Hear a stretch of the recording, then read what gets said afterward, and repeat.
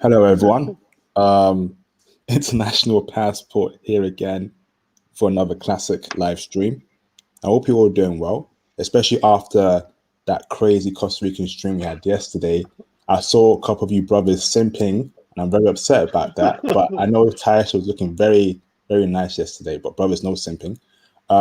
Shout out to my old subscribers for the support over the years, and shout out to my new subscribers for everything. For joining the passport movement and looking to get out the West and meet your foreign dime chick. In this live stream, we have a very special guest here again. We all know who Theo WAF is, the legend, the man who has dropped classic live streams with me, Ukraine, Japan, a couple weeks ago, Germany. He's back again to drop crazy intel on the Philippines. But before I get Phil to introduce himself to everyone, I've got a super chat. Shout out to Joshua Epps for the $499 super chat. IP, what you are doing is legendary. Brothers need this intel. Shout out to Phil. Thank you for the kind words, Joshua. Shout out to Phil as well. Phil, the legends. Thank you, Joshua. Theo WAF, please introduce yourself to the new people to my channel, what you do, who you are, and we'll go on from there, brother. Sure. So I'm glad to meet everyone. My name is Theodore. I've been traveling all over the world, mostly between 1991 and 2010. I did a little bit after that, but not that much. So I work in IT. So I started my career in Japan. I was there for 12 and a half years. I was in Russia 1 year, France 1 year.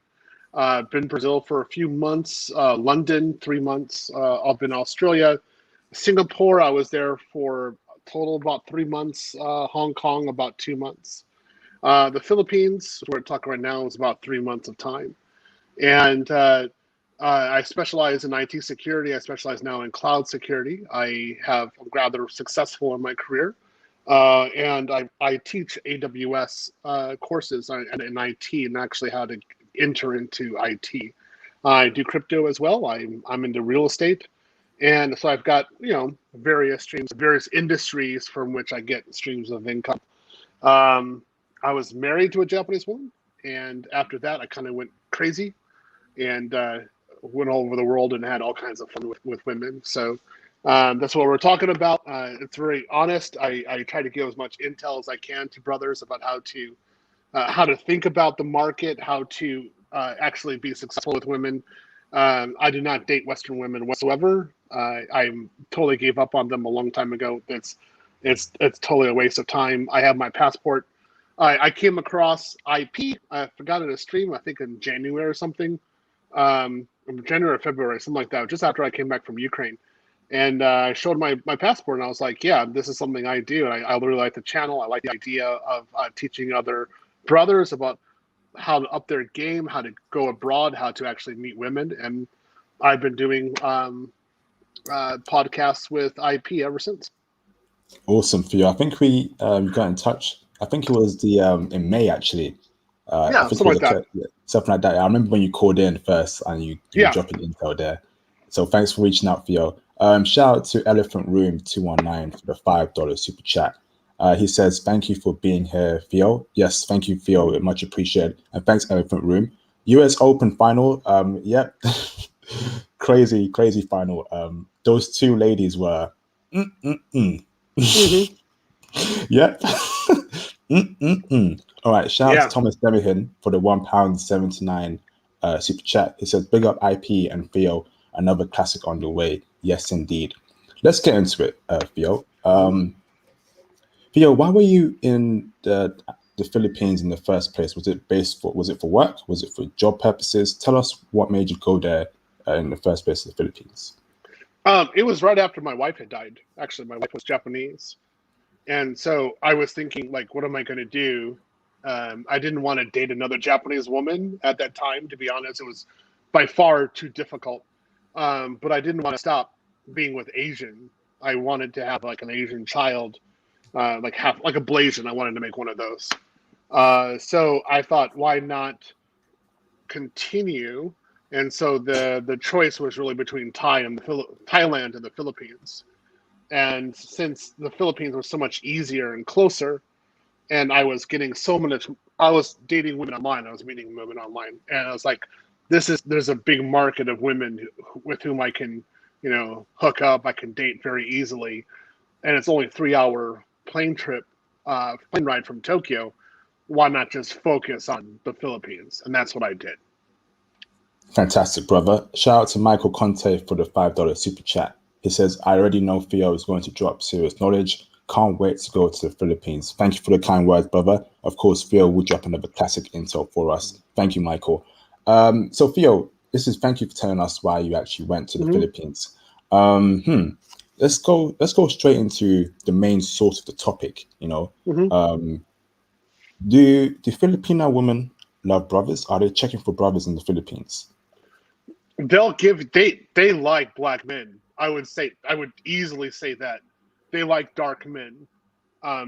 They themselves try to be lighter. I never really cared about that. I thought they were delusional because I like how they look.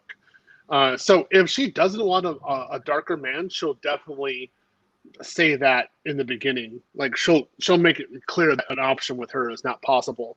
But for the most part, the women were always talking to me, like always, like for hours and hours on end. I couldn't believe how much attention I was getting from them. It was, for me, it's actually much higher than Japan. And so, yeah, they're checking for a brother, all right. They like black men without a doubt. Okay, wonderful to hear that, Theo. Theo, why is it that they like brothers there in the Philippines? Because I've actually heard a lot of brothers travel there frequently. They speak very highly of Filipino women and the whole Filipino culture. But I always wondered why they like brothers. 'Cause, like in Japan, we know why they like brothers in Japan and in Ukraine as well. But Philippines, why do they like brothers so much over there, bro? I That's a good question. I think it's skin tone that they didn't like the way we treated them. That's it. But the way I found was that as long as I didn't treat them badly, they wanted a relationship instantly. It was unreal. So yeah, it's a cultural thing basically. So I found that in the north and to the south of the country, no matter where I traveled or with women I was dating at the time, they definitely wanted to for me to take them out to talk with me. They would be talking nonstop. Yeah, they were the ones who were focusing on me, not me so much on them. They were really into me. Fantastic, bro. Shout out to Conrad Grant for the $2 super chat. He says, big shouts IP, Theo WAF, another classic stream. Thank you so much, Conrad. Yes, shout out to Theo as well. Much appreciated, brother. Theo, so you were in the Philippines for a couple of months. Tell us how Filipino women are. What makes them so special? What makes them so delicate? What makes them so attractive to brothers, or in general, why they're so attractive? Give us the best features of what a Filipino woman is. What's her best features? She's highly feminine, extremely, extremely feminine. There is no pretense about her. She knows she's getting older, and she knows she has to get a man, and she is into getting a man. She knows that life is hard, and that getting a man should be her number one priority.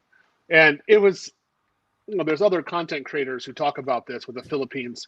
They're kind of like a 1950s woman with some, no, you think about 1950s, everybody was pretty much the same race dating. They'll date any race. They don't care as long as you're taking care of them. So, and outside of that, they have very much 1950s values. So she cooks, she cleans, she takes you out in places. She doesn't. I never had any. I had never any pressure to like take her to an expensive restaurant or buy her a Gucci bag or buy her something expensive. It was never like that at all. If anything, it was like just make sure that she was eating. Like that's a serious issue for her. Does she have like the economy is bad? So to make sure that she has enough calories in a day, that would probably be a more of a bigger focus for her, particularly Okay. in the countryside. Um, but as long as she's eating, and she can easily spend time with you, you are her focus. Like she is like almost laser set on you and you alone. So it's going to be a good time. Fantastic, Theo. Shout out to CJ for the $2 super chat. Shout out to Theo and IP for another classic. Yes, indeed. Thank you so much for that super chat, Theo. Shout out to Sean Camp for the $4.99 super chat. Those Filipina and Thais be checking for brothers. Okay, wonderful. Thanks for that, Sean Camp. Yes, we're going to do a Thailand stream, I think, with Theo in the future. I think Theo has been in Thailand, so we're going to set that up very soon. But thanks for that intel, Sean Camp. Get the likes up, indeed, brothers. We got over 50 people watching, but less than 30 likes. Please get the likes up, brothers. Much appreciated. Theo, next question to you is so what are the best? Actually, no. Should we speak about? Actually, no, that's later on. Sorry. What are the best places for us to meet Filipina women in the Philippines? Name the cities, the areas. Cities, areas, places, lanes, avenues. Speak on that, Theo. Okay, so this is one country where definitely meeting someone online is recommended. There's a lot of Filipinos online who are looking for a man. In fact, it's the #1 country in the world where women are looking to date outside their country, not just outside their race, they're literally outside their country. So apparently, if you compare like Philippines to Ukraine, it's something like 10-1, something like that. It's some sort of astronomical number. So you can kind of compare the women more easily online and try to figure out like good, the bad, the ugly. Plus, they have decent internet speeds, so they'll use their cam very quickly with you, and they'll definitely talk with you. They don't care about age differences. So, like again, I'm 48. I could easily date a 22-year-old. Like it would not even be an issue. If I wanted to date 28 or 29, she'd be like, "Wow, I'm about to turn 30 and you're still interested in me." I actually hit the lottery. So she's going to definitely be interested in you. The places to date, this is what I found. A lot of people told me this, and this is what I also found myself. So you could date in Manila. I don't think you can get away from that. That's Tagalog.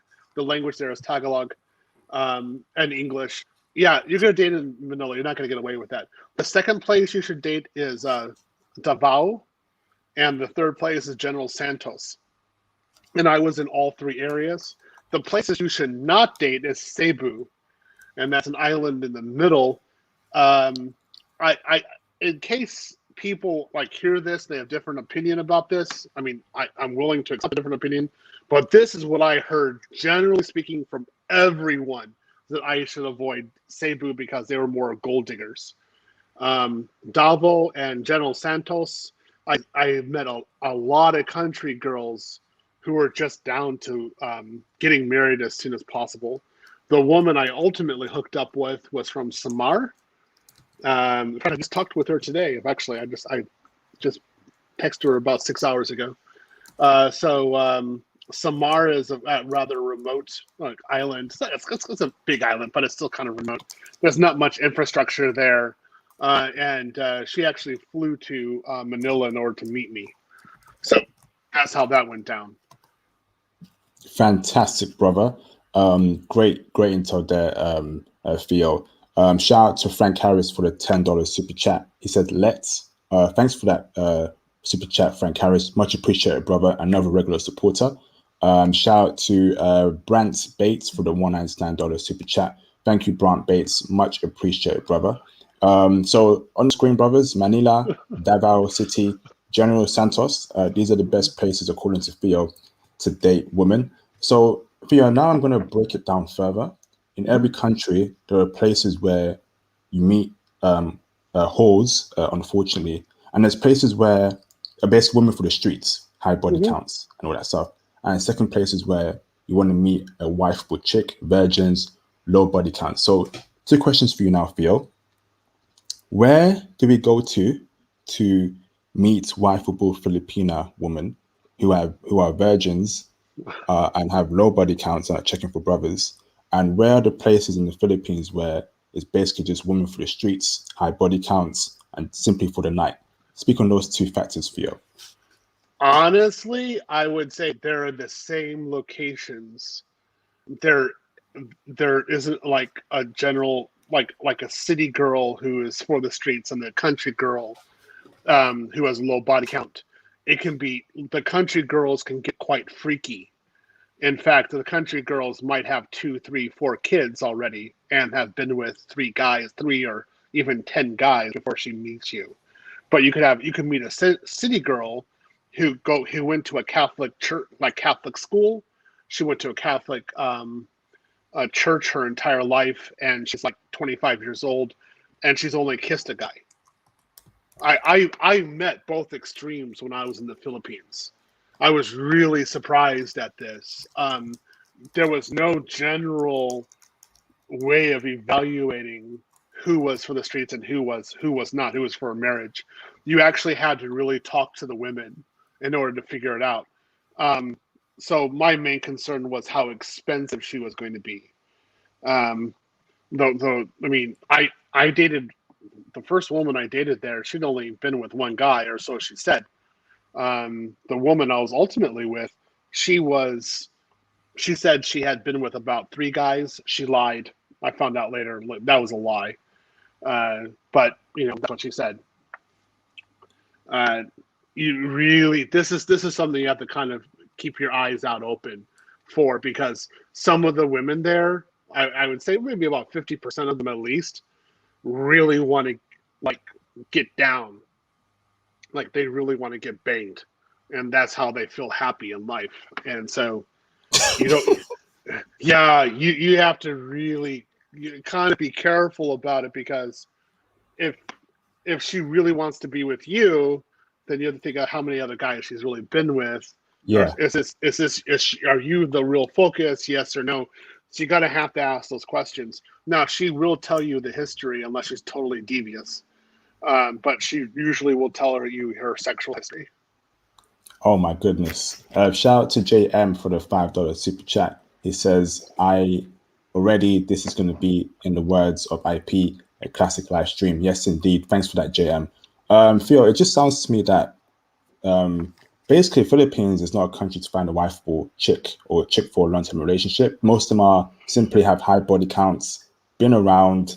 It's very rare to find a chick that's conservative, low body counts, or virgin. Let's be real here, Theo, because it's such a tourist spot. Even white men know about it, black men know about it, travel there frequently to smash chicks. Can we is that true, Theo? I wouldn't necessarily say that, because there are some women who are actually very active like that, like kind of like in Japan, who really want the foreigner. And then there are some women who like they barely do anything, or like they had there's a lot of single mothers in the Philippines. So they might have been with that one guy and they did anything to get him to keep with him, and so she got pregnant in order to try to keep the relationship. And the relationship ended, and then she hasn't been with another guy since, and it's been like 10 years. I heard those kind of stories as well. That wasn't uncommon. And the reason why she hasn't been with anybody because the Filipinos won't date her because she's a single mother. So there's a lot of variety. I would say you can definitely find a woman there who's absolutely utterly devoted to you. That's one thing that, without a doubt, they tended to be like the most kind of like near psycho level of being devoted to the man. You kind of have to go look at her sexual history and ask about it and see if it's acceptable to you or not. Get them young, between 22 and 26. You really don't want to go above 26. She's going to have some miles on her. I mean, you can if you really want to. But a lot of these girls are kind of like the Kanagawa girls I alluded to when talking about Japan. They kind of live for today, and they want it now. They really want it. So you have to really talk about it. I remember talking to this one girl who was she was Catholic. She'd only been with one guy, or so she said, but she only was with one guy. She was freaky. I mean, totally. Like, she was just like, please, anything, just put a ring on her finger, and that's really all she wanted. Yeah, I found quite a few of them, but that one was just incredibly freaky. I saw photos of her someplace. I mean, they were all erotic. So, I mean, this is really the truth. This is some really weird experiences I had after my wife died. But a lot of them were in the Philippines with these women. I only dated Filipinos regarding the Philippines. I never dated any other, because there's so many good Filipinas around. So you can find a woman with a low body count. You can find a virgin. You just have to look. You don't have to look that far. You meet other men in like a religious environment, like go to a church, be a part of it, talk with some men there, or get involved in a kind of community, and then they'll start leading you to the good girls who are virgins if you really want one. If you want low body counts, you can find them more like anywhere. You just have to really talk. The women will talk like crazy. Like, it's easy to talk with them. There's no pretense. You can just go right up to them and start talking. That's what's up. Great intel. So, brothers, when you're in the Philippines, want to find a wifeable chick for long-term relationships, go to churches, be involved in the community, so asking questions to the priests, whatever. They'll lead you to the right path. They'll tell you women to avoid, women who are for the streets, women who are wifeable. Fantastic. Theo, let's speak about your dating history in the Philippines. Were you in the Philippines? Did you actually date women long term, or were you just there smashing chicks every day? Speak about that, Theo. The first, oh God, you really want the gory details. So the first woman I met her online from Japan, and I went to General Santos, and her parents had both died. And so she was raising her sister alone. And I remember my first date with her, and we just went out. Like, I got out of the airplane, went to my hotel, then I went to a restaurant, met her, and she told me that somebody was taking care of her sister, didn't have to worry about it. And so we had a good time dating. I mean, we were that first night we were dating. She did not return home that night. She stuck to me like glue. That was it. She went right to my hotel room, and she acted like a wife, like that full month. That's the way it was, and it was wild. I mean, it was fun, but she was freaky. It was a good time. Let's say that. So I was with her. There wasn't a really ability to do a pickup game in that kind of situation. She was draining me all the time. That's the best way to describe it. She was fun, very fun woman. She I got too needy. She started showing me that she wasn't really going to be wife quality in the end, which was kind of sad, because I liked her. I liked her a lot. I definitely could have wiped her up, but it wasn't going to happen. So then there was another woman that I knew. That was a woman from Samar. And I texted her. I said, like, I'm going to be in Manila tomorrow. Do you want to meet me there? And she was like, yeah, sure. So she flew into Manila. I actually paid for her to go into Manila. And then I paid for her hotel room. I don't think she ever even checked in. I mean, it was pretty much the same thing. She was in my hotel room the entire time. And so I rented an apartment for 2 months, and that's where we lived together. Fantastic intel there, Theo. Shout out to Black Yasuke for the $199 super chat. He says, what are comfortable age gaps for them? So Theo said that they don't care about age gaps. You can be 55 and you can easily date a 25-year-old Filipina chick. They don't care about age gaps, Black Yasuke. So shout out to Black Yasuke for the super chat. Question for you now, Theo, is that let's speak about prostitution. Is that a problem there in the Philippines, brother? I don't. There are prostitutes there, without a doubt. the economy is very bad, and there are women who don't have any other option. So yes, there are prostitutes. It was never I wouldn't say it was a problem for me because like I always had this woman with me all the time. So I didn't even have an opportunity to be tempted by a prostitute. Um, I was diverted away from other women during the entire time I was there.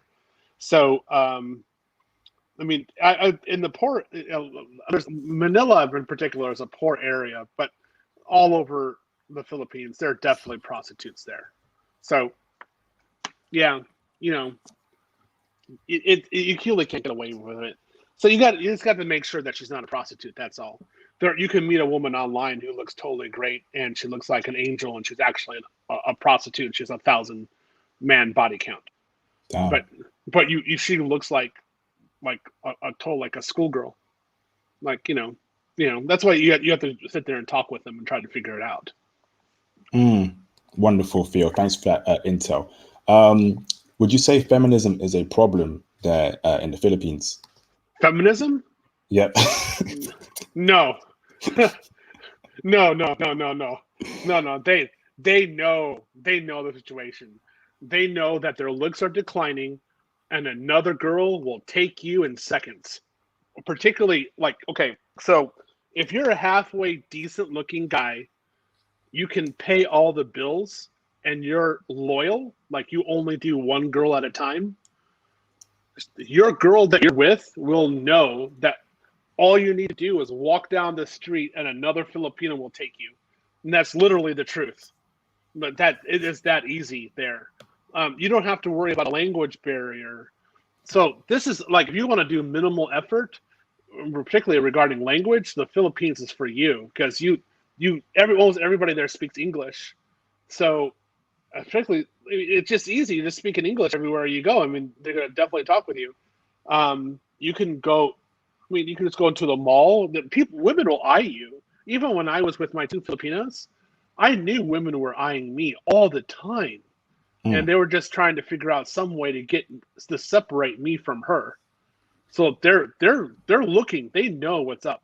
They know like you're a ticket out, and all they have to do is be loyal to you, and they don't care about feminism at all.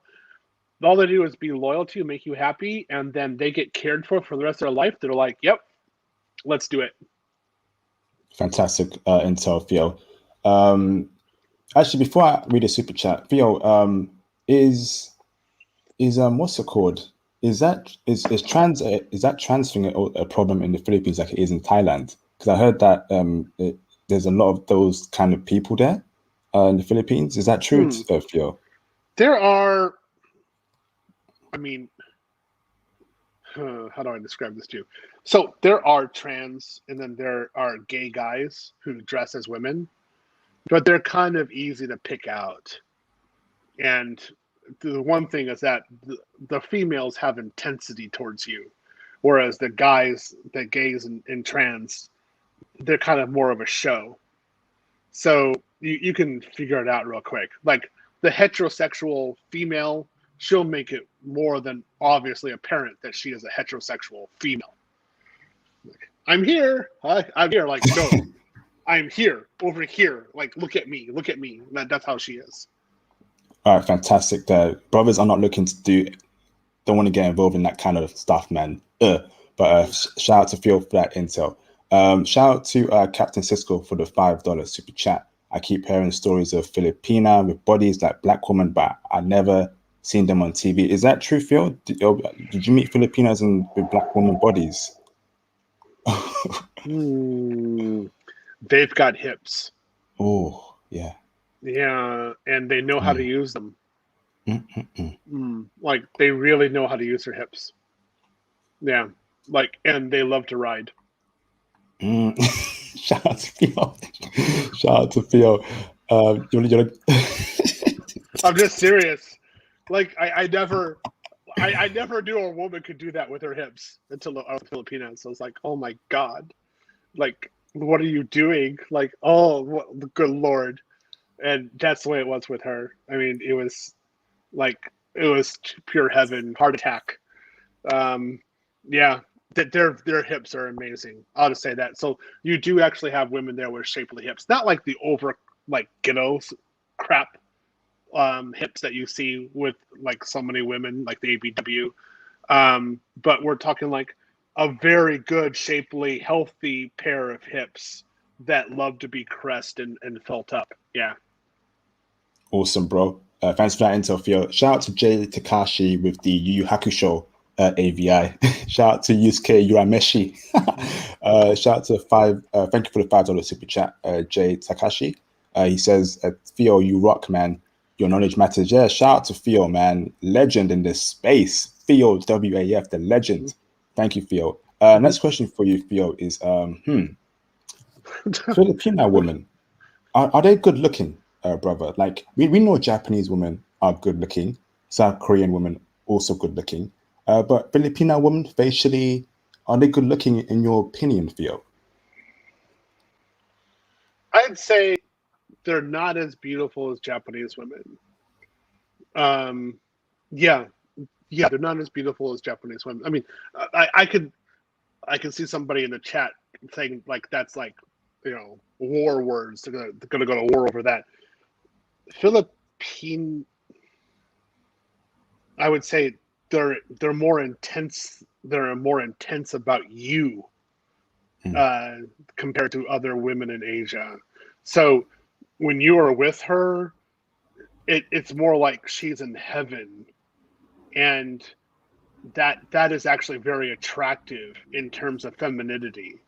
It's really hard to get away from that kind of woman. So that's why in that way she's actually more attractive, although she might be physically less beautiful than Japanese women.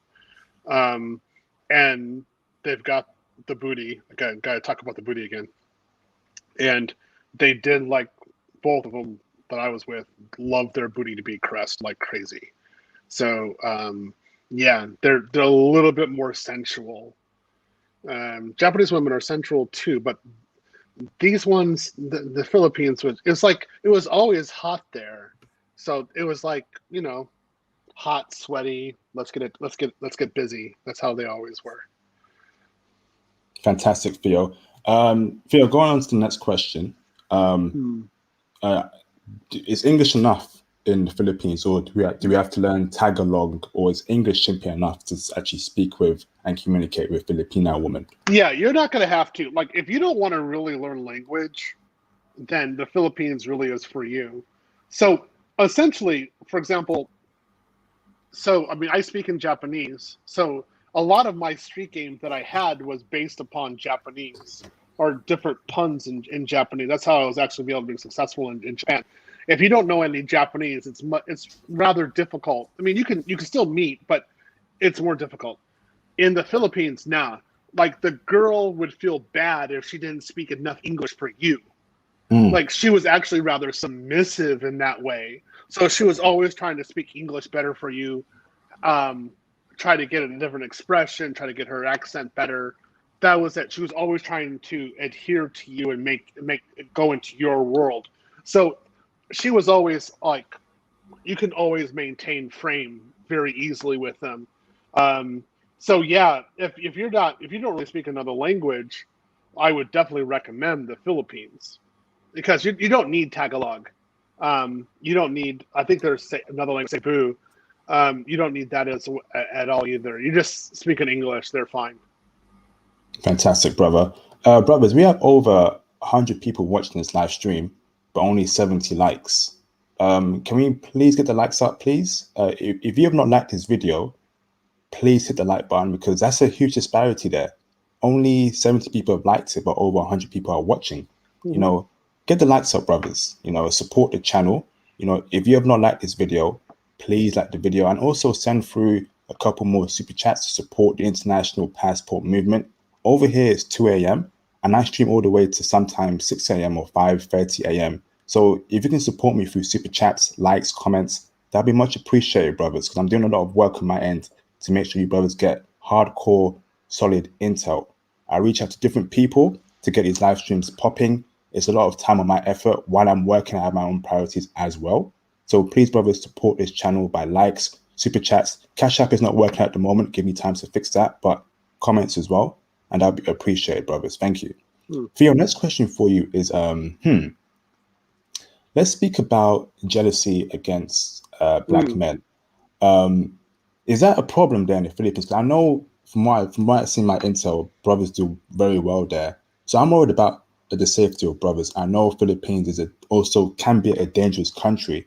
So when men see a bunch of black dudes, black men with their women, especially gorgeous Filipina women, does that anger them?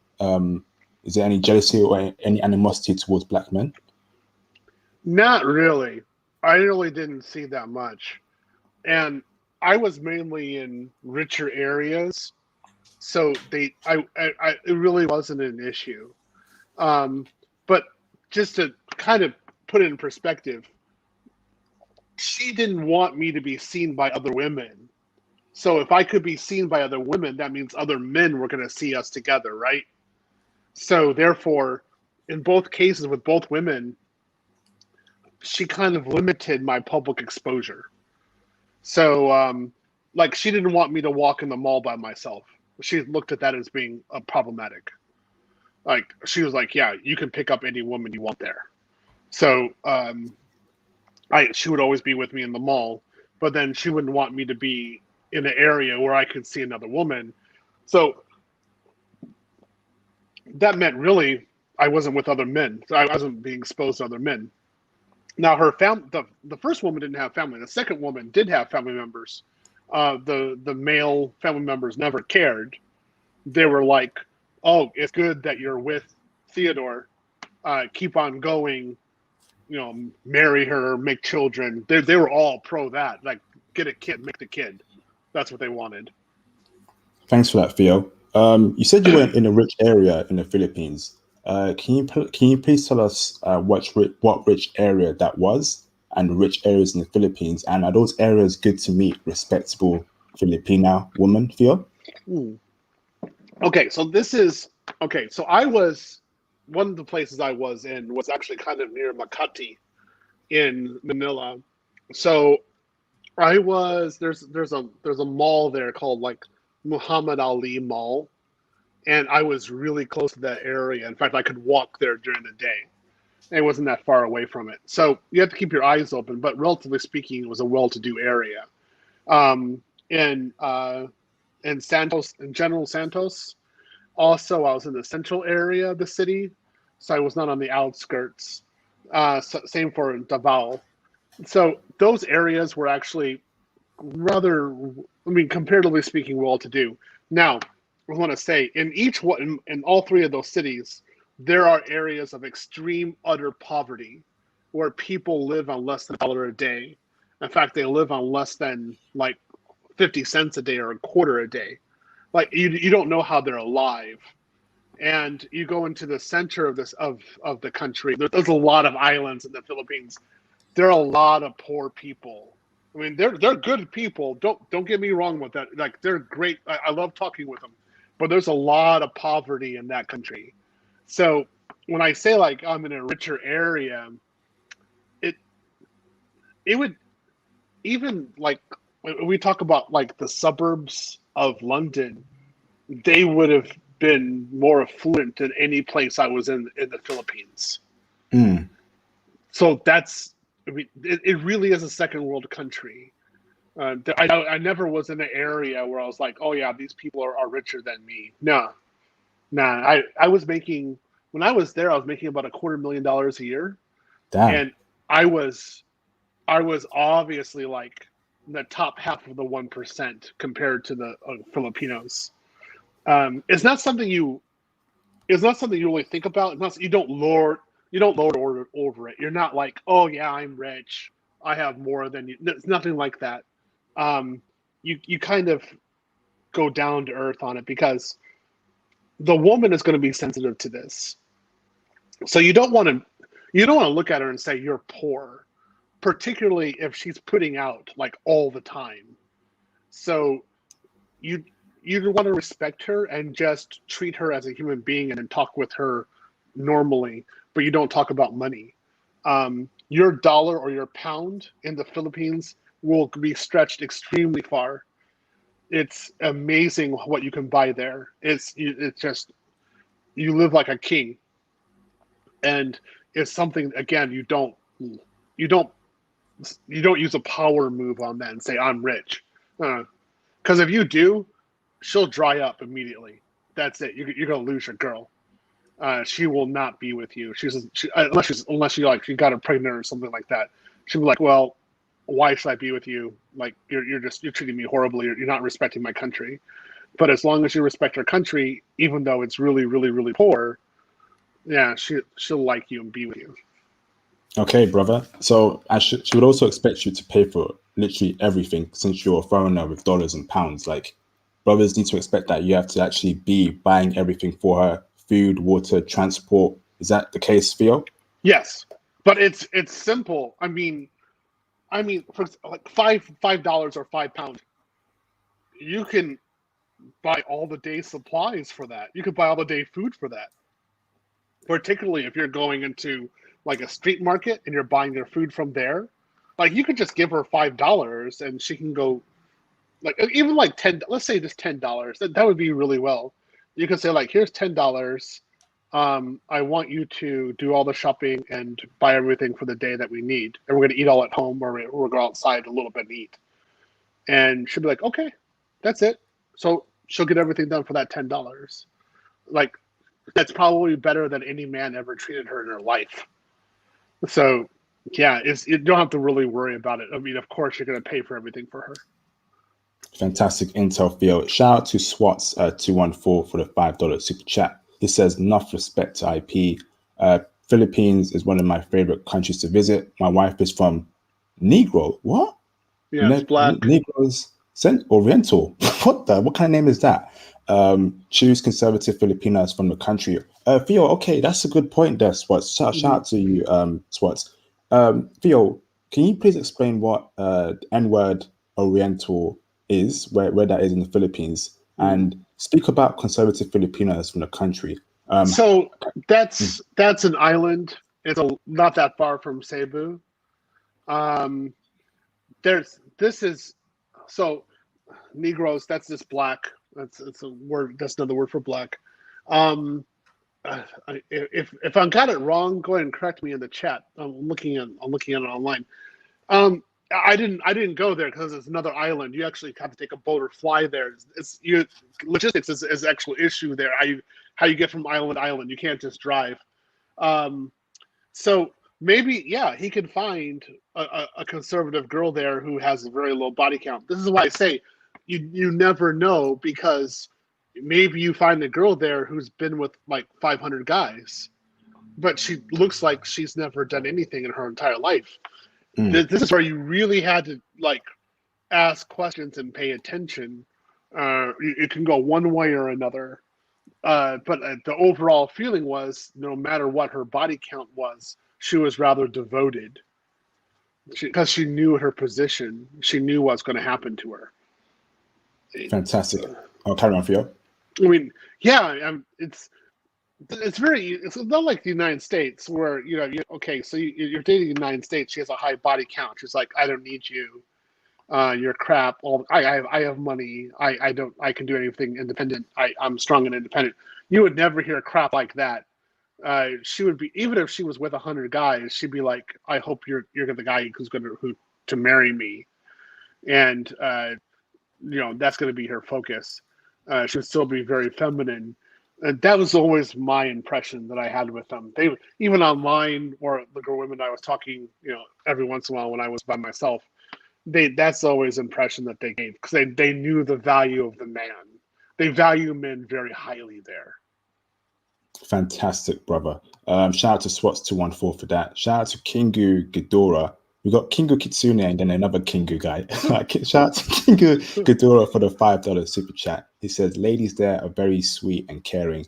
Great intel, IP and Theo WAF, spitting out what these brothers need to know. Facts. Thank you very much, Kingu. Much appreciated, brother. All right. Next question for you, Theo, is okay, so I think we established that the body count stuff, Theo recommends that they are wifeable, but make sure you vet her very properly, speak to her Yeah. directly, what's her past. But they are wifeable chicks in the Philippines. They're feminine, they'll look after you, but make sure you know a history before you actually put a ring on it. Isn't that right, Theo? Yeah. Be careful. I have more than one friend who married a Filipina, and they all had their wives all had low body counts, like one, either 0 or 1. So again, you just have to keep your eyes open. Fantastic, brother. Your friends, did they actually meet those women in the Philippines, or was it in America or something like that? They met them in the Philippines. The woman didn't set foot in the States. Like they actually, the men actually moved to the Philippines. Their wives are so good and so beautiful. Yeah, I'd move to the Philippines too. There's one guy, no, he's on this remote island. I mean, he has electricity. It's surprising. He has running water. That's like the good thing. He has like 5 kids with her, something like that. He can't stop smashing her.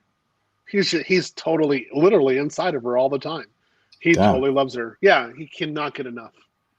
Where did he meet? Where did your friends meet their wives? What cities and what places? If you can tell us that information, Theo. I don't know what island it was. It was a remote island. These were all church guys. These were all my friends were missionaries, so they were in conservative Protestant churches, and that's where they met their wives. Oh, okay. So, brothers, heard that if you're looking for a wife but Filipina chick, go to the churches. Like Theo said previously, make sure you know the people in the churches. They will direct you to find good women. They will tell Yeah. you the women to avoid the whores, the harlots, the fots, keep away from them. They'll tell you, but they'll also lean you towards women who are conservative, who are virgins, who are low body counts. Is that true, Theo? Mm-hmm. Yeah. You're going to need some local knowledge and help with that, because ultimately you can't tell, like, the woman's going to be a little devious because she wants the ring, and she knows that you're a Western guy. You'll be loyal to her, and you'll get her pregnant at many times. She'll have a family. So if she's looking at the possibility of having a family with you, she'll ultimately she'll say what it takes in order to get that ring on her finger. So that's why you have to, kind of ask around just to make sure. The guys I know who married Filipinas, they were white, black, and Korean. Yeah. The Fantastic, brother. Filipinos wives, they didn't care. The Filipino wives, they didn't care. They're just like, they got a family. They're happy. Fantastic, brother. And to find these conservative Filipino women, that mostly they'll be in a church, right? Because it's a Catholic country, I believe, the Philippines. It's so Catholic, they'll be in a but church. there's Catholic, there's Protestants, there's also Muslims there in the South. They tend to be really conservative as well. They're not going to be out there twerking. They're conservatively dressed. Okay, and those women that you mentioned that conservatively dressed, are they checking for brothers too? And would it be a problem would it be okay for a Christian brother to marry a Muslim Filipina chick in the Philippines? I can't even imagine why that would be an issue. Like the ones who were there were never really like that serious about it, like a Saudi. They were. If their husband were a Christian, there would be a possibility she would convert to Christianity. Yeah, just the way it was. They're looking more at the long game. Ring on finger, children, stable house, stable food supply. She knows she's going to lose her beauty. This is one area where I really saw this a lot. Like the women really enforced this. They really lived by this code. They knew that life was short. Their beauty was not going to be forever. They're just more down to earth in that way. That's why it was easier to deal with them. Easy to, they were pleasers. I would say that. Theo, would you say down south is where you will find conservative Filipinos? So south of the Philippines, where you find conservative women, and down north is where you find liberal women. Is that confirmed? No, I wouldn't say liberal women in the north. I wouldn't say liberal women in the Philippines. I would say in the center and the south, you have lower body counts. In Manila, you would have higher body counts in general. And in the north of Manila, you would have, again, lower body counts. But On the other hand, poor is poor. So you could have a girl who's in the middle of, like, who's in Cebu, for example, and she has a 50 guy body count. You know, So, it's hard to tell. so are you saying when you say center and south to find low body counts, are you saying center? So yeah, are you saying center and south of Manila, or center and or south of the country itself? Of the country itself. Okay. Yeah, because in Manila, it's just there's just such a wide variety. I mean, people might. I mean, there was some real extreme poverty that I saw in Manila. I mean, things that I never thought I would see before in my entire life. I thought I saw poverty in Russia. Russia was very stable compared to Manila, and then same thing for General Santos and Davao. It was. I saw some really hardcore poverty. So, when I talk about hardcore poverty, I'm talking about people who live in like trash areas. Like, you know how you collect trash, you put it into a trash pile. Like, they lived in that trash pile. They got food by scavenging for trash.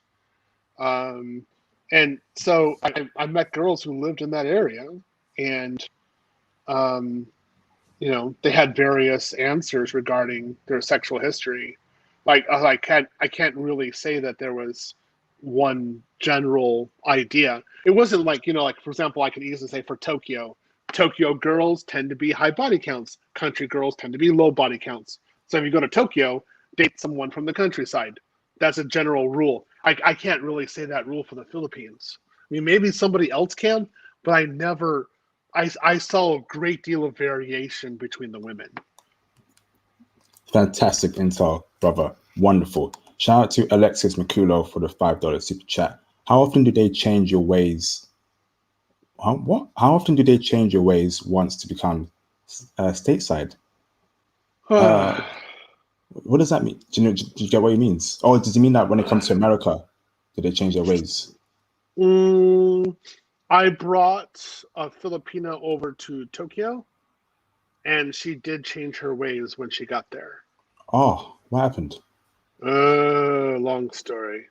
But yeah, she did change her ways, and that's why I recognized that she had used me in order to get a visa. So I dealt with that appropriately. How did you deal with it, Theo? Send it back to the Philippines. What did you do, bro? Easy. I left Japan. And then she had to leave, isn't it? No, she didn't. I told her, I said, you've betrayed me. You're giving me a lot of crap. You're lying to me. So I paid for you to come to Japan. You still have a visa to be in Japan. And I'm not going to pay for your visa process in the United States. I'm going to get on an airplane and leave and go to the United States. And you're going to figure out what to do from there. Damn, Theo ain't taking these. Theo letting you hoes know, man, you ain't gonna play him no more, bro. I did not play. That was it. I remember her crying and begging me to stay, and I was like, no, man. Like, there was a line. I told you what I would do if you crossed it. You crossed it, and now I'm going to execute. And that's exactly what I did. So she's still very poor. I know, because she's in Tokyo right now, but she's barely surviving. And I was like, well, when you were with me, you had food every day, and it was a pretty good life. And you decided to break that, and now you get what you got. So I did some vetting on her, but I didn't do enough vetting. But I thought I had done a pretty good job. But oh well, I got hit. There's a whole story with her. Like, it is actually rather sad, but I smile with glee because she got her justice. So what? How did she change towards you? Did she cheat on you? Was she like rude to you? Did she start being masculine towards you? Start being feminist? What was the whole? How did you figure out? Oh, she's not the person that I dated. Speak on that. She was amazingly passionate, like totally feminine, 100% hyper woman in Manila. Like, she'd just do anything. I was totally in love with her. I mean, again, her hips did not lie. They were amazing. And then she got to Japan, and she started saying that I was abusive towards her, which I never was. And then she was trying to figure out how to get into a welfare state, like get welfare in Japan if she were by herself. And the Japanese don't have welfare like that. So the government was looking at her like, what the hell are you talking about? So you really want me to say what happened to her? Yes, please. Yes. Okay, so I knew that she was up to no good, and I talked to the police about it, and they're like, yeah, this is a bad situation for you, Theo. So I was like, okay, well, you're not going to leave. She said she would never go back to the Philippines. So I was like, okay, you're not going to go back. I got you your visa, so I'm going to leave. So that's what I did. So I left the country. So she was there. She was on visa overstay. She met a Japanese guy. I was like, feel sorry for you, man. So she made 2 kids with him. Oh. And she turned around and said that he was abusive, and she was trying to get welfare from the government. So the government came in, and they looked at the situation, and this is actually literally the truth. They determined that she was unfit to be a mother, and they gave at full 100% custody to the father, and the father just disappeared, literally. Oh. There was an entire operation of how that went down. She told me, and I saw the evidence of it. I was like, oh my God. So she lost all custody of her children, and then she has no one to back her up. So she literally had to go to work to find some way to survive in Japan without any local support. And I told her, I was like, well, you run the game, you decide to run the streets, and then you belong to them. That's what it is. And I have no mercy for you. I was very happy with you. I was willing to make a great family with you, and you changed. So this is on you. And you did this to a Japanese guy, same thing. And this is your problem. So you knew what to say. You knew how to get the guy hyper happy with you, but then you're a chameleon. Basically, I said, I said you're a changing witch to her, basically. So not my issue. So she can't get an apartment by herself in Japan. It's impossible with the laws there. She can't even rent her own apartment. So she has to live with a friend. She barely has enough money to eat, and she's pretty much destitute. But she refused to go back to the Philippines because her life was so horrible there. So I'm like, okay. Yeah. Damn, hey, Theo just put the hammer on that ish. He just put the hammer on that ish. Hey, if for any female watching this right now, we got over 100 people watching. If you're a female watching this, men are changing. This channel, we ain't simps on this channel. Men are becoming less simps. We're gonna be a lot more harder on you women if you're gonna play us around, because we're tired of the BS, right? Mm-hmm. You ain't gonna use us. You're not gonna use us anymore for nothing. Right, you try to use us, we'll get back at you. Shout out to Theo for what he did there. So you left to America. Obviously, you can't go to America because she has to get a visa as well. And you told I ain't get you no visa. Wonderful, Theo. That was masterful. Yeah, she couldn't even step foot in the America. That there was nothing she could do. She was totally screwed. And I was like, I know what I can do. I know what my position is. There's nothing you can do. And so the Japanese man she was with, he probably knew his rights as well, because in Japan they do not play around. So if you play this kind of game with a man or a national, a native, that's it, you're dead. And so she thought she could abuse the system, and she got nothing. So I mean, it's actually really horrible. And then her brother had the audacity. He does it like once a week on Facebook. He messages me and he says, "Please give me some money for food," because he has nothing. What? Yeah, they have no shame, because even though that crap happened, he has no job, and he just wants to eat, and it's kind of a normal thing in the Philippines. They don't have any problem with asking you for money so they can eat. That's why you can't take it personally. You have to say like, no. And he's like, I'm really hungry, and I said, well, your sister lives in Japan. Get the money from her. She can go work as a prostitute or work as a working girl or a hostess. I mean, she has a good body, I know. So she can go do that. I mean, I don't care. I'm not going to give you any help.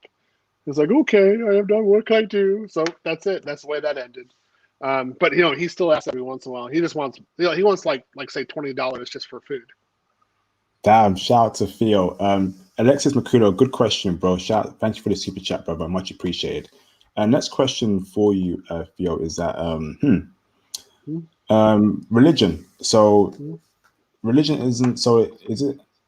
Actually, no, I think we answered that before. So they don't really care, although they are religious. But a Christian can marry a Catholic can marry a Muslim. It wouldn't be a problem. So that's cleared up. Well, there are some who are really observant. So they really go, and they like every Sunday everything is religion, or like every Friday if they're Muslim. Some really don't care. The Filipina I was with, there was something from her Catholic church, like this doll that she always had with her, and she'd keep it with her as some sort of form of her religion. I thought she was nuts. But even now, like she's poor and destitute, she still has that. So I'm like, okay, I guess it's important to you. But outside of that, there was no like limitation due to religion. Nah, not at all. Okay, brother. Do they have love hotels there in the Philippines? Local Toza? Love hotels. Why would you need one of those?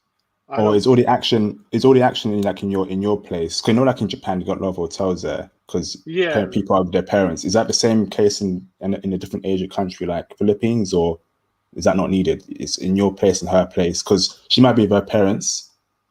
Oh yeah, that is true. No, so that wouldn't be sorry. That wouldn't be no. I think that's. I mean, it's a relevant question. I had to think about it. So yeah, there are definite love hotels in Japan where like that would be a requirement because they're kind of trying to keep it secret on the down low.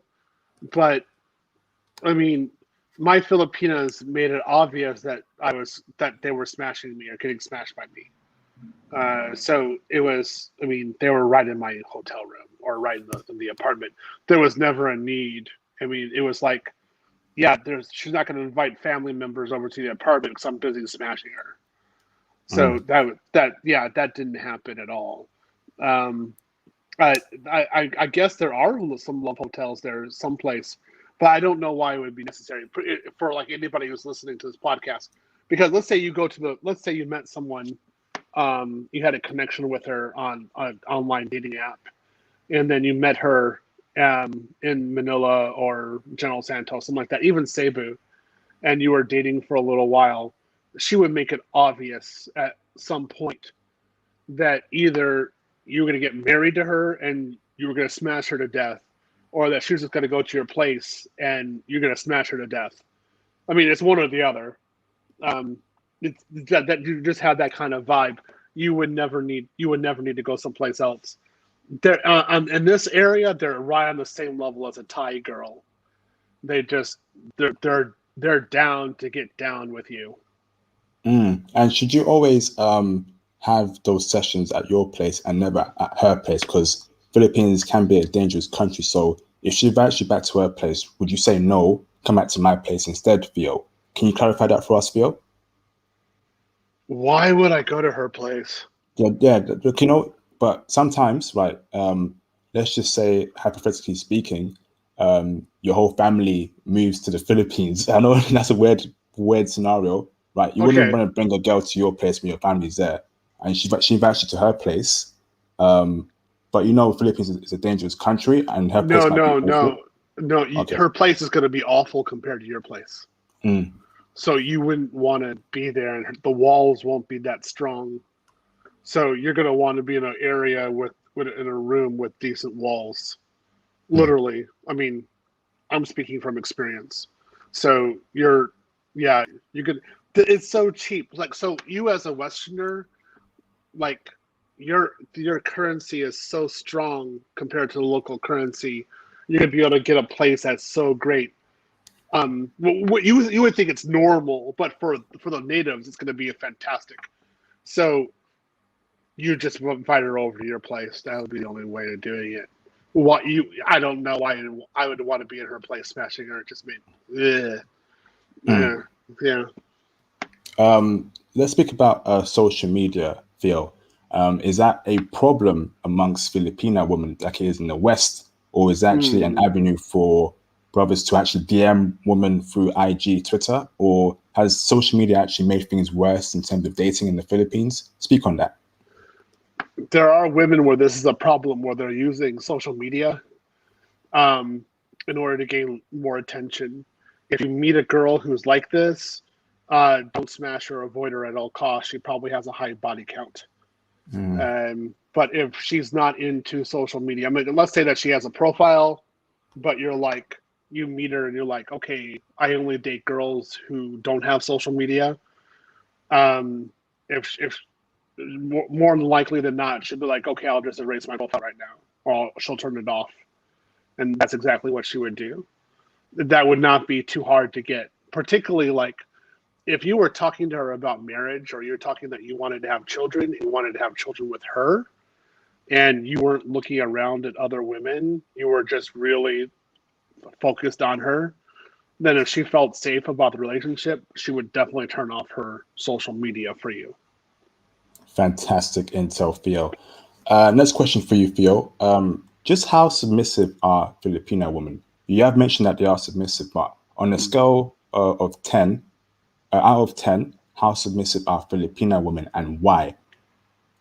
They're the most submissive women I've ever been with. Damn. Just straight up, they were like a 10 out of 10. Ooh. Like just straight out submissive. Jealousy and possession was also higher. They didn't want you looking at another woman at all, period. But in terms of submission, particularly sexual submission, straight out of 10. Like I've never, well, huh. It's a close competition with Thai. But in general speaking, I was with the Filipinas more than I was with Thai, with longer periods of time. So yeah, it's like if you're like, do this, or like get the shopping done and clean up the kitchen, and then also do the laundry. She would, oh God, how bad do I want to be? She'd probably just look at you and smile and be like, okay, let's do it in 30 minutes. So you smash Damn. her first, and then she goes off and does it. That was always my experience. Um, like you're going to go out, you're like, okay, what kind of food do you want? Or like, where do you want to go out? And she'll give you some ideas, and you'll be like, well, I want, like, for example, I want to have a hamburger tonight. And she'll be like, okay, let's go out and have a hamburger. And then she just give you a look, and you know, like, okay, we'll go out in 45 minutes. I'm gonna smash you first. And she would be totally down for that. I never I it they just seemed so happy to have a guy smashing her, particularly a Westerner. I mean, I couldn't tell if it was Westerner or it was black. Which one was the bigger influence with her? It was hard to tell. But both of them I was with, they really they just appreciated having me, at least, inside of them all the time. And they tended to light up and become bright and energetic and feminine when I was doing this. So highly sexually submissive. You could tell them exactly what you wanted to do. As long as it wasn't something like crazy, like no backdoor. You can caress her booty, but that's about as far. But outside of that, anything else you want, just tell her, or just lead her towards it. You don't have to tell her. Just say, like, your head is here or your body is here, and she'd be like, okay. Damn. Brothers, get the likes up, brothers, and feel free to send through super chats. This is golden intel right here, brothers. This is golden intel right here. This type of intel is something only the government has, to be honest. So, brothers, hit the super chats, like the video, support the channel. Thank you very much. Next question for you, Theo, is clubs and bars. Are clubs and bars a good avenue to meet Filipina women? And also, do you recommend any specific clubs and bar names that you went to that were great for you, if that was the case? I wasn't permitted to go to clubs and bars, because they knew what I could do there. And so, I mean, my friends went there, and it's very easy to pick up a woman there. Like, if you're a Western guy, and frankly, if you're black, it's almost like like playing a video game on easy mode. I mean, really, you just kind of like walk through. Like, there's no monsters. You just go to the end boss just surrenders just because you walked into the room.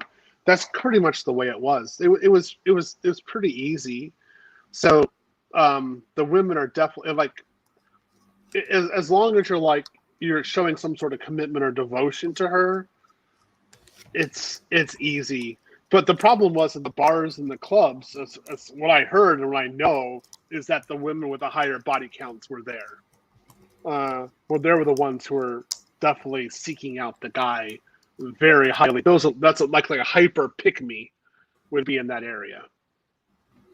Fantastic intel, Theo. Next question for you is regarding online dating. You mentioned that it was successful for you, and it's also an avenue to success there.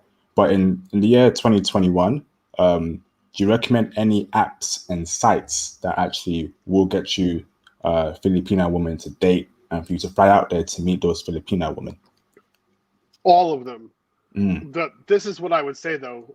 Okay, you don't. If there are various ones on there. There's various varieties. The last time I tried doing this was 2019. So this is the big thing. First, you want to make sure she uses her cam. You got to do that to make sure you're actually talking to her. And second, don't transfer any money to her. Give her nothing. And then lastly, talk about her family, her values, things like that, how she survives. She might ask you for money. Remember, she has no shame to ask you for money. And it might actually be true that she actually needs money, that she's actually hungry. This is not a joke. That might actually be the situation. Do not send her anything at all. Okay. No matter how hard it is, don't send her anything. I have experiences with this. Just don't do it. But there's going to be a lot of single mothers on these dating apps. You don't even have to deal with them. If the woman if you're giving her attention and she isn't like, it doesn't seem like she's an instant pick me, or she's like totally into you, don't spend your time there. Keep on going. Because either she has a large audience or she's not into you. Either way, you're not going to win there. Keep on going.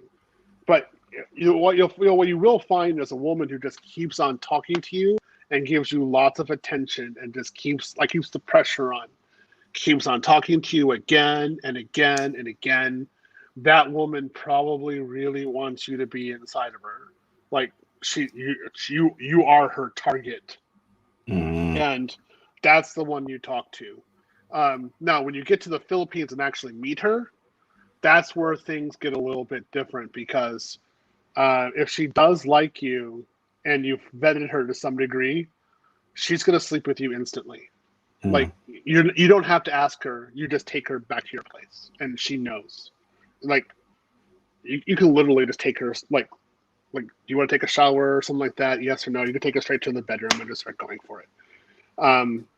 But what can I say? Once you do this, then you need to take some financial responsibility.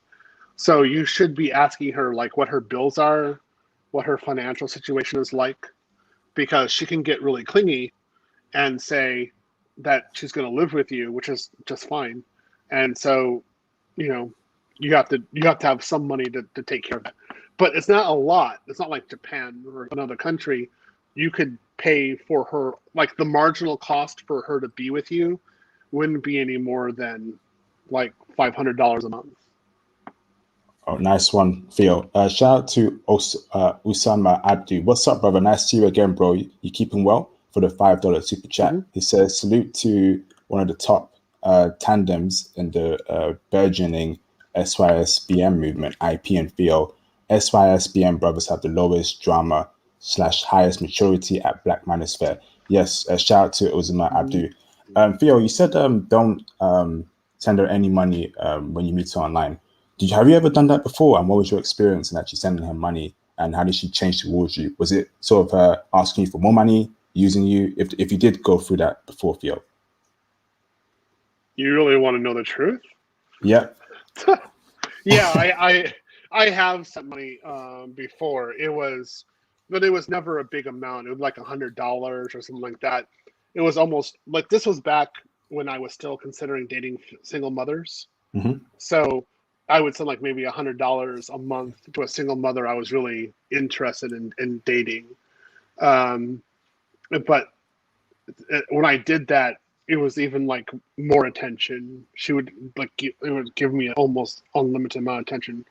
One woman, I remember dating her online. I sent her like $150, and for about the next oh God, well, you want to know the truth? For about the next 2 weeks, she was nude on cam every single time. Damn. Like I didn't have to ask her. She said, like, she was like, I'm so thankful.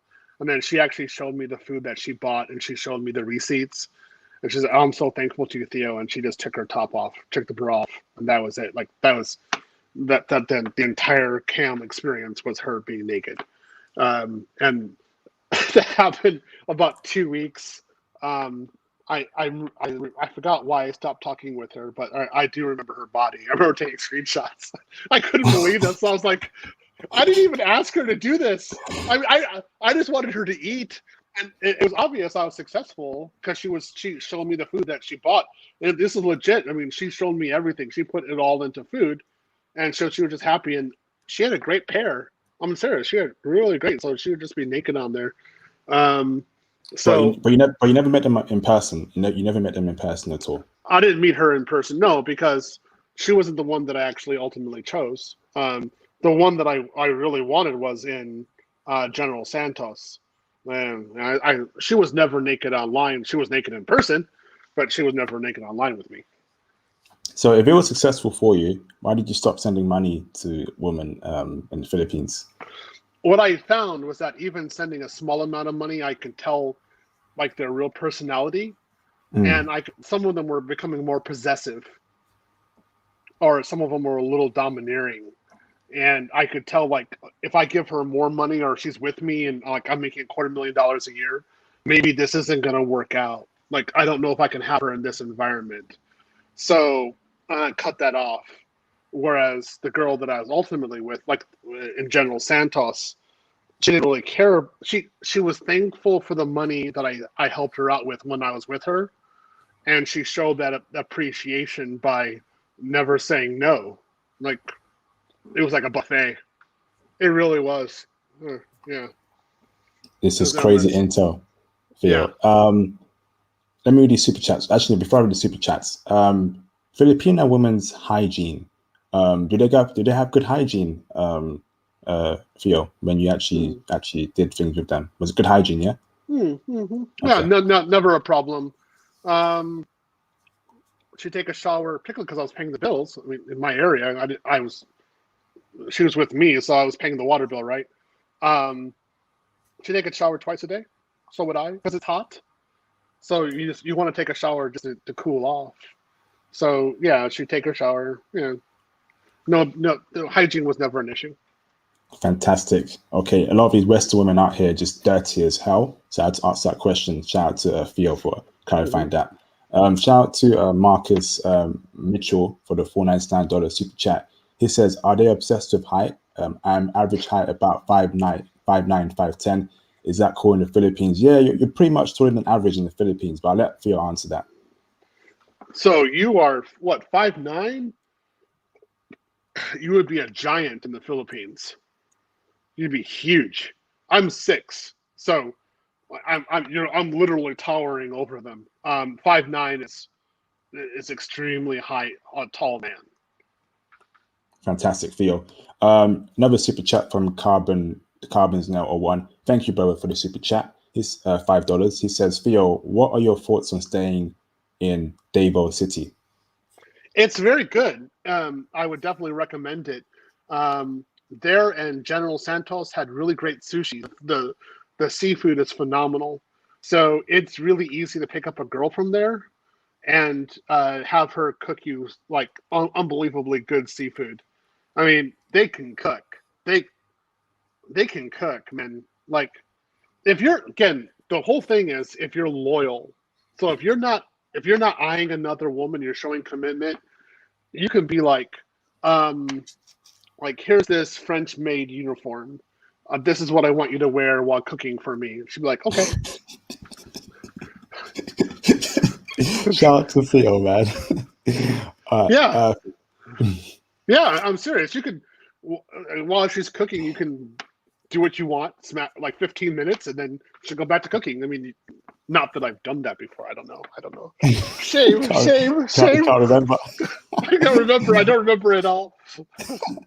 Next question for you, Theo. Are STDs and STIs a problem in the Philippines?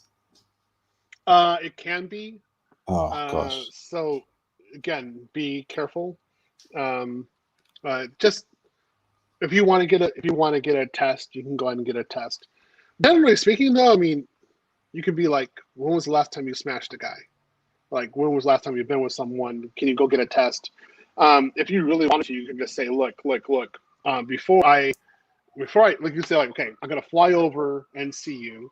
Before I go there, I want you to go get an STD test, and I'm not gonna see you unless you do it. There's other girls, I can go meet them. She would go get an STD test the next day. How do you know that it's going to be her test? What if she forges it or something like that? How do you verify it? You can get it verified by the doctor, or you can ask her to have the doctor be on, like FaceTime, and she'll do it. Yeah, she'll get a doctor on cam. I remember for some legal documents for my Filipina, I needed to have verification that she was actually going to the right person, and somebody was on cam for me. So yeah, you can get that done. Fantastic, Theo. Next question for you is Spanish. I know they speak Spanish there in the Philippines. Is that also a language for brothers to learn as well? Nah. Okay. Just learn English. Just English straight in. That's why it's the easiest. Like if you don't want to learn another language, she's on your page trying to get her English up. You don't have to do Tagalog or any other language while you're there. Sure, I mean it would serve you well, but it's not like Japan or another country where it's more or less recommended. There now, they're a colony. They're a real colony. So English is fine. Fantastic, bro. Shout out to Freddie Frappuccino. What kind of surname is that, bro? Shout out to Freddie Frappuccino for the $199 super chat. He says, is it better to have a rotation or just pay some? Don't pay for nothing, bro. Don't pay for no. Nah. But answer that, Theo. I would not have a rotation in the Philippines. This is my real recommendation. You could have a rotation in Japan. I would in Thai with a Thai girl or with a Filipina. Do not have a rotation. It will not serve you well. Usually, once she's decided that you are her man, she becomes extremely jealous, and this jealousy is good for you in one way because she always wants you to smash her. Like she's like again, like a certain amount of time has gone by. Oh, you haven't smashed me. You have enough energy for another woman. You need to smash me right now again, and it's like pretty active. But if you're and there's any kind of possibility for a rotation, the other woman's going to think that way about another woman. So you're going to have these two hyper jealous women. You don't want that. So you want one woman who's jealous of other women and will do anything to make you happy. That's like the easiest way of dealing with it. Thanks for answering that, Theo. Shout out to Freddie Frappuccino for that super chat. Shout out to Naeem Abdul Ayad for the $5 super chat. Flames 100%. Thank you, brother, for the super chat, bro. I appreciate your support. Another regular supporter on this channel. Thank you very much, Naeem. Next question for you, Theo, is are Filipino women materialistic? Do they want a Prada bag, a Armani bag, and all that nonsense? Or are they happy with what you get them? No. They're the least materialistic Asian women that I ever met. They just did not care. Food, conversation, your loyalty, I mean, really the fundamentals and you getting off on them. That's what they wanted. Straight to the point, Theo. Yeah. I mean, they were the close second was Thai. They're pretty much the same way, but they're a little different. But the Filipinas were just much more intense because they know what they're going to lose. If they lose you, they're in a world of hurt. So they don't want that. So they're going to go out all out. I never had any of them say like, I need this designer bag or I need these shoes or like a Nike or some kind of brand name. It was more like I don't have like, okay, I need to do laundry. I need general soap just to clean. I need to go to eat. I need rice. She needs a general pair of shoes from China, general socks, nothing name brand, nothing like that at all. Fantastic I mean, answer. yeah, I mean, think of it like, so I'm wearing, these are like Apple AirPod Pros, and then I have a Apple Watch on my wrist. She would never go onto this level of desire or thinking about it or demanding it from me. Nah, not at all. Wow, this is great intel, Theo. Next question for you, Theo, is cold approaching. So I think we established that online dating is definitely a great avenue. What about cold approaching, Theo? Is that also an avenue to meet Filipina women? Do they like being cold approached? And how should brothers actually cold approach Filipina women? Please answer those questions, Theo. That would be, I did not cold approach in the Philippines. If I did, it would literally just be walking up to a woman and start talking to her. Like that would be the easiest cold approach environment. In fact, it is. You could do it to such a degree that even if she had a boyfriend, you could be like, "Nah, I want you," and go after her, even if she's in a relationship. Just tear it apart. It would not be hard to do if especially if there's any kind of problem. You'd be like, just sweet talk her, be very nice with her, and show her a different option, and she might take it. She might do hypergamy and take you. I would not be surprised if that happened. Damn. And so it's literally gone up to her saying, I like how you look. What's your name? What you do? What you doing down here? That easy. Nothing. Okay. Yeah, I wouldn't just start making jokes. Like kind of like when I did in Singapore, like in the Thai restaurant, I would just start making jokes with someone and start talking with her. You can do very, very, very much so. You could do that in the Philippines. It would not be hard. If you were in a church, for example, all the single girls would be looking at you. They would know that you are there, and they would be trying to figure out a way to make themselves available to you. Yeah. So you have like what signals? What is that called? Choosing the signals. Choosing signals, yes. Yeah, they would be like shouting that out to you. It would be very obvious that's going on. Yo, this is golden intel, Theo. How should men dress in the Philippines? It's a hot country. It's not a rich country. Do we wear suits? Do we dress like an American rapper? Gold chain, No. Jordans? Or... No. Don't. You could wear Jordans, but I don't know why you would want to, because you would be so much richer than the population that it would be like a liability to you. Don't wear gold chains. That will not help you out there, because if there's a lot of poor people and there's gangs, so there are people who can see you as a target. Wear like shorts. I just looked at some of my photos that I was wearing when I was in Manila, and I was just wearing shorts, short sleeve shirts, kind of like stuff like this, t-shirts. Okay, brother. So when you get off the airport and you go to the hotel, is that a dangerous thing as well? Like, should you be aware of bad taxi drivers? Should you be aware of like gangs stopping you in the street, asking you where you're coming from because they know you're a foreigner? Yeah, speak on that, Theo. There was a lot of poverty to the north of the airport. At least I thought it was the north of the airport. That was my first view of in Manila, that was my first view of some real hardcore poverty in the Manila area. You just there's taxi services that are registered. Just go ahead and take one of those. Put your head down, and there. Just go to your hotel. And once you get to the hotel, you're going to be in a very secure place. You can get a serviced apartment. Don't get a normal apartment. Get a serviced apartment. The service apartment I was in, it was like maybe $1,500 a month. No more than that.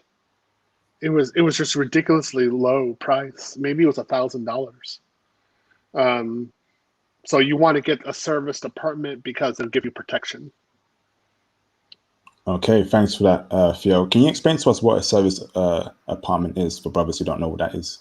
That's an apartment where it's kind of like a hotel, basically. So it's an apartment. You get that like the whole month, and then you go in through a central area. It has usually guards there, and then they come in, maybe wash it once a week. They change your linen, they change your towels for you, stuff like that. Thanks for that, Theo. Shout out to A Twins for the $199 super chat. He says, talk about the clubs. Yeah, that's my next question. How's nightlife there in the Philippines? Especially you were in Manila, right? So how was it like in the places you traveled to, Theo? I mean, you could go out. It's lively. There's fun to be at the clubs, but I never really got to one, to be honest. My friends did go to them. I went out in General Santos. There were areas where kind of like they had like an outside rave. So I would go out there with my girl, and we'd have seafood, and then go out and dance. But I mean, my girl in Manila, nah, man, you could tell that she was like, in a one way you could say, like blocking me from going out to a club by just like by 9 or 9:30, she was already sleeping with me. I mean, it was already going down, so I was pretty much drained. I wasn't going to go to a club that much. I had friends who were going through chicks like crazy in clubs, one after another. I don't know why you would want to do that though, because of the STD issue. And then they're that easy. Who knows how many foreigners are going through? So you don't want to do that. I would be rather concerned about that in Manila. So I would say this: if you're in Manila, if you fly all the way to Manila and you're trying to go out with a poor girl in a club, you might want to take a different choice, because you can get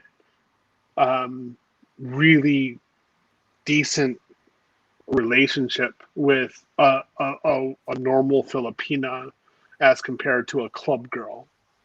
So why you would go to a club, it doesn't make sense to me. What about beaches, Theo? Do you recommend any beaches in the Philippines to meet women there? And the names of those beaches, if you can, Theo? General Santos had beaches. They were pretty nice. I would go there sometimes in the morning with her. Her name was Joanna. So I would take Joanna out to the beach, and we would have breakfast sometimes out there. We were never out there past that time though, because the women would be out there in bikinis, things like that, right? And so Joanna understood that would be like it would be like a buffet for me. I mean, it would just be this selection of women, and so she basically blocked me from being able to see that. If you went to a beach, it's kind of like that'd be kind of like Brazil. It would be really easy to pick up a woman on the beach. You just have to walk up to her. But the difference is that you don't have to have like a decent body. Like in Brazil, you need to have a decent body to do that on the beach. In Philippines, no, you can be fat and pick up somebody on the beach in the Philippines. That would not be an issue. You could be 60 years old and fat and do it. Damn. Shout out to Darius Harper for the $2 super chat. He says, just supporting, brother. Thank you for the support, brother. Appreciate the super chat. It's a lot of hard work that goes on my end. So super chats are definitely a way for brothers to support us, to thank me for the hard work I do, and for Theo as well, and the rest of people who contribute to this channel. Thank you very much, Darius. Next question for you, Theo, is what are the ratio of women to men in the Philippines, especially in the places that you went to? Was it more women than men? Was it 50-50? Speak on that, Theo. So this is where they're kind of like Ukraine, but it's more severe. There's definitely more women than men. Plus, the women are the ones who work, just like in Ukraine. So if the women stopped working in the Philippines, the economy would entirely collapse. I wouldn't say that, like, I'm here in Texas. If women stopped working here in Texas, the economy would still keep on going.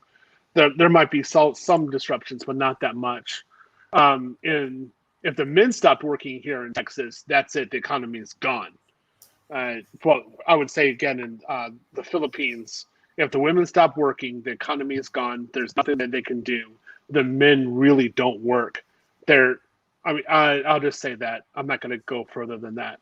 The women, but the women don't make big wages. It's not like, okay, the women work and they can afford a really great apartment and they have a great car. No, it's more like the women do work, yes. They live in dilapidated environments that they would never show to a man, and a lot of them are underfed. That's the way I would describe it. So they understand the value of having you around. So the ratio of women to men, is it more women than men? More women than men. Definitely more women than men. Okay, fantastic. What about N-word use and racism against black men? Have you ever heard anyone say the N-word towards you? And anyone be racist towards you, Theo? Not racism. My second Filipina girl, she used it against me one time. Oh, and what did you do about that? I put something in her mouth and she shut up. So she wasn't talking that much afterwards. You should I'm have not sent her back to joking. the streets, man. Like, No, like, you don't call me that. She was being jealous. Like, she thought that I was looking at another girl, stuff like that. You kind of give her a pass. I'd smashed her so many times already. She just doesn't want me to be with another woman. So she kind of got jealous with me because I was looking at another woman while I was working. I wasn't talking with her, but there was another beautiful woman, and I admired that she was beautiful, and she didn't like that. So, yeah, she was a little psycho, but she took care of it. It was fine. She didn't do it again. Apart from her, did anyone call you the N-word or be racist towards you in the Philippines? No racism. Okay. No. I couldn't really say that I couldn't really say that she was even being racist if I'm smashing her and she's doing all the duties that she would normally do. So, yeah. Awesome. All right. Thanks for that, Theo. Should brothers travel alone or in a group to the Philippines? You could travel in a group, but why? I mean, you could. I was always by myself in the Philippines, so I don't know why I would travel with somebody else. I mean, you could if you really wanted to, but why? Because you're going to be with a Filipina pretty quick, so that would mean that you would definitely need your own space. Again, the walls are an issue. Not all the walls are so strong, so again, the walls. That was an issue in the Philippines. Okay. Was that so you can punch it? There'll be a hole there, and people can hear if you're smashing a chick. I'm guessing. Let's say that she definitely has a high pitched voice. So if you're doing the job right, the neighbors might know who your name really well. So you don't want that. So you want to make sure the walls are strong. This is something that I would actually look at rather well. Also, again, Ukraine, Russia is the same thing. If I go into a place, I'll look at the walls for that same purpose. Okay. I know. I'm trying. I'm saying things that I never really talk about, but this is something that I do look at because I'm aware of it. And then if she likes to get hickey and scream, then you need to make sure that the walls are good. And it's also a safety issue as well. If people can just break through your walls very easily, that could be a problem, right? Yeah. You don't want that. It's that's why, like, if you're in a serviced apartment, you're gonna have good walls. So if you're traveling with someone, like, how would that go? Like, okay, they're in their own hotel room. They had better be. But let's say that guy meets someone, then he's going to be putting all of his time and energy into her, and he's probably not going to want you around her. So you wouldn't really be traveling together. So why not just travel by yourself, and then you stay in decent upper class environments, which would barely qualify as middle class for you back home. You'll be just fine in that kind of a situation. So last question from me, Theo, is you travel alone, right? Is it guaranteed that every city and the whole country in the Philippines is safe for a black man to travel all around the country? I would say that, but there are gangs, there's extreme poverty, so you would probably want to be in the bigger cities. So there's reasons why I went to, like, I avoided Cebu because I heard so many bad things about Cebu, and then General Santos, Davao. I think there's a U.S. consulate in Davao, and there's definitely a U.S. embassy because I was there in the embassy in Manila. So that my general rule of thumb is I want to travel someplace where there's a U.S. embassy or a U.S. consulate.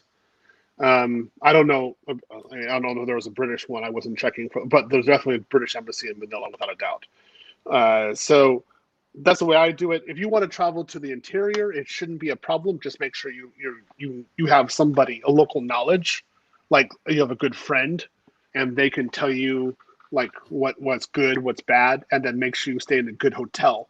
I would not stay in a Filipino's house unless they're a really good friend.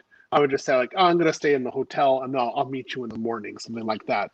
That's just because the level of quality that you would have in a hotel would probably be superior than their living conditions. Yeah. This is the rule of thumb also for Russia and Ukraine. Exact same thing. Shout out to Theo for this classic intel. Also for safety reasons as well. You have to be careful who you spend your what house you sleep in, brothers. Got to be very careful. Shout out to Swats214 for the $2 super chat. He says Boracay Island and Bohol have nice beaches. Is that confirmed, Theo? Is that true? I was never there. I mean, Okay. maybe that's true. I was just not there. I was with two really beautiful Filipinas. So I mean, what can I say? Everything was in relation to them. I wasn't really thinking that much outside of it. Shout out to Jay Takashi for the $5 super chat. He says, so Theo, is there a popular food dish to have, by the way? I have always had an Asian woman preference. Keep dropping gold bricks. Is there a popular? So basically the first question. Popular food dish. What's it, bro? There is Filipino food. I remember them eating hot dogs in the morning. I mean, looking at them like they were nuts. There's other Filipino food that is popular. I forgot what it was. For the most part, I'd be like, okay, that was cute. We're going back to European way of eating. I want bread, and I want it to be European. And of course, I was paying for the food, so she'd be like, okay, Takeshi, you're Japanese. You're at least part Japanese, man. So Asian woman preference. Come on, bro. I mean, come on, man. It might be a fake name though. Oh, fine. I don't. Okay. So I've always had an Asian woman preference. Yeah, me too. I have an Asian woman preference as well. This is why it's actually kind of hard for me to think about. Like, as I'm doing these podcasts, I'm like, do I really want to do Ukraine? Not just stay in Asia and just get laid all the time and then get married. Okay. Hold on. What's going on, bro? So people are talking about chicken adobo. Yeah, that's right. So that was true, and then there was like there was like a cake dish that they really was popular in the country as well. I don't remember that. I didn't really care, to be honest. Um, I was coming there from Japan, so I was thinking about Japanese food, and then like how much like rice was like basic meat or something like that I could eat, or vegetables. It was really simple. I wasn't really thinking anything much more than that. So, um, yeah, and I was thinking about how to smash her again. So I mean, ugh, I Don't I'll open up the phone lines for brothers to ask Theo very soon. Shout out to Conrad Grant for the $2 super chat. He says, Theo WAF, this crazy intel IP, you're a legend, brother. You're a legend too, Theo. Appreciate the support, brother. Thank you very much. That's not funny, Aaron B. If someone non-black is saying the N-word, nah, that's disrespectful. And because if you call that person, he's Asian, the C word, I guarantee you they'll be mad, the C word or the G word. So I want respect, as I want black people to get respected all around the world. So I don't use the N word, and we should no one should be using the N word at all. That ain't funny, dude. Shout out to I've got another super chat video. Give me a second, bro. Mhm. Shout out to Atlanta Yardi for the $199 super chat. Thank you, bro. Much appreciated. Brothers, I am now going to open up the phone lines for you to ask for your questions. In the meantime, brothers, if you want to support this movement, right now it's 3:30 a.m. in the UK. Right, I am up this late just so this stream fits American times. Right, for you, brothers, to get this intel, please hit the like button. Please send through more super chats. It will be greatly appreciated. Again, the Facebook group. If you're not part of the Facebook group, join the Facebook group. Theo is on there. Tony Berry, Thomas Demihin, Jay Bones. Join the Facebook group, right? And then follow me on Twitter. Twitter is an avenue to get in touch with me and send me a DM if you want to ask me any questions. I'm also on Twitter. So that's Facebook, Twitter. Follow me on Twitter. Last but not least, follow me on IG, right? And send me a DM through IG. I post updates on there and on Twitter, and you can DM me on IG too. Brothers, support the channel, like the video, comment on my videos when I drop it, subscribe. If you're a new viewer right now, watching this video through my channel, if this is your first introduction to my channel, subscribe and press notification bell so you never miss a post, upload, or live stream from me. Subscribe, subscribe, subscribe, subscribe. If you're new, put a one in the chat. So if you found my channel in the last week or two or last month or even today, press the one in the chat. I want to shout you out and say hello to you, brothers. So I am going to open up the live streams right now. Send through more super chats. Let me know if you're new to my channel, and we'll go on from there. Please be respectful to Theo. If not, you will be banned. Okay? I do not tolerate any disrespects to my guests. All right? Shout out to Theo for taking the time out for this classic live stream. I'm up 3:30 a.m. in the UK for you brothers to get this intel. You know, look how hard I'm working for you brothers. So support the channel, brothers. I'm trying to save a lot of brothers' lives out here, man. You know, this kind of intel you won't find nowhere else. Only the government knows this kind of stuff. Yeah, that's right. That The is right. government, the government's out there smashing Latinas in the middle of nowhere. Yeah, I can see that. Yeah, I can see that.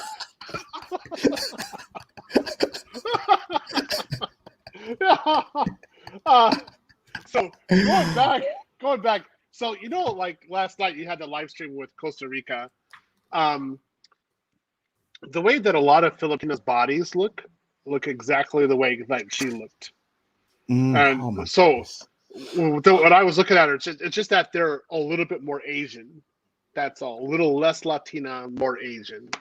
But when I was looking at her, I was like, "Oh yeah, yeah, I've had that kind of body type before." Uh-huh. Yeah, Damn. I know how that goes down. I know with that kind of personality. A lot of the women have femininity just in the Philippines have femininity just like she did last night, Damn. and they really act that way. It's just that they are a bit freakier. I was just thinking about it as well. Like, like were the ones, the Filipinas were the ones who got freaky, whereas the Thai, I was the one who got freaky with them. So maybe that's just the way it was. It kind of like set me off in a special way. I don't know what. Yeah, that's kind of like generally the way I had it back then. Wow. Brothers, if you've not watched that Costa Rican stream, I recommend you, brothers, go and watch it. It's a classic. We had two beautiful ladies drop intel regarding Costa Rican culture, Costa Rican women. Brothers need that intel. Go and watch it right after this stream. Shout out to Keith Jenkins for the $5 super chat. He says, salute IP, Theo, Tony Berry. Good info. Pineo, good. Appreciate the super chat, brother. Much appreciated, Keith.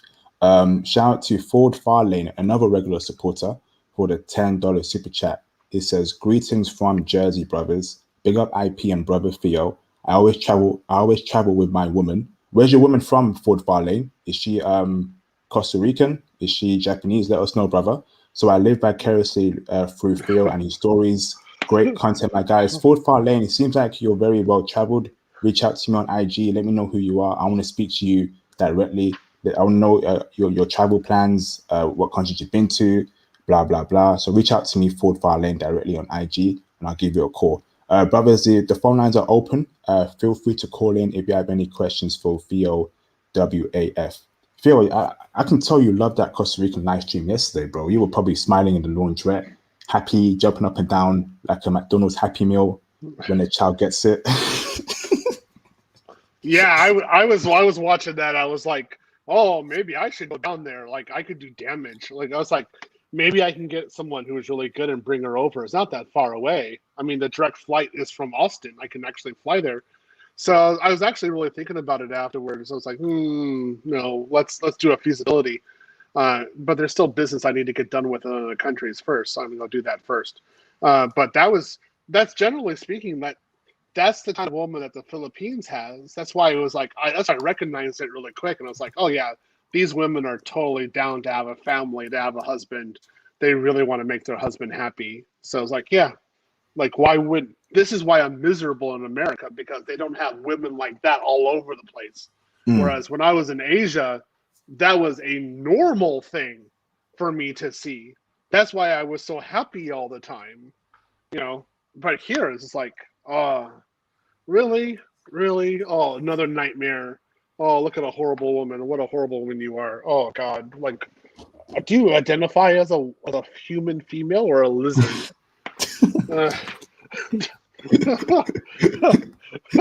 I'm serious. Because, okay, look at it. The definition of a female mammal is a female mammal is someone like a being who tries to pair bond with a member of the opposite sex for the purpose of reproduction, and then tries to raise young. And there's so many like American women or Western women who don't want to have children at all. So I'm like, well, then are you really a mammal? Like, come on. I mean, I don't think you're a mammal. Like, let's put you in lizard section, okay? Because I think that fits you better. And then women get all angry about this, but I'm like, no, it's really true. You're a lizard. So, oh well, that's my little spiel. No, female lizard. No, female lizard is fine. Yeah, female lizard. Facts. You know, it's just same here in the UK, man. It's just horrible what's happening here. To be honest, man, I just can't wait to get out of this. You got to find ways to make money in America while you travel a lot, or work remotely, because the only reason why you're in America, because you said that your career is very good there in America, you're earning a lot of money there. The money you earn in America, you can't earn that in the Philippines or in Costa Rica or even Japan for that matter. That's what America is good for, making money. But in terms of relationships, it's horrible. Well, also the thing was that I needed to really drop the red pill, which is what I did here in America. And so I needed to go through and remove everything that was gynocentric from my mind. So America was a really good area to do that, because this is where I got indoctrinated with feminism. So I did that, I removed it. And then once it was gone, I kind of looked back and I was like, well, if I want a woman again, remember I used to date women, like real women, all the time. Oh yeah, I need to get on an airplane. And that's how it went down. Fantastic, bro. Mr. International, how you doing, brother? Our first caller. Yeah, man, I had to pop through because I see it. You put that link up and I ain't see nobody jumping, and I'm like, man, I do just want to hear Theo talk about the Philippines. I don't really have any questions, but I'm gonna pop through and show some love because these guys should be flooded in here because this intel is, come on, man, it's gold. I just came from the fair. I'm in the States. I came from the fair with a Dominican joint. It was real fun. You know what I mean? Then simp. You know what I mean? It was one of my like little high school crushes and all that stuff. But yeah, what's up with me and stuff like that. Oh, thanks for calling in, Mr. International. Yeah, good to Great see to hear you. your voice again. You Yeah. called in yesterday. Yeah, man. I'm enjoying the stream, and I missed out on the beginning, but every time I watch a stream and I see you didn't open up the phone lines, I realize it's not too late, and I'm gonna get a lot of. And then after the phone lines, it's great information too. But like before you open up the phone lines, that's like you asking all the good questions. So if I pop in before then, I know I'm gonna get at least some good intel.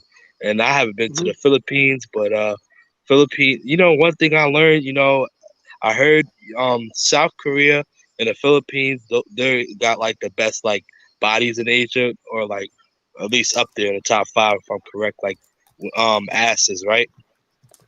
Or no? Um, I Korean women were my biggest defeat in Asia. So I would have married a Korean in seconds if I had the opportunity, because I really wanted to have a Korean. At that time, most Korean women were not dating internationally. They only dated Korean men.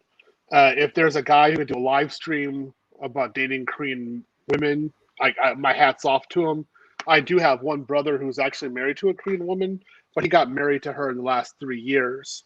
So when I was there at that time, it just maybe it's changed now. I don't know.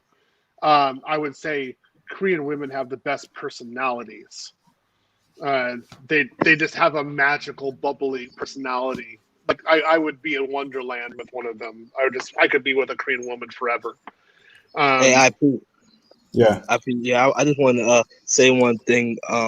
Yeah, Theo, from my knowledge, because we saved them from the North Koreans and stuff. People don't really realize it's history. You know what I mean? We uh, saved them for the. Yeah, what you gonna say something? yeah, but they don't look at that necessarily as something to admire about the Americans. There's been a series of military mishaps actually in South Korea, so they look at Americans as good and bad. It's really both. It's so you can't really do that. They're not like saying, "Oh yeah, you saved our country. We're definitely open to dating you." It's more like, "Okay, you're in our country. You're occupying us. I want to Yeah. date. I want to date the Korean guy." So that was what I normally found. But again, I tried. I tried to date Korean more than any other Asian woman. Yeah, Um, Theo. I think times have like changed just a little bit on like because even like my dad, he was in the military. IP already talked to him before and stuff. But yeah, he used to the borderline, the neutralization line and stuff. He used to be one of the Americans like trolling up and down and making sure everything was good and stuff. mhm. And yeah, I definitely get because that history is nothing like smiles. It was a, like gruesome war, so it's like nothing to brag about. And I wouldn't go Yeah, there. So yeah, I'm an American that saved you guys. But I think recently and not to get off the Philippines. I think recently, like I feel like they're more open over the years. yeah, maybe, Oh, yeah, to mhm. some degree. But again, Philippines. If you talk about Filipino, um, they have again for booty. They had the best booty I ever had in Asia. Straight up. Oh, my intel's right. Yeah, it was phenomenal that their hips were like they could work those hips unbelievably well. Um, they, I would say generally they tended to be in one way or another happiest to have their relationship. So I had more or less like flings with Ty during this time period as well, and it'd be like a week or 2 week relationship. So I wasn't really long term, right? Whereas with Filipina, it was much more sustained. So They just tended to just be really happy to have a man. I felt cherished by them. That's how I would say it. Thanks for those questions, Mr. International. Usama Abdu, please call in, brother. I want you to give some intel regarding Afghanistan women, because I ain't never heard of them checking for brothers before. But if that's the case, brother, please call in and drop some intel regarding Afghan women. That'd be very interesting. All right, Carlton Banks, what's up, brother? Carlton Banks from Fresh Prince. Hey man, what's happening, brother? What's happening? Hey, I'm good, bro. How you keeping? You okay? I'm doing all right, my man. I'll tell you, man. My next trip to Southeast Asia, I think I want to spend some time in Vietnam. But when it comes, as far as goes to the women, man, Filipino women, all day. You know what I'm saying? Mm. I actually got a buddy who's in Vietnam right now, and he loves it. He loves it, but he even said himself that it's Filipino women for him, man. Yeah. Filipino women are great. Who's got the police sirens in the? Is that you, Theo? Oh, I was thinking, what was that? I carry on, Carlton. Remember, he's in the States. Man. You don't. A few things, they're a little bit heavier on the lockdowns. You know what I'm saying? Right, like I guess right now it's not really the time to consider Southeast Asia, but they're a little bit heavier on restrictions and authoritarianism and stuff like that. At times. I always had a good time. I never felt I guess endangered or anything like that in the Philippines. I think I've allowed myself to get too comfortable, drinking in public, and I got my pockets picked one time, and it's funny because my girl was with me, and she had just kept trying to get me to leave the area where I was at, and I was having a good time with other Westerners, and I just wanted to stay. And she got fed up, and she stuck her hand in my pocket. She grabbed my wallet and she grabbed my phone, and I said, no, let me at least keep and so much money, and that money that I kept is gone. You know what I'm saying? And so it's funny, man, because I can remember feeling somebody stick their hand in my pocket, and I was thinking in my head, she must be trying to pay some bill or something. But no, I didn't even turn around. I wish I did, because I mean, it wasn't much. It was probably like 2,000 pesos or something like that. But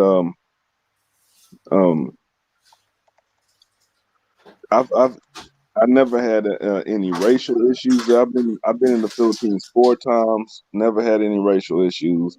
Your money, I'll say your money will go as far as you allow it to go. If you go over there and you're trying to enjoy living, living big, your money will go a lot faster than you think. You know what I'm saying? If I'm not really particularly fond of Filipino food, so eating out is something that I do a lot over there. And it can cost you in the long run, man. I had a expensive meal at a TGI Friday, man, and it was like a steak meal. I didn't think about, I'm over there. I'm not thinking about what I'm ordering. It was USD steak and some drinks, and I knew I was in for it when the woman came over there and tried to get me to get a membership card. I'm like, oh, wait a minute, Yeah, thanks for that, Carlton. Seems like you had a great time in the Philippines, but bro, I'll come out to you later on, okay, bro? Yeah, TGI Fridays in the Philippines is a scam. I heard that from somebody else, Carlton Banks. So brothers, watch out for TGI Fridays in the Philippines, or whatever it's called. I just had to say that, man.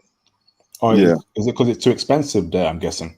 Yeah, it's triple. Man. It's triple if I'm correct. Triple? Damn.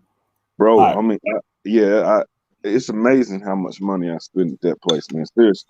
I mean, you don't see that.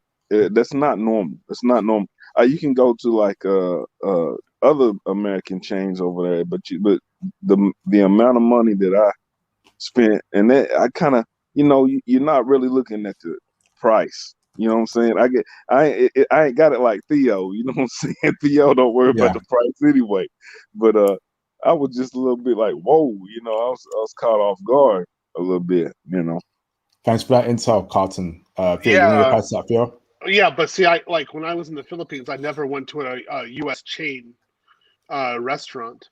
I always did the kind like Singapore. I always went to a local. If I ate out, I went to a local trailer or a local food truck, something like a kiosk like that, something very, very local. But for the most part, I had a woman who was cooking for me, so I didn't have to make my own food. That's really the easiest way of doing it, as far as I'm concerned. But yeah, going out like why would I go to McDonald's? I have McDonald's at home or in Tokyo, or Right. like Taco Bell was. I remember seeing Taco Bell for the first time in years. I was like, well, why would I do that? I've got that in the States. But like small little dive places that had food from the Philippines, like Filipino food. Let's go there. I've never been there before. Let's try that out.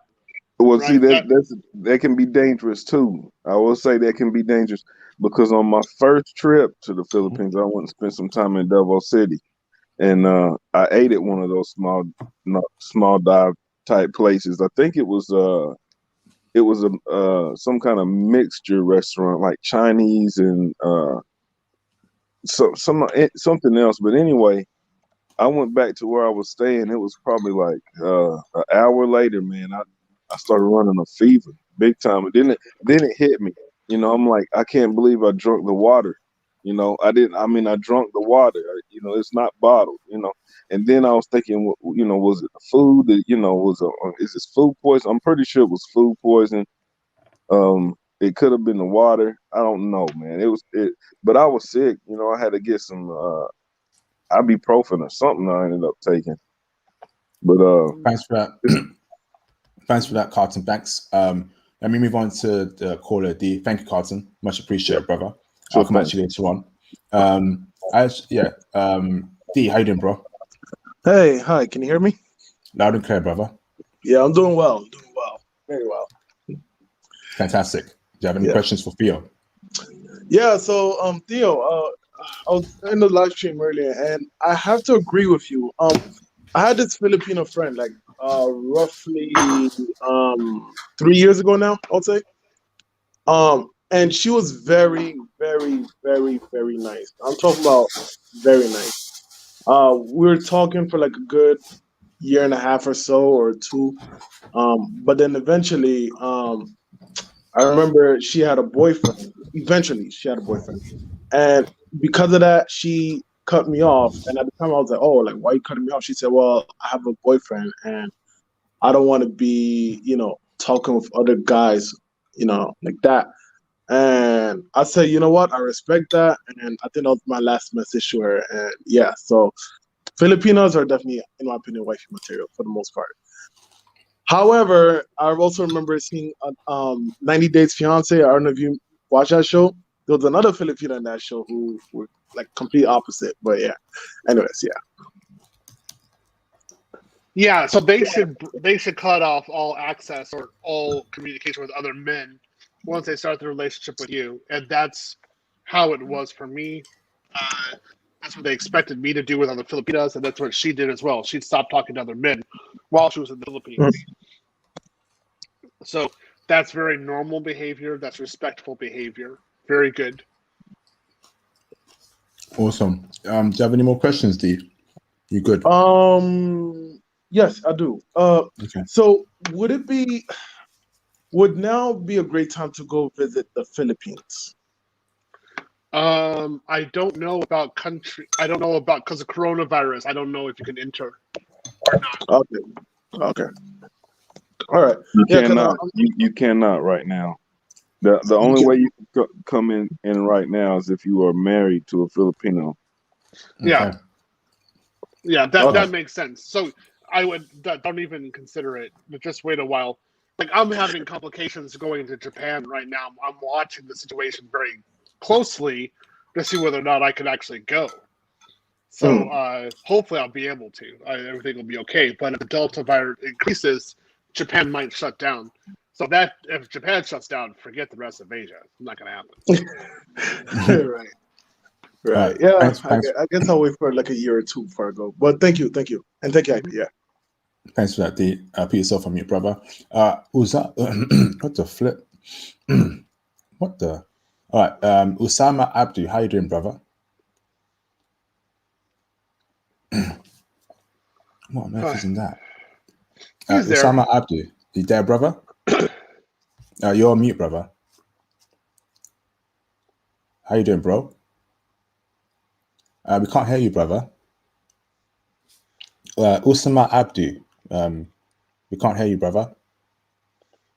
Brother, maybe try checking your Wi-Fi, or if you log off quickly and then come back on the stream, it might fix your audio issues, bro. We can't hear you, brother. Aaron B, when are you going to call in? Theo, do you want? Yeah, Theo, do you want Aaron B to call in as well? Yeah, you might as well. Yeah, Aaron B, call in. Like this guy never calls in. He's always in the chat, but he's got all the jokes, yeah, but doesn't call in. Come on, bro. Yeah, you might as well do it. Yeah, might as well call in, Aaron. I'll say a few more points real quick. So yeah, Pinay, that's right. Yeah, Filipina Pinay, that's how they say it. They were just talking about Jolie B. That's right. So I remember for Jolie B, both of the women I was dating, they wanted me to buy cakes from there. So I did, and they were really tasty. So they were really all about that. Sometimes they would want me to buy like some chicken dish or something like that from there. So I would go ahead and buy that as well. But for the most part, I would always go to a market and buy fresh fish or fresh chicken, and then bring it home, or she would do it herself and bring it home and have that. That's how we'd eat. I'm just into, I don't know, maybe I really like to cook. I just don't, I don't really eat out that much. It's just the way I am. But Jollibee has some really good food. It's very tasty. It is a chain as well. Theo, I heard of that place too, man. Yeah, It has like a certain symbol. It's like orange and black. That's like really popular in the Philippines, right? It's like it's almost like a McDonald's, Jollibee. Yeah, it's almost like a McDonald's. They serve a lot of the same food as McDonald's in the Philippines. But keep in mind, sometimes the menu's different than it is in the States. Like they'll have spaghetti and stuff. They'll have fried chicken, stuff you don't get. Okay. All right. Thanks for that, brothers. Usama Abdu, you there, brother? Damn. What's up with your audio, bro? His audio will come up. He's dependable. I know him from good places, so he'll fix it if it doesn't work right now. Usama. All right, bro. We'll keep trying to fix it, bro. I'll keep adding you to the platform.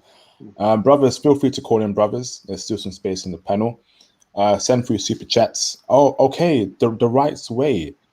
If you're a woman, okay, it might be a man. Call in, brother. You got a nice chick next to you. If you are a man, but if you're a woman, also please call in. That'd be fantastic. I want to hear your opinion on this stream, as it's interesting to you. So please call in. That'd be much appreciated. Thank you. Aaron B, call in. It's about time you call in, Aaron B. It's been in the chats. It's about time, call in, bro. When are you gonna call in? No one's gonna. He's from the UK as well. I don't know. No one's gonna make fun of you because of your accent. So you want to say something, Theo? No, it's true. He should call in. I mean, I've talked with him personally. An email. So he seems like a legit Brit. So might as well. Okay. Good bloke. Might as well call in. I don't have a problem with that. Again, Jollibee had some decent food. It was more expensive than other places, but it was still decent. I don't have a problem with it. I usually buy local as much as I possibly can. That's just my big thing. Even here in the States, I try to buy from a local source, the most that I can. Sometimes I'm successful, sometimes I'm not. Just what I try to do. Usama Abdu, you there, brother? You're on mute. If I Wow. may, go to the setting and maybe you can fix up the audio issue there, Usama Abdul. Okay, thanks for that recommendation, D. Yeah, Aaron B. calling. If you've emailed Theo already, it's calling, bro. Want to hear your opinion. What's up, Jaron Patton? How you doing? I'm Hey all right, there. brother. How you doing? This topic really interested me because we talk about this before about the Philippines, that I always wanted to go there. And to be honest with you, I had a thing with Filipinos, you know, like I done research about the Philippines because I always wanted to go there once again, like the culture, the beaches, the people, including the women. Mm-hmm. I mean, no offense. And for myself, like I prefer interracial relationships. Like people did not notice that, Mm-hmm. and I wanted a woman who is loving, caring, kind, and sweet. And I thought of myself that I always wanted to be with a Filipino. Like, I mean, like, I know it sounds crazy because people will not understand because, like, love is love, that's all that matters. Like, Oh I yeah. mean, like, Um, it's not. yeah, love is love, but not all booty is made the same. I mean, that's just the way Mm, life is. There's preferences. People like certain body types, so it's the way it is. Thanks yeah, for yeah, that. you're right because that. Carry on, I bro. mean, well, that is true because like I do like everybody else has a preference in a woman because I prefer women from other race like and including the Filipino woman, like it doesn't matter what everybody else says because like you choose who you love, you choose to be with this person, you deserve a good woman. And everybody else, like who's listening, y'all get your passports. Like I said, you deserve a Mhm. good woman. You deserve to have a life. You deserve to travel around the world. That's all that matters. And that's all I'm about to say for now. Thanks Yeah. for that, brother. Yeah. You're Okay, welcome. so got a super chat from Ballo. Peace up from you, Jaron. I got a super chat from Bala Jalal, $5. He says, great stream and great intel from Theo as usual. Shout out to Theo and shout out to Balo Jallo for the super chat, brothers. Feel free to send through more super chats to support the international passport movement. It's approaching 4 a.m. in the UK. I'm still up online to give you brothers further classics. So, support the channel, like the video, comment, super chats. Cash App is coming very soon. There's some issues with that, but super chats are fine, brothers, and I would greatly appreciate that. Let me bring in Marcellus. How you doing, brother? Hey, how's it going? Can you hear me? I can hear you loud and clear, bro. All right. But before you say anything further, Marcellus, sorry. The Right Way. How did you randomly come across my channel? What video did you first watch? Did YouTube push out to you, or were you searching a particular term and then you found my channel? That would be greatly appreciated, bro.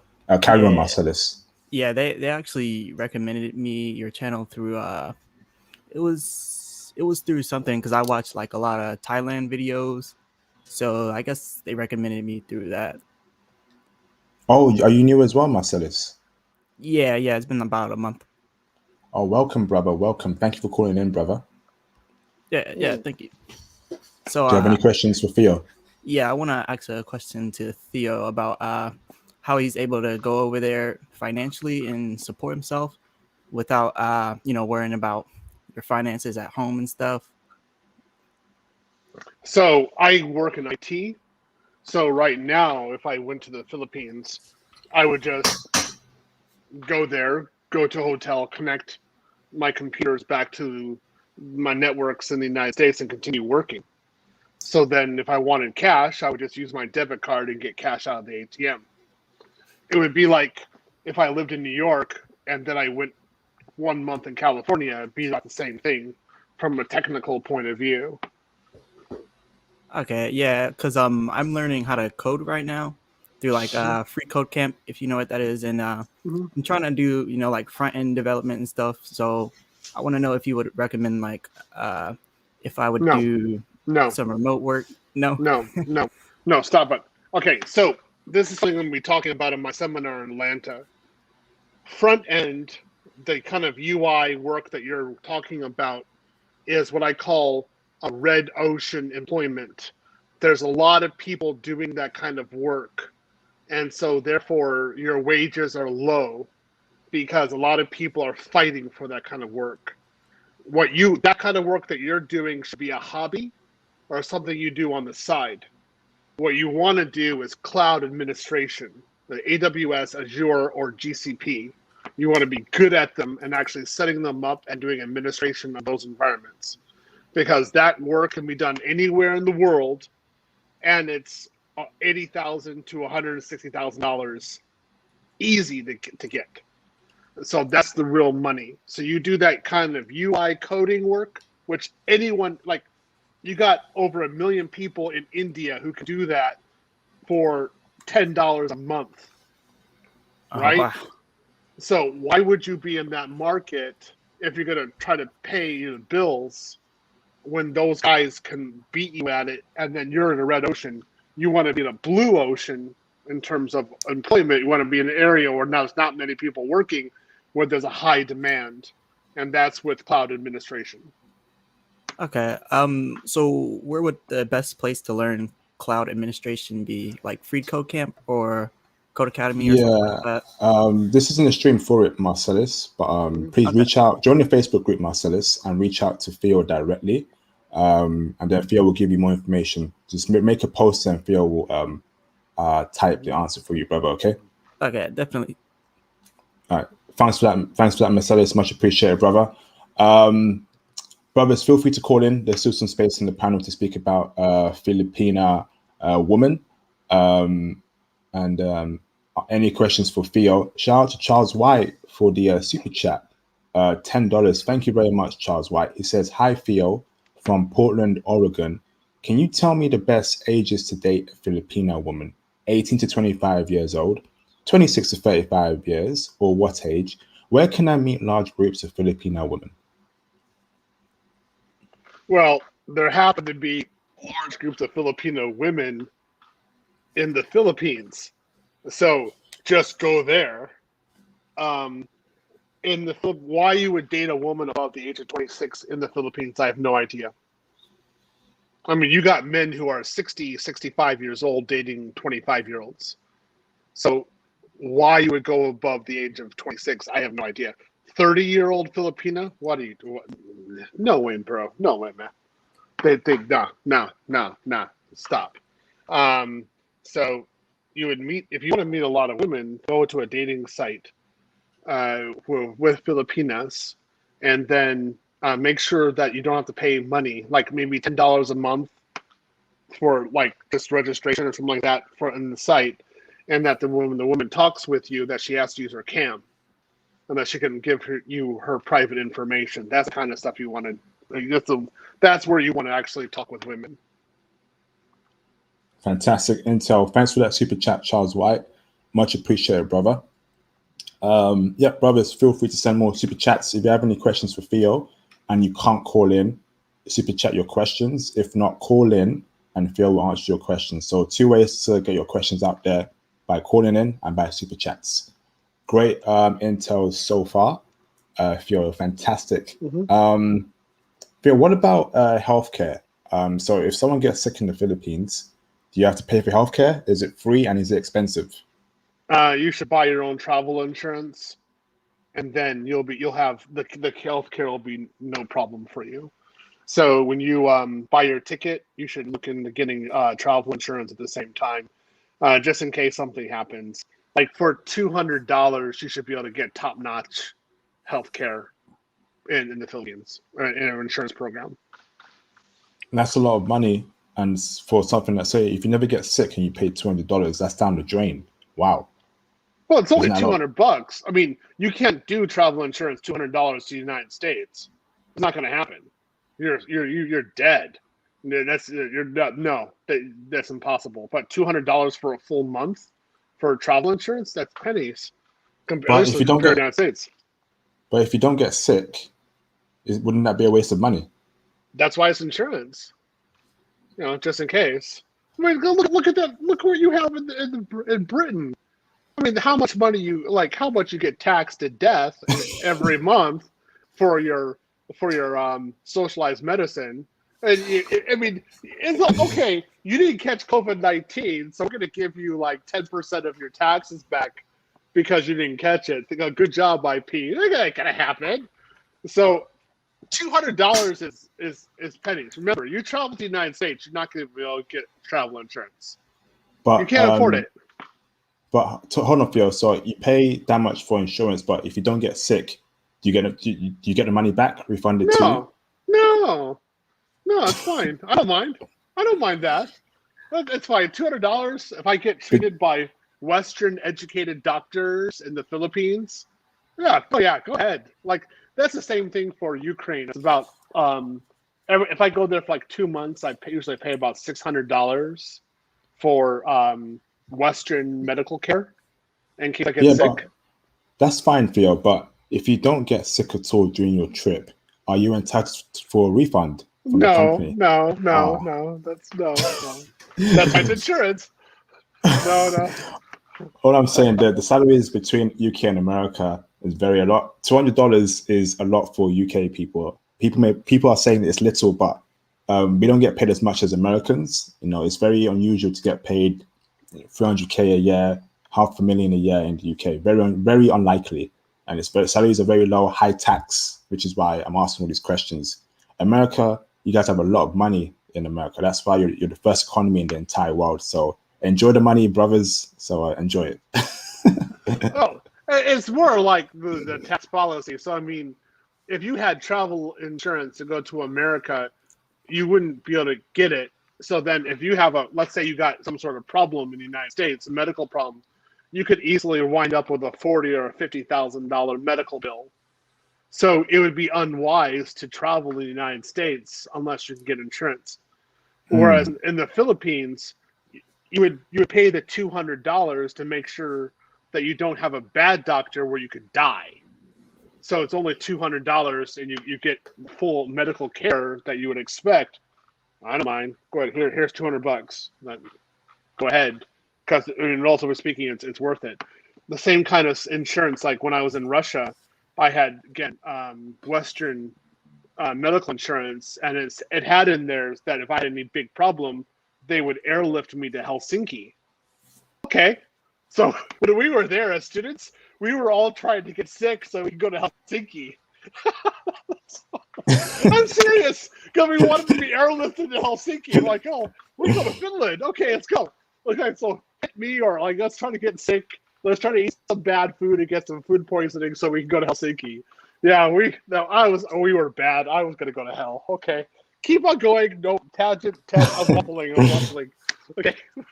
Shout out to Russian spy Sleazeball for the $2 super chat. He says, "Americans stand up." Shout out to my American brothers. Yes, Russian spy Sleazeball. No swearing in the live stream chat. No swearing. I won't time you out because Yeah, bro, don't swear again, please, bro. No swearing. No swearing, no N-word use, no threats, no arguing amongst brothers. Please follow the rules and everything will be fine. Interesting. Wow, Americans are balling.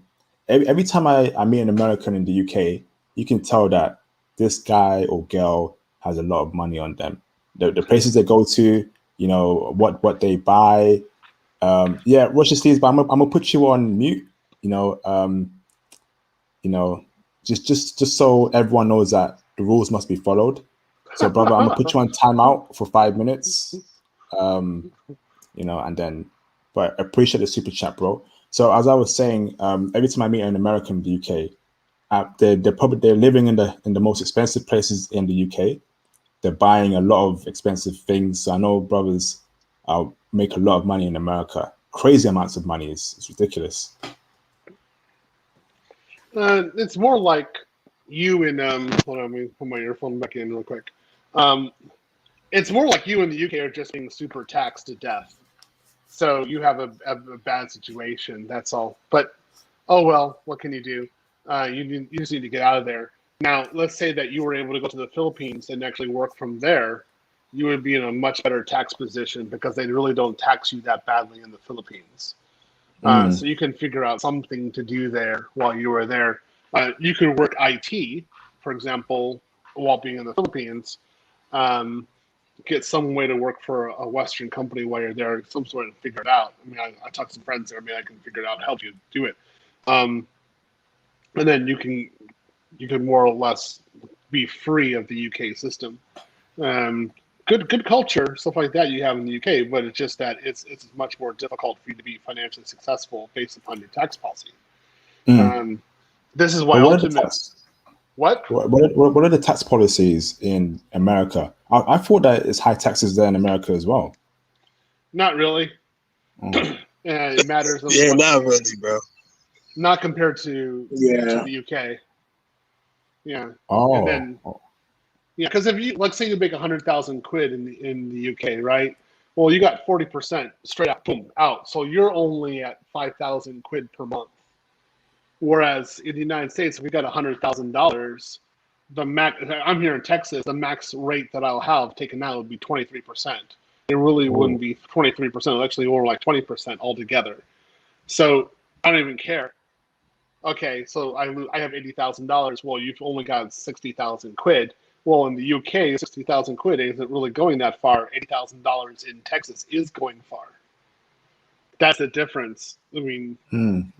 But the other one is that you have actual free health care. You can go anywhere you want. Whereas us, if we don't have the proper coverage, we just die in the streets. So, there's benefits and negatives for each scenario there. But all right, let me bring in the right way. How you doing, brother? Hey, how you doing? Hey, I appreciate the talk you got. Sorry, bro. I came across you. I guess YouTube has. Yeah, can you hear me? I'm sorry. This phone's yeah. Can you hear me? Yeah.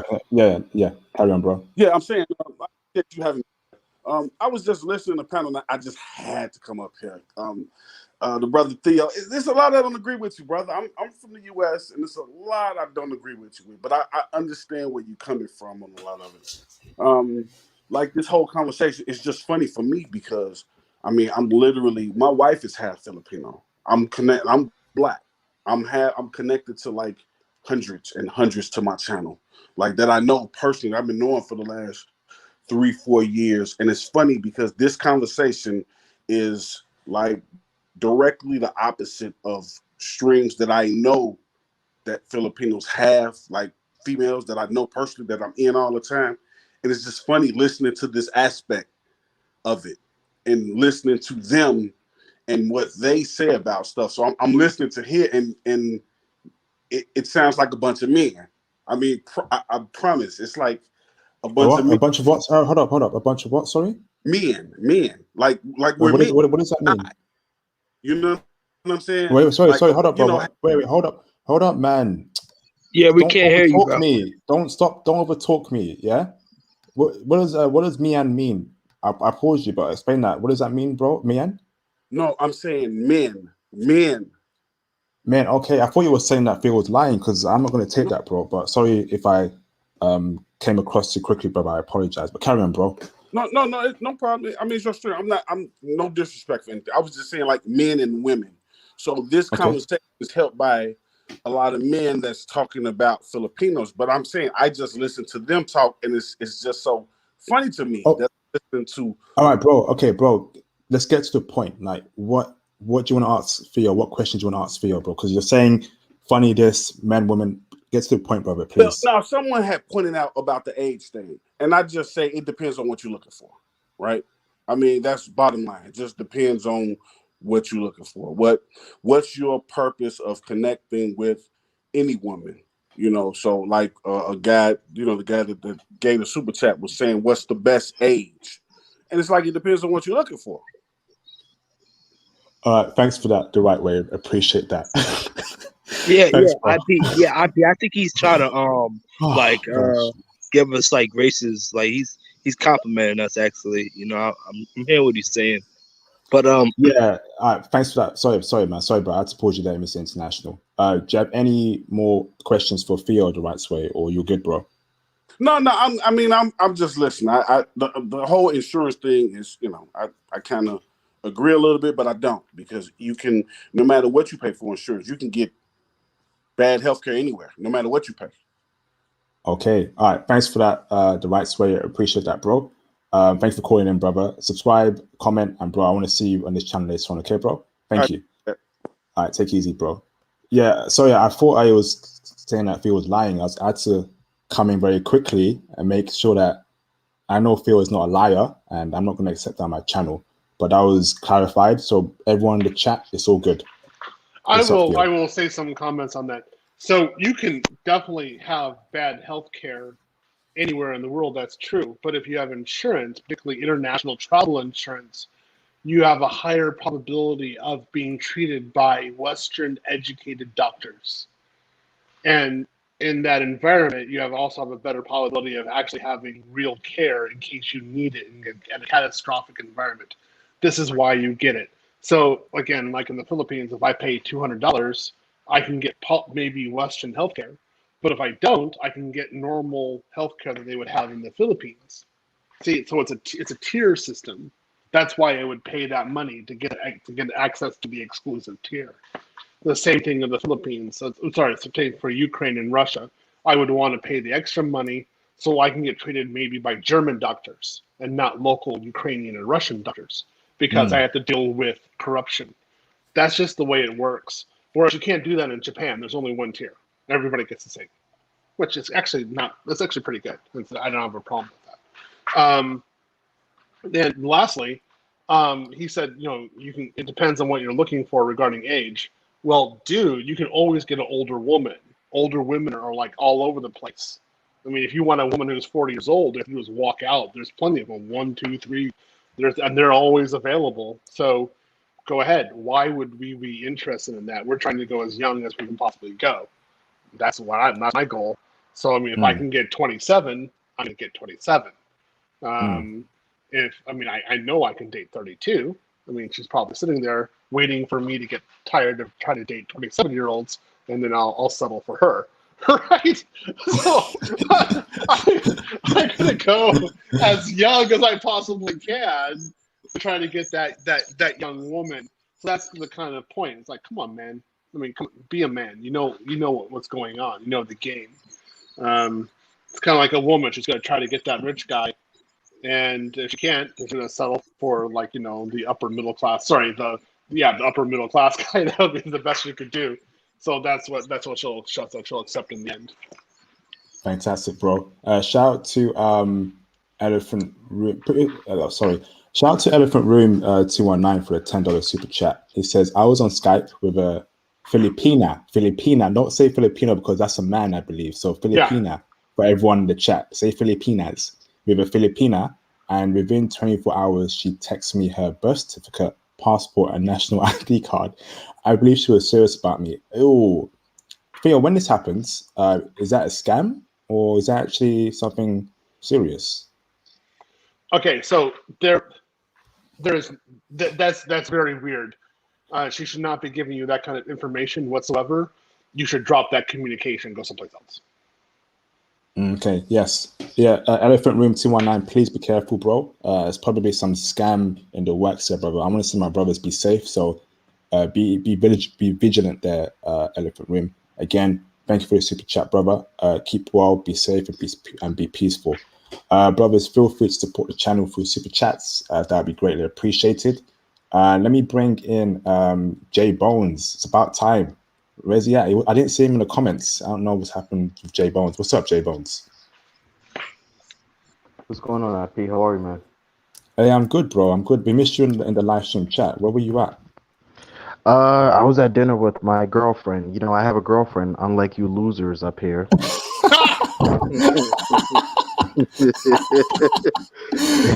This guy, man. Hey. No more Western chicks for us, man. The brothers here are waiting to get that passport and travel. But welcome, J Bones, bro. How you doing? You good? Yeah, yeah. We good, man. Just wanted to say shout out to you boys, man. Theo and like I said, man, when Theo and Tony get up here, man, it's another classic, man. Shout out to Theo. Thank you so much, brother, for being around, man. Thanks. Appreciate that, J Bones. So have you Sorry, Theo. ever dated a Filipina before?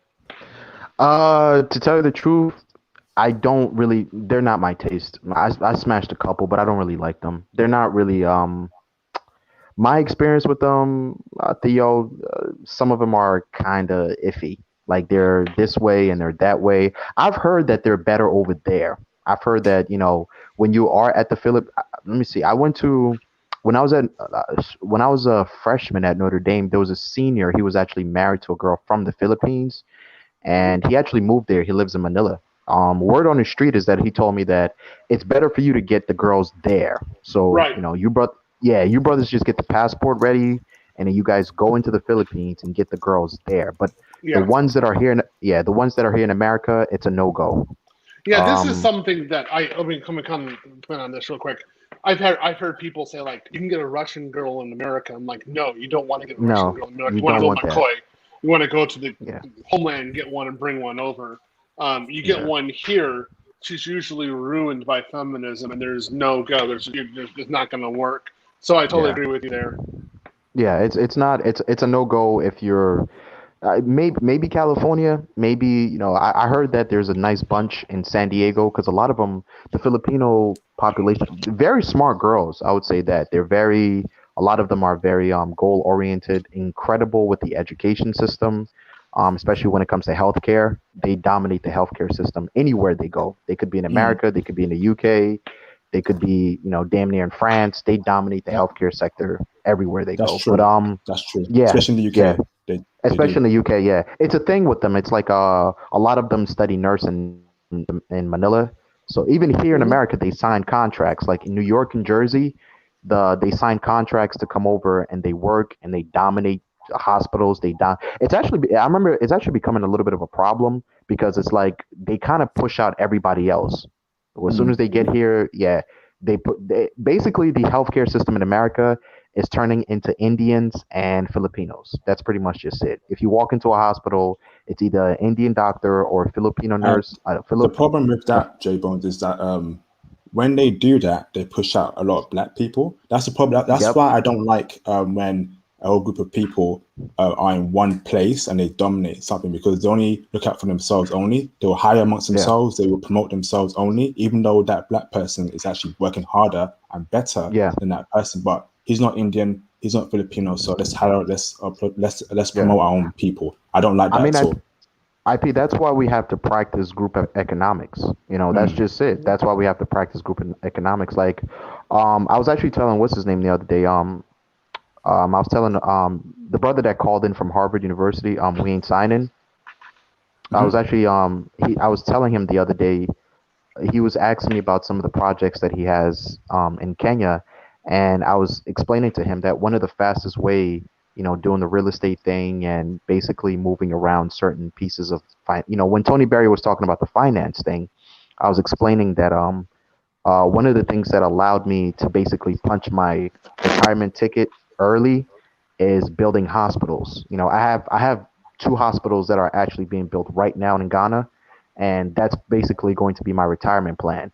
And Mm. it's yeah, definitely like it's something that you have to practice group economics. I hooked up with some brothers, some African American brothers, and I hooked up with some brothers from Nigeria, and we put some money together, and I purchased the land, and we started building it probably like 2 3 years back. So that's going to be my retirement ticket. But as far as the That's what's Filipino up. thing, yeah, as far as the Filipino thing, you brothers are better grabbing a passport, like Theo said, grab the passport and get down there. But the ones up here, if they're not around San Diego, or I would say, let me see, I would say San Diego, definitely Utah, places like Vermont. I would say Vermont and Maine.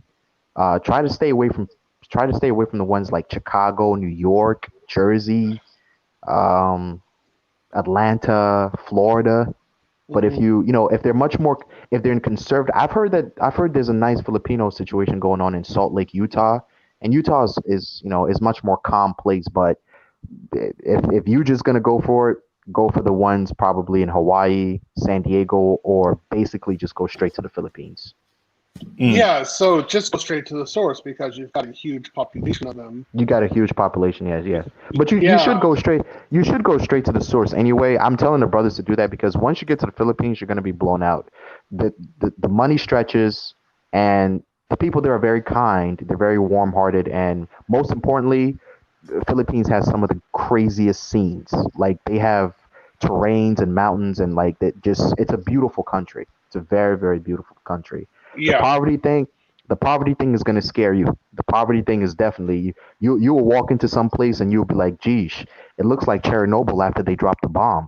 Like you would be Damn. looking around like what the hell's what is this? Like you would look some places in Philippines looks like Brooklyn back in 1980s. Like you just be looking around like Jesus Christ. Did the pandemic hit twice? Like what the hell what is going on around here? But yeah, it's pretty rough. But Yeah, I saw abject poverty. Go ahead. Oh, oh go no, ahead. sorry. I just wanted to hit on a subject you were talking about earlier, J Bones, regarding the Philippines taking over the medical industry. And I do have to agree that yes, they are even in the U.S. military. I heard that a lot of the medicals are Philippines or Filipinos and Filipinas, really. But what I do have to say when it comes to, at least in my opinion, when it comes to especially medical, I think it should be less about, in my opinion, diversity and more about qualification. You know what I'm saying? Because it's a serious, occupation and it's a serious job, and it's not like any other profession, in my opinion, right?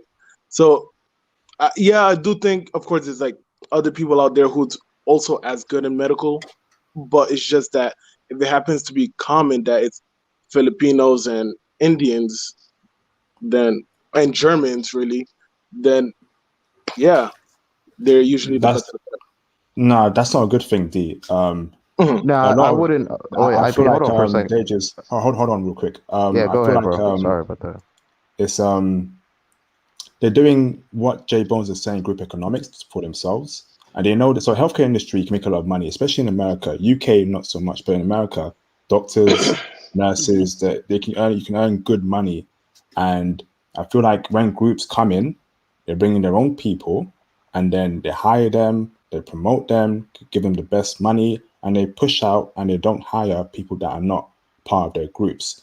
I agree, it should be the best people, but if you're just if you're just hiring your own race of people, that's wrong in my opinion. And that's what's happening in Silicon Valley, Silicon Valley as well in America. You got the tech guys only hiring Indians, whites, and Chinese in California, pushing out qualified black people. So I don't really agree with your point there, D. But say your last point, J Bones, before we move on. Well, the good news, IP, is that here's the thing about it. So we can get back to the Filipino thing. But the good news about it is that some of us do practice it, but it's usually like Theo's in Austin, so he's in Texas. Over there in Texas, especially the Houston area, what happens is that you have an abundance. I don't know if you guys saw this on Instagram, but there's an abundance of Nigerians who are just basically building their own health sector community there.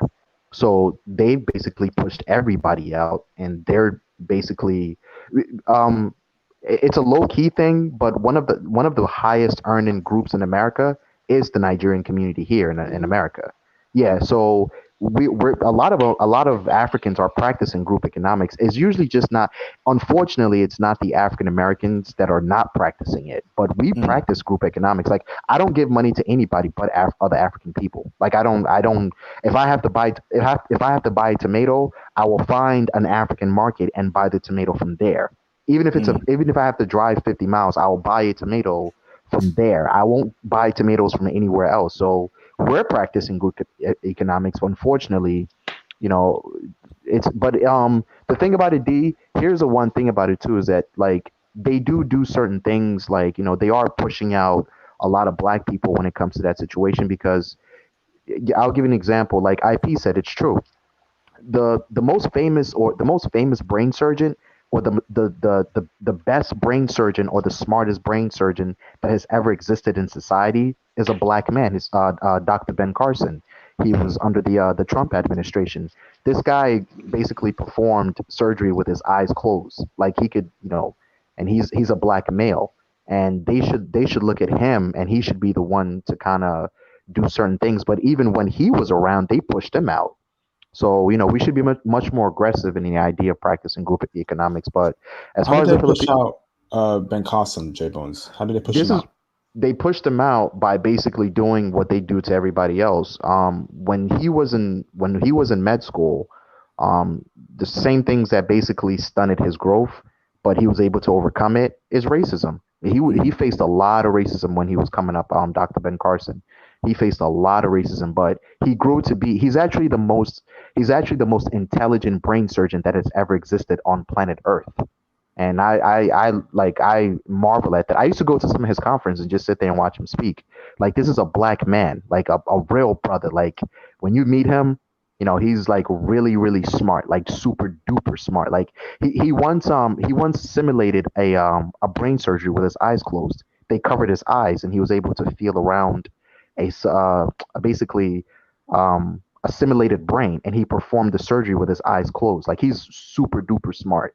You understand what I'm Mm. saying? But yeah, it's all about, like you said with the IP, with the Silicon Valley thing. It's a racism thing. So we should learn how to help our own people so we can learn how to grow. Correct. Thanks for that, Yeah. J Bones. I think we need to have a stream on that as well. Just career advancement, group economics. So I've got that in the plans as well. And you definitely be a part of that stream, J Bones. You have a lot of information, bro. Thanks, J Bones.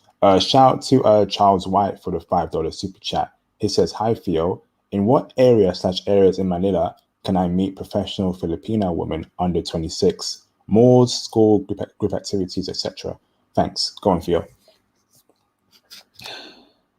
They're all over the place. So you don't have to, it's not just one area, one place that actually happens. They're everywhere. It'd be like saying one area in Austin, can you meet professional people under 26? Well, here in Austin, they're everywhere. The same thing for Manila. Same thing for Tokyo. There's no one particular area. if you want somebody who's like more like, okay, so a professional but looks like kind of a Western professional, then there's only one area to go to, and that's Makati. Just hang out in Makati. That's easy. It's the easiest way. But then, like, why? I mean, that would be my point of view, because I would prefer different girls than that. All right, thanks for answering that question, Theo. I hope that answers your question, Charles White. This has been a very productive live stream so far. Sorry. You want to say something, Theo? No, I'm good. Keep on going. I think was it D that wanted to say something? No, it wasn't. no. I just no. I don't have anything to say now. Okay, sorry. I thought you said something. All right. Sorry, bro. Let me just see something real quick. This has been a very good discussion there. Exceptionally well discussion. So I'll have a stream. I've got a stream next week regarding real estate investing. So I want to see. So we got these kind of streams, right? I've noticed they break records. Like, at one time, 135 people were watching this live stream, but I don't get that much views for finance streams, and finance will change your lives. So the crypto streams I've done in the past, the real estate streams, very small amounts of people only tune in for that, and I get low views for it. Those kind of streams will change your life, brothers. I get that women are exciting. I get that traveling is amazing, but ultimately money is also important. Real estate, finance, businesses. So make sure, brothers, you watch those streams, because if you don't have any money, how can you travel? How can you live a good life? Theo will tell you that. Theo tells everyone that money is important. Mm-hmm. It is important because you can do what you want with money. Speak on that, Theo. Yeah, so if you have the money, you have the cash flow, then you have the ability to travel. Now, what you have to do is make sure that you can actually work remotely. That's one of the biggest things, probably one of the biggest reasons why I've been so stuck in the United States, is that particularly before coronavirus, it was more difficult for me to work for a sustained period of time and safely in a remote function. So they would always try to get me to be on site at some point. But if I can work totally remotely all the time, then I can leave. And so now in IT, working remotely 24/7 is very easy to do because of coronavirus. Very few companies are requiring their employees to actually be on site. So in that case, you're able to leave the country and have a reliable job, and then all you have to do is use your debit card, and you can get some wages out of your salary in another country, and then you can continue your life while you're over there. But there's a little bit more to it. I mean, we need to have, and this is why I'm actually having a seminar based upon some of these points in Atlanta. It's free. We'll talk with IP about maybe putting parts of it on here. But you have to actually have a plan together about how to do this, because if you get stuck or you lose your job while you're in another country, then you need to think about how you're going to return to the United States before you actually get on the airplane. You can't play around or you're screwed. So again, IT is one area you can do it. Finance is another area you can work remotely. So is recruiting. That actually kind of works. It doesn't matter where you are, you recruit anywhere in the world. Fantastic, Theo. Yeah, money is important, brothers. I'm telling you, it offers you freedom to do what you want in life. To travel, to do what you want. I'm happy to hear that Jay Bones is actually building a hospital for him to help him retire. That's a life right there. He can retire in his 40s, whatever, and then live a life of without any stress, freedom. That's what brothers should be aspiring for. It's crazy, brothers. I want to see more people watching my finance live stream. I'm not just saying it for my channel. I'm saying it for your benefit, because in my free time, I'm reading about finance. I'm reading about the stock market. I'm reading about crypto. I'm doing things that will benefit my life in the future. And those streams, I'm doing it for you, brothers, to help you out, to break down things that are hard, to do things earlier, to do things better for you. So Theo has a conference coming soon. Theo will reach out to me because I want brothers on my platform to go to his conference as well, if it's an avenue to make money on there. So Theo will reach out to me. We'll set something. We'll set some plans on there, whatever. I want brothers to make money, man. I'm telling you, we cannot be left behind the upcoming fourth industrial revolution. So a brother that I know, shout out to what's his name, Cozy212. I was speaking with him a couple months ago. He was telling me that there's going to be a fourth industrial revolution coming soon. That's going to be around crypto, around stocks, particularly crypto, where a lot of millionaires will be made in crypto. A lot of millionaires, and I want that to be. I want a lot of black men specifically to become millionaires of crypto. We need to start getting into these avenues where people are getting rich. Just like in California, where Indians and Chinese are becoming filthy rich off Facebook, of Google, of these high tech companies, and leaving us out. We cannot be left out again in this wealth boom. I'm tired of it. Speak on that, Theo. I'm gonna put this back in. So I definitely agree with you. We need to be thinking about how to do increasing our cash flow as a group. And I think that black men right now, particularly in the West, are in an excellent position to actually start really increasing wealth, as long as they isolate themselves from Western women. That's the whole point, because Western women, their focus is only on themselves. They're actually rather narcissistic in nature. So if you're able to focus on your own wealth, your own well-being, your career first, make sure you have your mission in life and that you are pursuing it and that you got your financials are correct first, then you're going to be okay. You're going to make sure that you're going to survive the next 30, 40 years. And then what you're going to do is get on an airplane and go to another country and get a woman from there, and then you can bring her back over to the Western world. But you have to be thinking in that terms.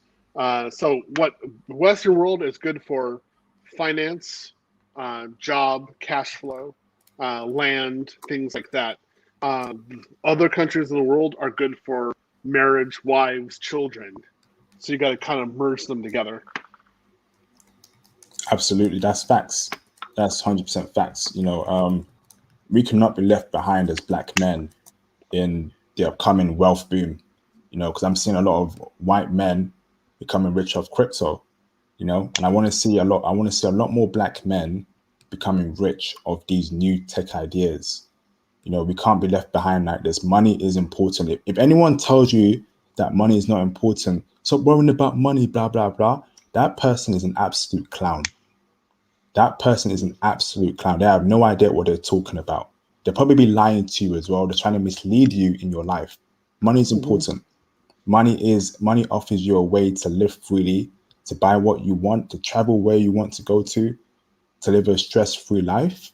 It's important. If I may, I have to agree with the both of you. I really, really agree with you because I think, especially nowadays in this modern day that we're living in, there's plenty of avenues to make money. And I have done some research myself, and I believe Forex is another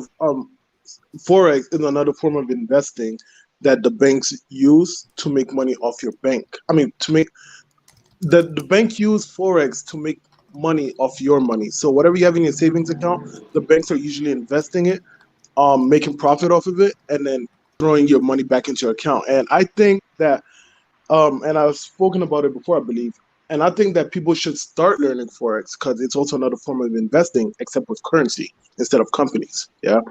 Another way you can make money is through digital, like online advertisement, like Facebook ads, Instagram ads, and Google ads, or Google Analytics. If you have skills in that, I promise you, every company who are boomers would want to come to you, because I feel like our generation were really tech savvy compared to like people that's like, I don't know, 50 plus or 60 plus, really, right? And people definitely want their business to be getting out there. And if you know how to use the social medias to advertise business to get them more customers, you can get potentially 2,000, 5,000, and even more per month. Yeah, good point there, D. And anyone who does, anyone watching my stream right now that does digital marketing, please reach out to me. And because I think that's a very good point there you said, D. And let's set up a live stream to promote that kind of work for brothers and see, because you're right about that. There's a lot of businesses being opened up. People want to have the next tech companies, the next Facebook. So you need to advertise your product very, very well to actually get customers. And that's an avenue to make a lot of money. That's a good point. Hold on, D. So shout out to Maurice Phillips for the $4.99 super chat. He says, Theo, can you post some of your IT seminar in the Facebook group? Theo, can you answer that question, please? Yeah, I'll hold on, let me put your phone back in. Yeah, I'll talk with IP about it first, just to make sure. I'm actually finalizing some of that information. So I mean, it's IP's environment. So once IP feels good and everything is good, then yeah, that can be published in there. But it's a free seminar. It'll be focused on how to get a career in IT. There will be a section on international in IT and the kind of game plan that you need to have and to live in another country for an extended period of time and get married there. So it is really on the like save yourself black man kind of focus. Fantastic. Good super chat, Maurice Phillips. Appreciate that, bro. Can't wait for that. Fantastic. Feel free to send through more super chat, brothers, if you are enjoying this live stream. This has been a great live stream, a mixture of Filipino women and making money. I'm not saying money is everything. Don't fall into that trap where money is this, money that, because eventually you'll do anything for money, and that's disgusting and that's wrong. Make money the right way. That's by you have to work hard, work smart, do the right thing, be career orientated, go into industries that will make you a lot of money, IT, finance, healthcare, legal stuff, I believe so. So that's how you make money in this world. Business, do things the right way, don't just do anything for money, or else you go crazy. Do it the right way. Work hard and work smart. Let me bring in Jay Bones. You want to say something, Theo? No, you're entirely correct. Yeah, you have to make sure that you have it done correctly, and that you have you're a man of integrity, and that you're reliable. So once you have that reliability, then you have more companies and more customers are going to be willing to work with you, and that's when your cash flow is going to really increase. So then you can diversify, further increase your career, and then that's when you can be a specialist. And then when you become a specialist, that's when you can really work remotely anywhere in the world. And so, again, it is a process. You have to think of it as a process. But if you do it that way, you do it right, and you're willing to put in the time and effort, oh yeah, you can be unstoppable. So that's what I did. What can I say? Fantastic, Theo. Brothers, if you have any questions regarding Filipinas and the Philippines country, feel free to super chat your questions or call in the live stream panel while Theo is still available. Let me bring in Jay Bones. What's up, Jay Bones? Yeah, IP. Sorry about that, man. That is my Can you hear me? Am I coming in clear? Yeah, Yep. loud and clear, bro. Loud and clear. Oh, okay. Yeah, sorry about that. Just this Wi-Fi is dodgy in the mountains over here. Yeah, man. IP. So when is your thing? When is your stream on the cryptocurrency? Because that's the one I'm trying to hit. Yeah, so that one should be next week Saturday. So Okay, 19th of September. 19th. So that's on the Sunday, sorry, next Sunday. No, that's wonderful. That's perfect with my schedule, man. I got pen and paper and I'm ready for that one. Here's my link. Here's a link to it, by the way. So this is the crypto stream link next week Sunday. It's already posted on my channel. Just has a reminder. So that's the link over there. Click on it, and then what's it called? We'll move on from there. It should be a great stream. I can't wait for it myself as well. Yeah, that's what's up, man. No problem, brother. Let me go to you want to say something, Marcellus? He's been quiet. I do have one more thing to say. I'm sorry. Hold on, D. Hold on. Okay. Marcellus, are you there, brother? Yeah, can you hear me now? Loud and clear, bro. Do you have any questions regarding Filipina women or the Philippines? Yeah, so I got one question. Are they focused on fitness and education, or is it just like survival out there pretty much?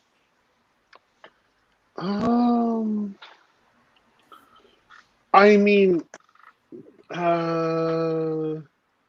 some of them are educated rather well, but it's not like in the West where you're thinking like, okay, education and then she has a high end count and feminist. It's not like that.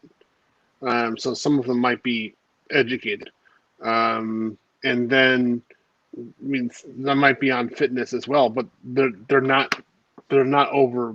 A few of them are obese. The most of them are fit anyway. So they eat well. They do everything well. That's just the way things are. They're focused on happiness, harmony, family, like that. Okay. Yeah. Okay. Thanks for that, Marcellus. Marcellus, are you in crypto as well? Yeah, I actually have a channel that I talk about crypto on. It's actually on this YouTube channel if you guys want to check it out. Okay, bro. Let's set up a live stream the following week after speaking about crypto, if you're okay with that. Yeah, I'm good. I just followed the Facebook group also. Fantastic. Let's set up. If you can just break down cryptocurrency in very simple concepts, because I find that a lot of people just don't get it. Since you're well versed in it, let's set up that stream and let's get people more into crypto, if that's okay with you, brother. Okay? Yeah, for sure. All right, fantastic, bro. Put yourself on mute, and then I'll reach out to you in the Facebook group. Let me go to D. What's up, D? I just want to also extend on the issues of finance. I think most Americans, Black Americans especially, like to focus more on the materialistic side of things rather than actually try to make money. And I just think it's very important for brothers in general to know money management. Yeah, because I know people can make a lot of money, but you also have to learn how to manage money, in my opinion. Because if you don't manage money, it's I don't know, it could be bad, but I think that's pretty obvious. Yeah, money management is important. Yeah, I agree with that. Yeah, because I have a lot of friends who, again, they work, they make money or whatever, but as soon as they get their paychecks or whatever, they usually go out and buy the latest pair of Jordans and Nikes or basically anything that's designer clothes just to show off. And I'm not saying that they shouldn't buy. Of course, their money, they can do whatever they want.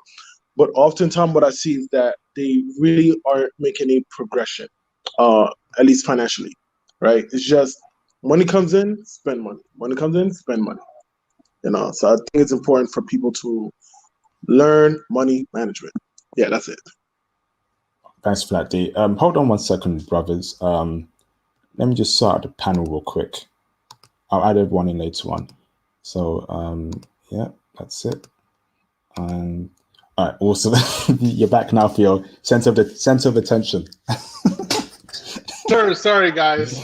Yeah, you're exactly right about the money management. This is very important, and you have to you have to have a real strategy. And my advice is to have a strategy for managing your money before you make money. And that's what I did. So I had a huge collapse in 2008 due to the recession, and then I lost pretty much everything. But I came back, and when I was when I was planning my comeback, I actually planned the basics of how I was going to save money and invest money, and then I just followed it when I started making the money, and that's why I'm successful. So you really need to be thinking about it before you make money. You need to be devoted. So when the cash comes in, you're like, yeah, I've got extra cash. This is how I'm going to spend it. You actually also have to be able to respect your impulse. You will have small impulses. So why do you have an impulse to buy something? How do you save your money and also somewhat satisfy or temper an impulse? This is what I do. I mean, I'm very conscious of it, because if I don't do small impulse, or what I call feel management, if I don't do those purchases, then I'll go into a starvation mentality in my head, and then I'll seek to destroy my savings. And I'm like, okay, I'm illogical. How do I stop this? And that's the easiest way is invest. I make sure the investment happens before I get my paycheck. Then I do a little bit of management, and I buy my little necessity. I get paid some of my bills, and then I do another investment with my salary, and then I start thinking about field management and a little bit of impulse. And usually at that point, I'm emotionally balanced, and I have what I want, and then I go on just being a normal worker and thinking about life, stupid stuff like what's on TV, things like that. And then life is much easier to deal with. So that's my recommendation. All right, fantastic. Brothers, let's speak about finance in a different stream. Let's keep it on traveling now. So everyone in the live stream chat, can we get back on topic? So speak about Filipina women traveling now. We'll speak about cryptocurrency next week. Okay, brothers, let's keep on track now. Thomas Demihan, what's up, brother? What's up, man? Can you hear me? Loud and clear, Thomas. Loud and clear. How are you keeping? Oh, good, man. How are you? Hi, Theo. How are you? I'm right, bro. Yeah, man. This has been an excellent live stream. Another classic, fam. Well done. Thank you very much, Thomas. Everyone in the live stream chat, no more crypto talk or stock talks. Keep it on traveling now, okay? Get back on topic. We'll get back to crypto next week, okay? All right. Everybody wants the crypto. Yeah. So, have you ever dated a Filipino? Have you been there? What are your thoughts, Thomas? I haven't been there before. It looks interesting. Though, I have one question for you, Phil. It's regarding. Okay. If you had to rank the group of women that you've dated, this could be rhetorical. Who would it be? So you have Brazilian, Filipino, and Japanese. I know. I think I know the answer, but I just want to hear your opinion. On where I've dated, Yes. There'd be Japanese would be first, Brazilian second, and Filipina third. Yeah. Why that order? The Japanese, yeah. Japanese women tend to improve your soul. They improve the essence of you, and it's very. I mean, out of all the women that I've dated quite a number. It's really the Japanese ones that I kind of sit back and regret not having in the house. And so I kind of sit back and like, but then like, in terms of fun, Brazilians, there's bar none. Brazilians are nuts fun. They're great. I love talking to Brazilians. My trainer is a Brazilian. I love talking to her. She's a fun person. There are Brazilians around me. I love talking to my coworkers who are Brazilians. They're just wonderful people. In terms of, I mean, you gotta think about it. When I was with Filipinas, like nothing wrong about them, but I wanted to be sure of having a relationship. I wanted to be sure of being with a woman who wanted kids with me, and that was why being with Filipinas was so easy. It was actually therapeutic for me to be with them, and it felt really great. They fit into your society. That's good. They really fit in. But there's something like really unparalleled with Japanese women. They're wonderful. Again, it's very. I don't know if you ever watched the movie The Highlander about immortals. Yeah, the guy in there, he talked about how he dated a Japanese princess, and he couldn't date a Japanese woman again, and that was like 2,000 years ago, and I understood that. I was like, yeah, I could see that. Like, you would still remember her after 2,000 years. That makes total sense to me. That's a brilliant answer. Wow. Yeah.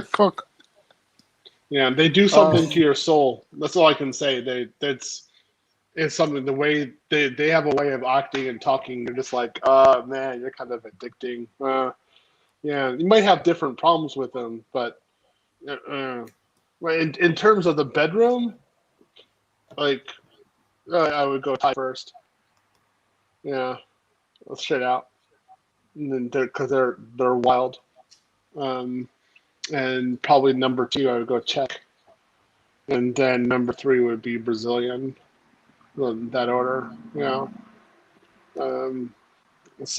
But that's, if it's just bedroom, you're not really thinking about anything else outside of that, then that would be the order.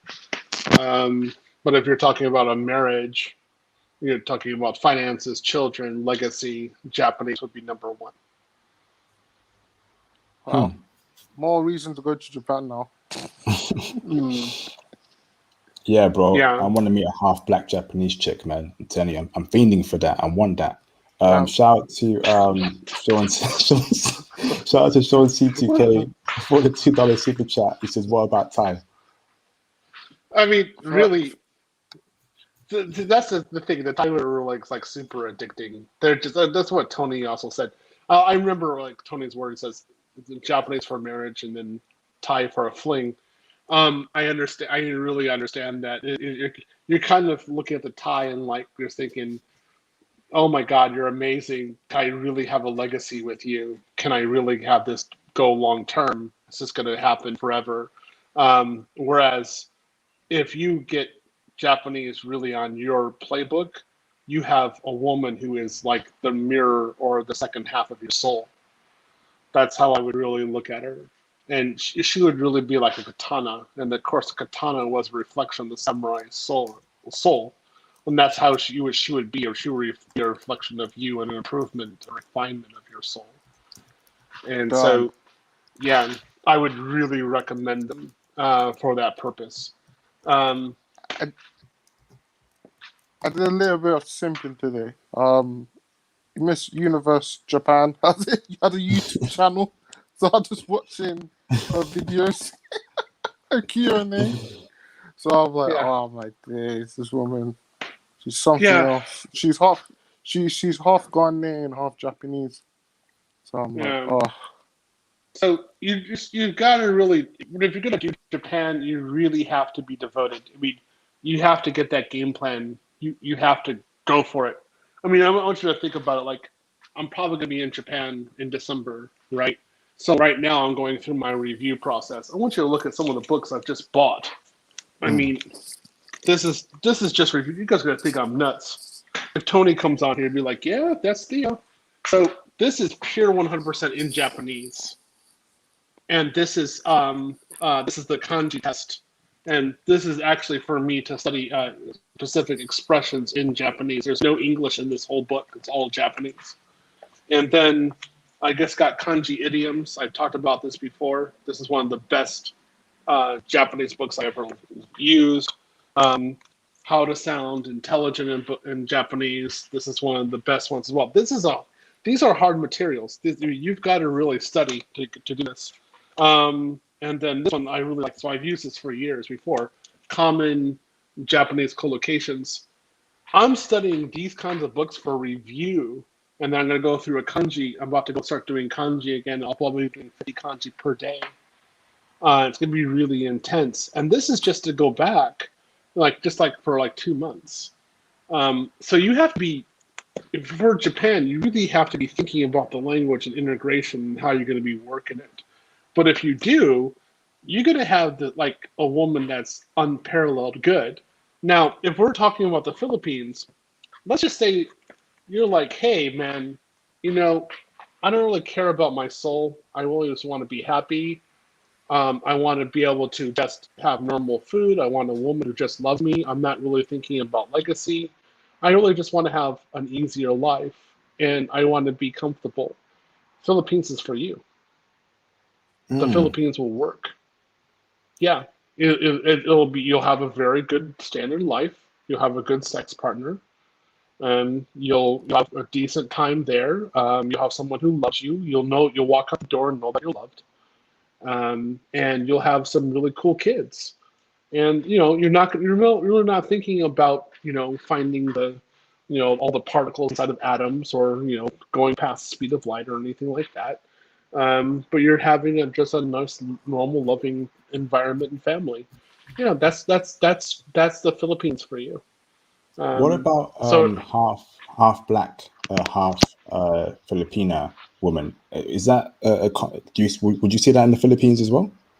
you can see that. Yeah, you can see them. Yeah. Are they good looking?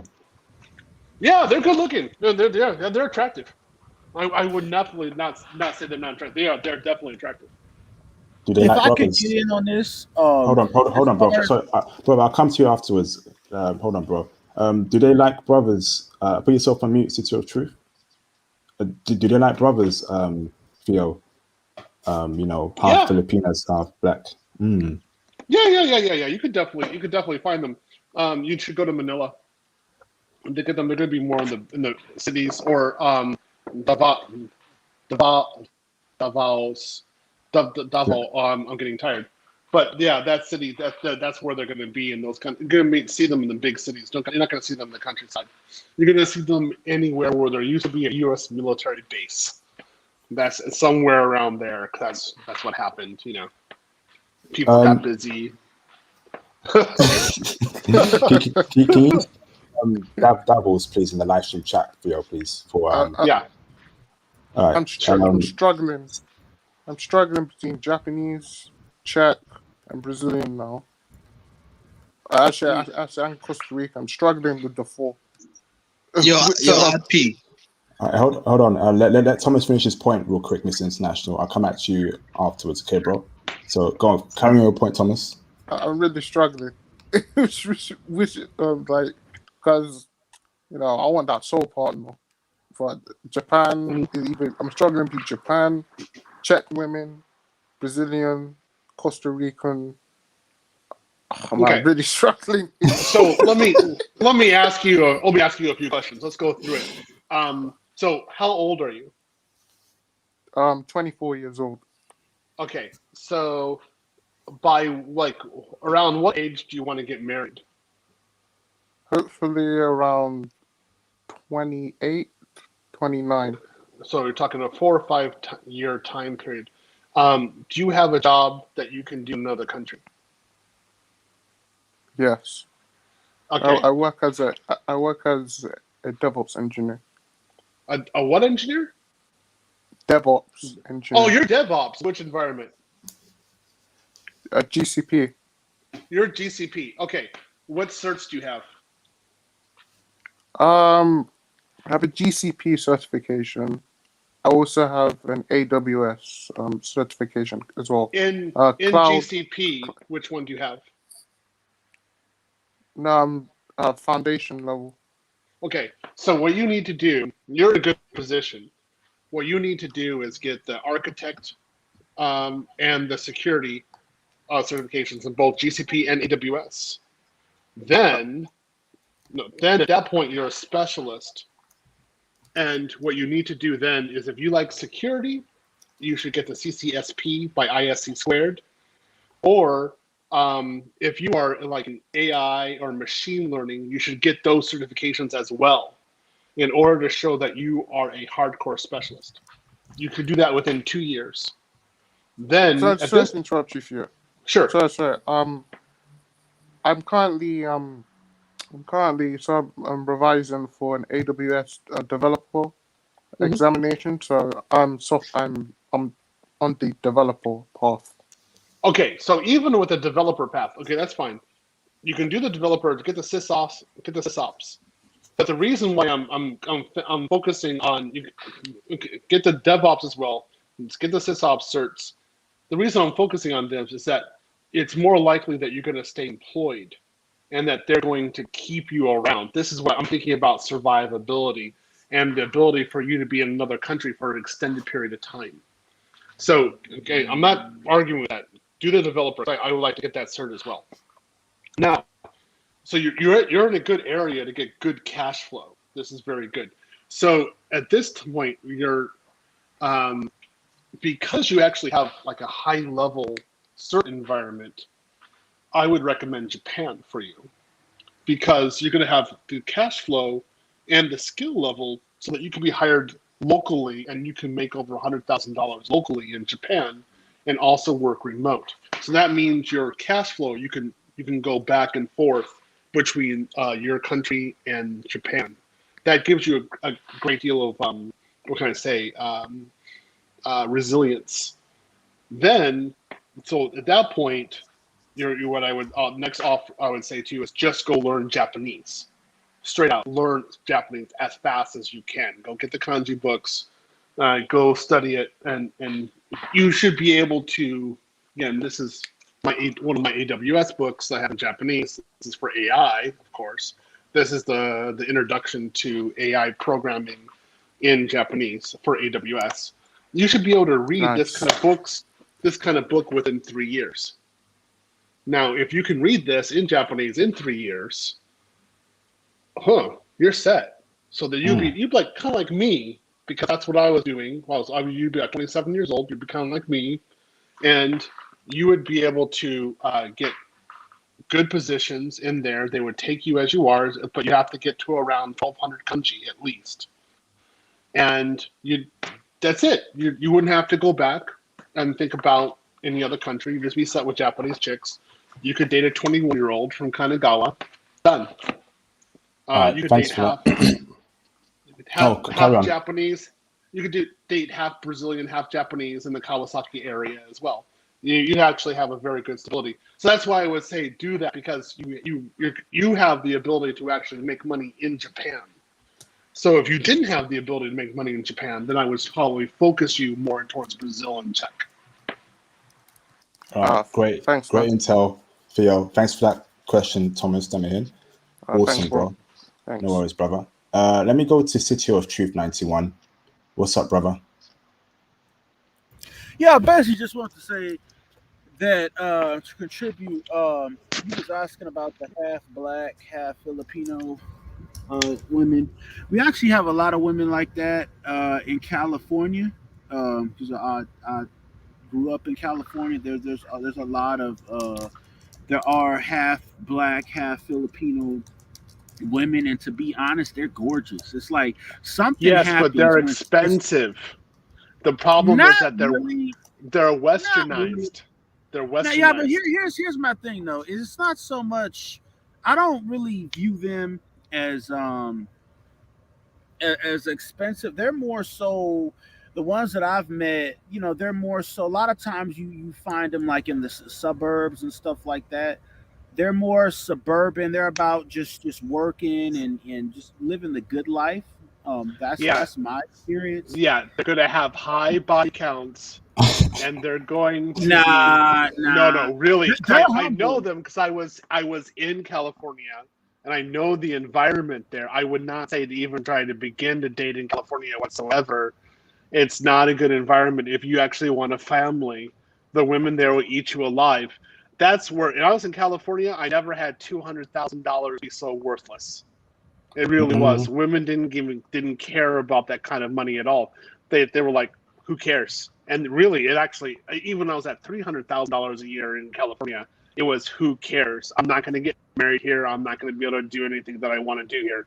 And the women are a big part of that.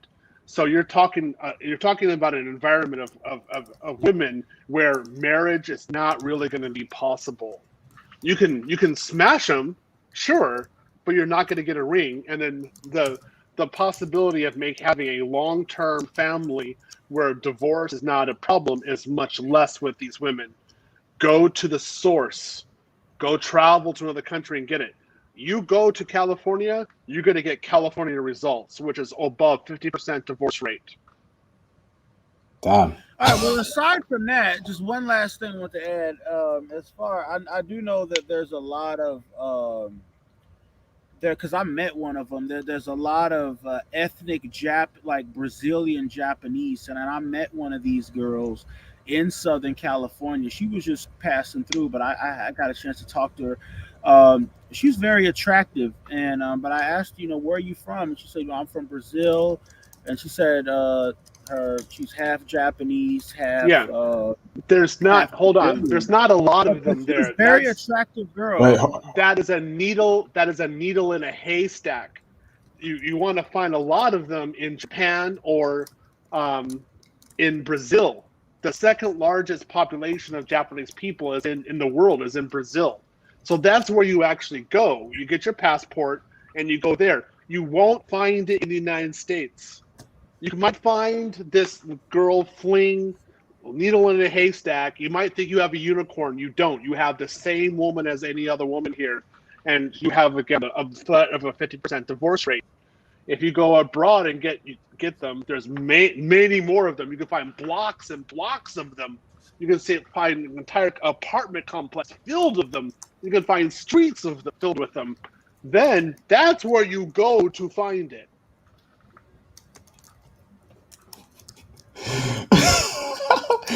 Russian spy sleazeball. We're not checking for them, bruh. Even ask Theo as well. Theo, are we checking for Indian and Sri Lankan women? Brothers aren't checking for them. No. No. No. I don't even know why I'm looking at that in the chat. I'm like, what are you guys doing, man? Like, come on, man. Like, stop. Get focused. Like, choose a country that you really want and stick with it. Well, you're basically saying, what about this one? What about this one? But you're not going to find any of them. You're just going to sit there and be thinking about possibilities. Stop. Turn off the television. Think only about one culture. Think about your career, your cash flow, your investments, and choose a path that's going to get you a result that you're going to want. Think about your end result. Don't think about every woman on the planet. I agree with that, but let me just do this one last. Let me ask you this, Theo, because the brother mentioned earlier black economics and that kind of thing, and my thing is this, Theo. My philosophy, like I've always felt that, especially when it comes to the SYSBM community, that brothers who go to particular countries, that we're like on the cusp of creating like a new global black identity. Like a lot of these brothers, they're going to go to places like Japan or the Philippines, and they will start families in these places, and they will start whole new black communities in these places. And my thing, Theo, is this: I think it would be a positive thing if black men in the future of the future started to tie their identity to those new places that we create versus you know versus places that where we haven't been successful in creating families like the West, the U.S. Because we have this matriarchal structure that got created here, and I wanted to ask you, Theo, what steps do you think brothers would take to create that? Because I would like to have like a community overseas that where brothers can go to, where we have property, we have businesses, we have political power, or at least on a local sense, and we can use those places as nodes or as hubs to go and do big things. What do you think about that, Theo? Okay, now that's actually a decently good question. So let me go and answer that one the way I really think about it, because I've talked about this with other black men as well. So business, political power, land, that's better in the United States. This is the best area for that. So what you're talking about is being a black male patriarch, going to another country, marrying a woman, and then bringing her over and having her live within a patriarchy, a black male patriarchy.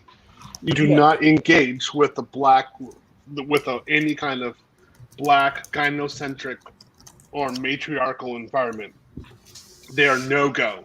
You don't merge. They're on the other side of the city or another side of the street. It's like a firewall. You don't engage with them. Then you keep on increasing that with like-minded people, but you also engage with white men who have also married abroad, and there are quite a number of them because they have the same level of thinking as we do. And then that's where you actually make a community. That's where you actually have something cool going on, because you actually have some good sharing, but that's where a patriarchy is ultimately protected and can endure and thrive. So the focus is on the patriarchy first, and then hopefully having a successful black upper middle class to lower upper class environment.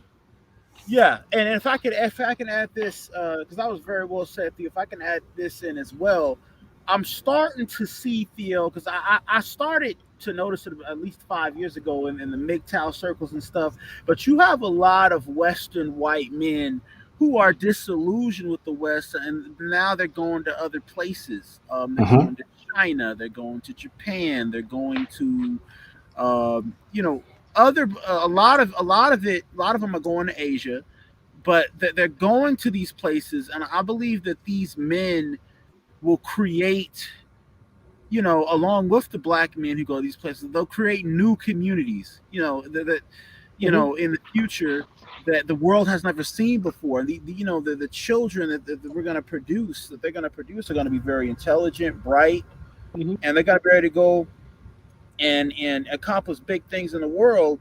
And I feel like, because I know a lot of brothers, when I talk like that, a lot of brothers, they don't have the vision for it. They don't think it can happen.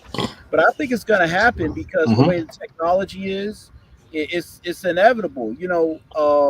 A lot of let me go in this. Go ahead. So white American men have been doing this since the 60s.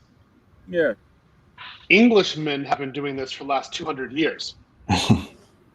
Okay? They've been going all over the world marrying women and bringing them back to the UK. So this is nothing new in that environment. What is new is for black American men to be doing it. But I've known black men doing this from the military, staying there in Okinawa or Japan, or Honshu, which is the main island in Japan. They stay there since the 90s, and they're very happy. So some return, some come back. So you are right. You're just recognizing this is actually happening. The Philippines actually has a long history of this, of black men being there and marrying locals and actually staying there. So that is there. You're talking about actually having this group come together. It'll be slow. It'll take a longer time. What you have to think about is how you are going to integrate into this environment, not just the theory, but what you're going to do in order to be in this environment, because this is the best area for you to thrive, for you to have a patriarchy and be happy and have children. All right, thanks for that, City of Truth Live. Good questions, bro. Put yourself on mute, please. Let me read out a couple of super chats. I'll put you on mute. Let's see. So, shout out to Russian Spy Sleazeball for the $2 super chat. I'm not going to put it on screen because, come on, bro, let's be mature here. But shout out to the super chat, Russian Spy Sleazeball, $2. Shout out to Sean C2K for the $2 super chat. Which Philippine city is the best to go to first, Theo? I really like General Santos. I gotta admit that I really like that. I had good memories from there. But most likely you're gonna go Manila. So I would say Manila, Davao, or General Santos. Those are your three. Go to Manila. Just especially if you never really travel abroad, go there. You should be able to deal with it. Thanks for that, Theo. Sean Camp, I see you, bro. Just stay on the line, bro. Shout out to Sean Share the Crypto podcast for the $5 super chat. He says, do you believe it would be possible for brothers to get Asian wife overseas and bring her to somewhere like Hawaii, raise a family away from mainland? Hold on, dude, what are you talking about? Hawaii is like, are you in Hawaii? Because Hawaii is basically Japanese. It's owned by Asians. So in Hawaii, you're the foreigner. I mean, what are you talking about?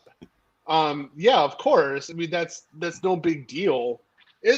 I don't see much difference between you marrying an Asian wife and living in Hawaii or living in Asia. They're basically the same. I mean, come on. I mean, it's all Asian food there. I mean, in Hawaii. So, why don't you go to Hawaii, check it out, and see if you have an answer. Just go to Hawaii, go check it out. There's just zillions of Asians there. If you're a black man married to an Asian in Hawaii, who cares? Nobody cares about that. You're just another guy. All right, thanks for answering that question, Theo, and thanks for the super chat, Short Shade of Crypto. Much appreciated, brother. Sean Camp, you right, brother? Hey, what's going on, man? What's going on, IP, and what's going on, Theo? All good, brother. How are you? I'm doing good, man. Loving the stream. And just to piggyback on something Thomas Demihan was just asking, as far as like all the women dated. Theo, I know you said you had to fling with ties, but man, if you get a conservative traditional tie, I will put them up against anybody. I haven't been to Japan yet, but if you get a traditional conservative Thai woman, I will put them up against anybody. Where do you find a woman like that? A traditional conservative Thai, Sean Camp? You can find them in Chiang Mai, Unda Thani, even some in Bangkok. You won't find it in Pattaya or Phuket. But yeah, you can. I mean, you can go to many places in Thailand and find that. And they're checking for brothers too. Checking for them hard. Checking for them just as much as the Philippines. Yeah. Yeah. They're definitely. We have a live stream of Thailand, so definitely. I mean, you gotta call in on that one. We have to all talk and compare our notes about Thai women. Yeah. So my I said on the live stream in Singapore was that I was unable to ascertain the risk regarding Thai women. That's why I didn't ultimately go for them. If I were able to, and if I were able to say, this is where the conservative area is, this is how I understand they're just going to stay with me, I can understand the risk, this is how I understand this is going to be long-term for family, boom, I would have gone Thai. Yeah, I mean, yeah, because like I said, I haven't been to Japan yet, but I mean, my top two, as far as all the women I dated, Thailand and Brazil. So, but yeah. And the Filipinos are up there. They're up there, but Filipinas. Yeah, they're up there. But I give Brazil and Thai the edge. Okay. All right. Thanks for that, Sean Camp. Yeah, me and Theo have a stream on Thailand coming soon. So please call in for that, Sean Camp. That would be much appreciated, brother. Most definitely. Yeah, I want to know more about this conservative Thai woman. So, Sean Camp, can you type in places in Thailand where we can actually find conservative Thai women in the live stream chat, brother? And Oh yeah. type it in, brother. And also, Okay. her being conservative, I mean, so would that mean she would be a virgin and have a low body count? Yeah. Exactly. Yeah. Wonderful. Yeah, Type it in the I live. have a friend. I was going to say I have a friend who's married to a Thai woman. I knew her when she was 19. We were in university together, and they have 4 kids, and he is absolutely elated. He is extremely happy. So, I mean, I can't say enough good things about them. But he was able to ascertain the risk. That's the thing about it. Yeah. Yeah. You most definitely gotta vet all these chicks hard. I mean, no matter what country, really. And yeah, so that's just how that is. But yeah, I'll type it in the cities and the areas.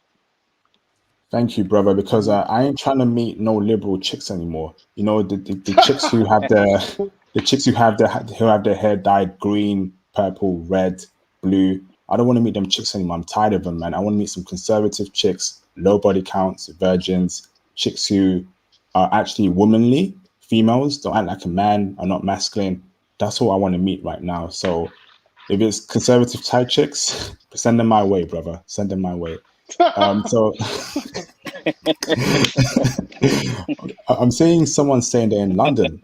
Whereabouts in London can I find these conservative Thai chicks? These cuts, you're from London. Can you call in, bro? These cuts, the dude from London, call in, brother. I want to speak to you about Thai females in Maidenhall. Oh, I didn't know about this. Call in, brother, please call in, because yeah, I've got to find, because I can't travel at the moment, so I've got to find a way to meet woman in the UK. Unfortunately, I'm sorry, brothers, but I can't travel at the moment. So if I can find a feminine chick in the UK to keep me happy when I travel for the meantime, that'd be great. Go on, Theo. No, see, this is funny. So the problem is, so when you go to another country, you have actual market power, and you're able to date amazing women there because there's a lot of women compared to not so many Western men. So that's why you want to get her in that environment. If you date her in your environment, you're at a disadvantage because there's few of her and there's a zillion Western men all around. So this is where she is happy. So you're having to compare against a lot of Western men. That's not good for you. But if you're in her country, the women are competing for you, so it's easy for you. So that's why you want it that way. That's just straight off the way it is. That's why you go abroad and actually get the woman and bring her over. Fantastic. Thomas Demihin, have you heard about these conservative Thai women in London, Thomas? No, I haven't. This is the first time I'm hearing about this. Maidenhall. Yeah, where's that? Where's Maidenhall? I need to investigate this. Yeah, because this may be a top secret mission for me. So I need to. Hey, 007. I need to initiate my license to kill. Kill that P. kill that P-U-S-S-Y. Kill that P-U-S-S-Y. License to slay. That's right. Yeah, that's right. You're doing it, guys. You're having your fun there. Yeah, right. Hey, Thomas, while you do that, right? Let me go to Mr. International. He's been patient.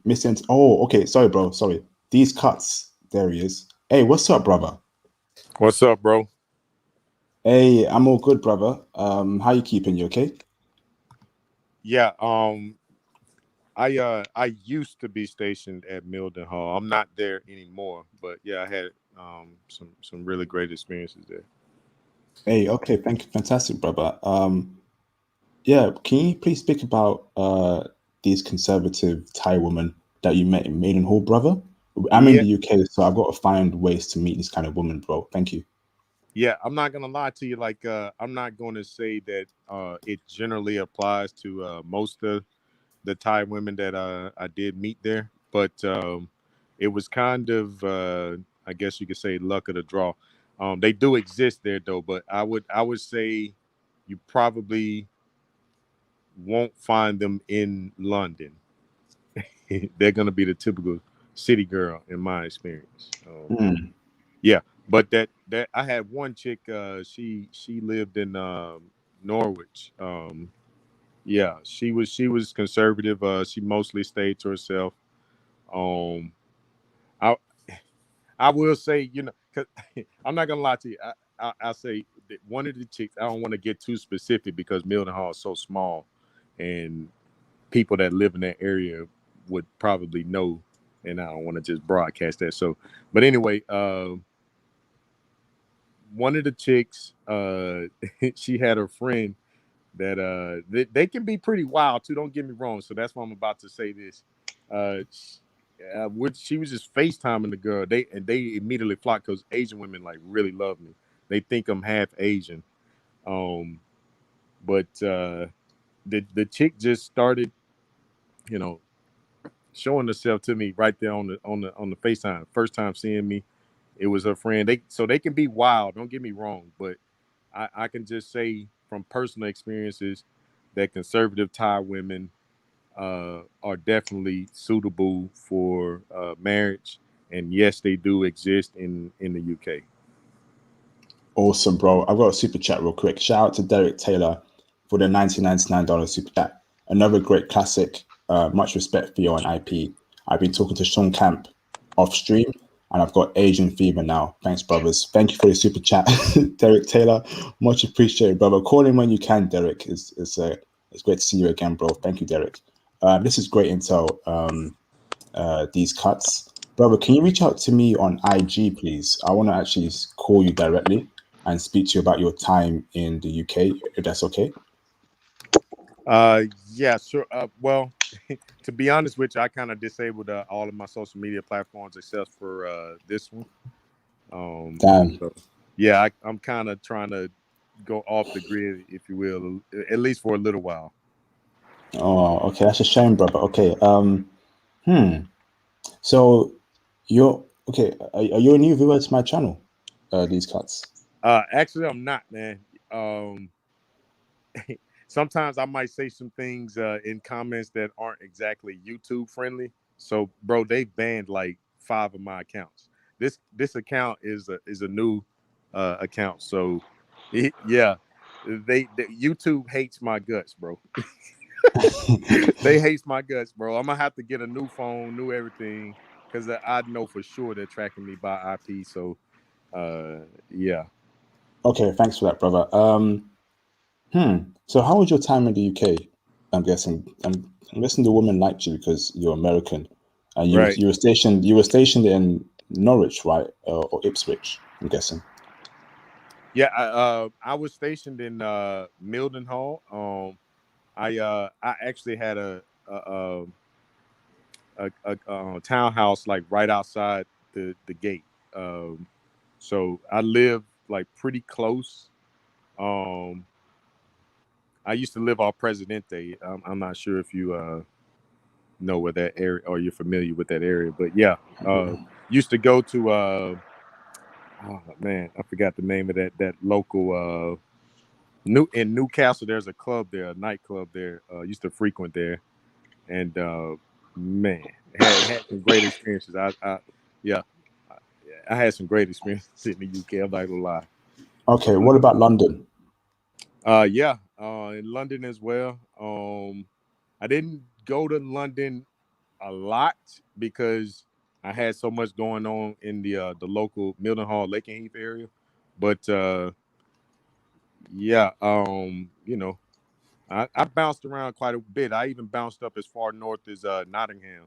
So yeah. Okay, brother. Yeah, this is great. Thanks for actually dropping intel regarding Thai women in the UK. I didn't even know Thai women existed in Maidenhall. Very, Oh yeah. very Oh strange. yeah, definitely. Yeah, man. I might have to hit up that area, you know, and get Thomas 007 as well with his license to kill the P. So he should be rolling through there as well. It has to be done, man. It has to be done. It has to be done. Has to be done. All right. Thanks for that intel, these nuts. Let me go to Miss International. He's been patient. I just want to say this is a great stream. Thank you, Theo, and thank everybody in here. You know, asking good questions and giving good intel. And yeah, I heard about Chiang Mai. I don't know how. Maybe Theo knows how to say it in Thailand, but I heard about that city in Thailand before, and I feel like it's very underrated. Not a lot of people talk about that place, so maybe you'll find some innocent Thailand women there, you know. And also, I'd like to say one other thing. Theo, I heard it might be Thailand or Philippines, but they have like 100 islands or something like that in the Philippines or Thailand, like 100 like islands like over there. So Thailand is on a continent. The Philippines, I think, maybe has 1,000 islands. Yeah, it's massive. It's just they have islands all over the place. So, okay. It just means you have to regarding travel, you have to think about where you're going to fly. You're not going to take a boat, fly there. Awesome. All right. Thanks for that, Mr. International. Brothers, Theo, how much time do you have left? I don't want to take all your time. You good? All right, Yeah. brothers, feel free to call in. I'll try and stay on for the next maybe 10 minutes to half an hour more. It's 5:30 a.m. in the UK, so pretty late. To call in, if no one new calls in within the next 5 minutes, I'm going to end the stream. Hey. Yeah, what was that? IP, I just want to say this since you said you wanted to go down there and kind of explore a bit. If they're liberal or remind you of liberal females, do not trust them. I'm telling you right now, they will cheat with your best buddy in a heartbeat. I had to, I'm so socially intelligent, like I can immediately recognize when a chick is down to, to be with the homies. So the second that I sense it, we kind of, go into a NFL quarterback, audible mode, and we start calling audibles and running game. And yeah, I would say that, bro. They won't necessarily do it in your presence, but the second you're not around, I'm telling you, they down to do it. So if she's not conservative, don't trust her at all. Period. A lot of them get sugar daddies. Those rich, British white dudes. I like this one chick. Well, I don't want to say that. I can't say that because if I tell you, like I'll just say he bought the chick a business. I'm not gonna say what line of business because it might give away who I'm talking about. But don't trust them. I'll say that. Don't trust them. How do you spot? How do you spot a conservative Thai woman and a liberal Thai woman? She'll be very. She won't be outspoken. Like Thai women, that's one thing I like about Thai women is they don't give a fuck when it comes to saying what's on their mind. Okay, careful the language, bro. Careful the swearing. Yeah, they don't care about speaking their mind. Like they're very frank. They're funny too. I will say that. Like they have a great sense of humor. They'll make you laugh, but they will definitely express themselves openly. And they don't really have a filter when it comes to their words. So if she doesn't have a filter with her words, don't trust her. She they're very easy to read. They're not as difficult to read, and so socially calibrated as and advanced as like American women, some UK women. But it's not hard to immediately sense if you can't trust her. Okay. I would say don't ignore the red flags. Yeah, thanks for that, brother. yeah, I think actions definitely speak louder than words. Sorry, so that's how I try to distinguish between a what's it called, a liberal and a conservative woman. I want to get more better at doing that because I'm done with liberal women. Because liberal women are just they IP. throw the box around too much. What's that, Thomas? Yeah, IP. Can I quickly say something about liberal women? Just Yes. quickly. Mhm. As I think it was last week. Last week Friday midnight. I was coming back from seeing Shang-Chi, so I was on the train coming home, and I was just listening, just mind my own business. So I eavesdropped a conversation between 5 girls, and I just looked at them like Were they all one black? it was a mix. So 3 were black, 1 was white, 1 was Asian. So I was just eavesdropping on their conversation. I was just mind my own business, but I could hear them. I could hear what they were saying. And I was like, oh, they were just talking about how promiscuous they were. I know one of them said, yeah, oh, she had sex with one of her Uber drivers. I'm like, what is going on? What? With an Uber driver as well. So I'm like, oh man, I don't know. So I don't know, man. It's so bad in London. It's so It's bad. bad. They're trying to become the biggest whores they can. They're trying to be the biggest whores in history of whoreism. That's why I feel like I don't know what's going on. It's just it's ridiculous there. Thomas, was she a Chinese Asian or South Asian? South Asian. Oh, she was South Asian. She was I can't believe it. She was Pakistani. She was Pakistani, yeah. And she said, oh no, a nice party, but that Uber driver, yeah, I gave him good, the rest. That So was a Pakistani chick. yeah, Damn. Muslim. yeah, they're deceitful, fam. Because I used to think, Muslim chicks, they're hardcore religious. Nope, the same like chicks who are Christian.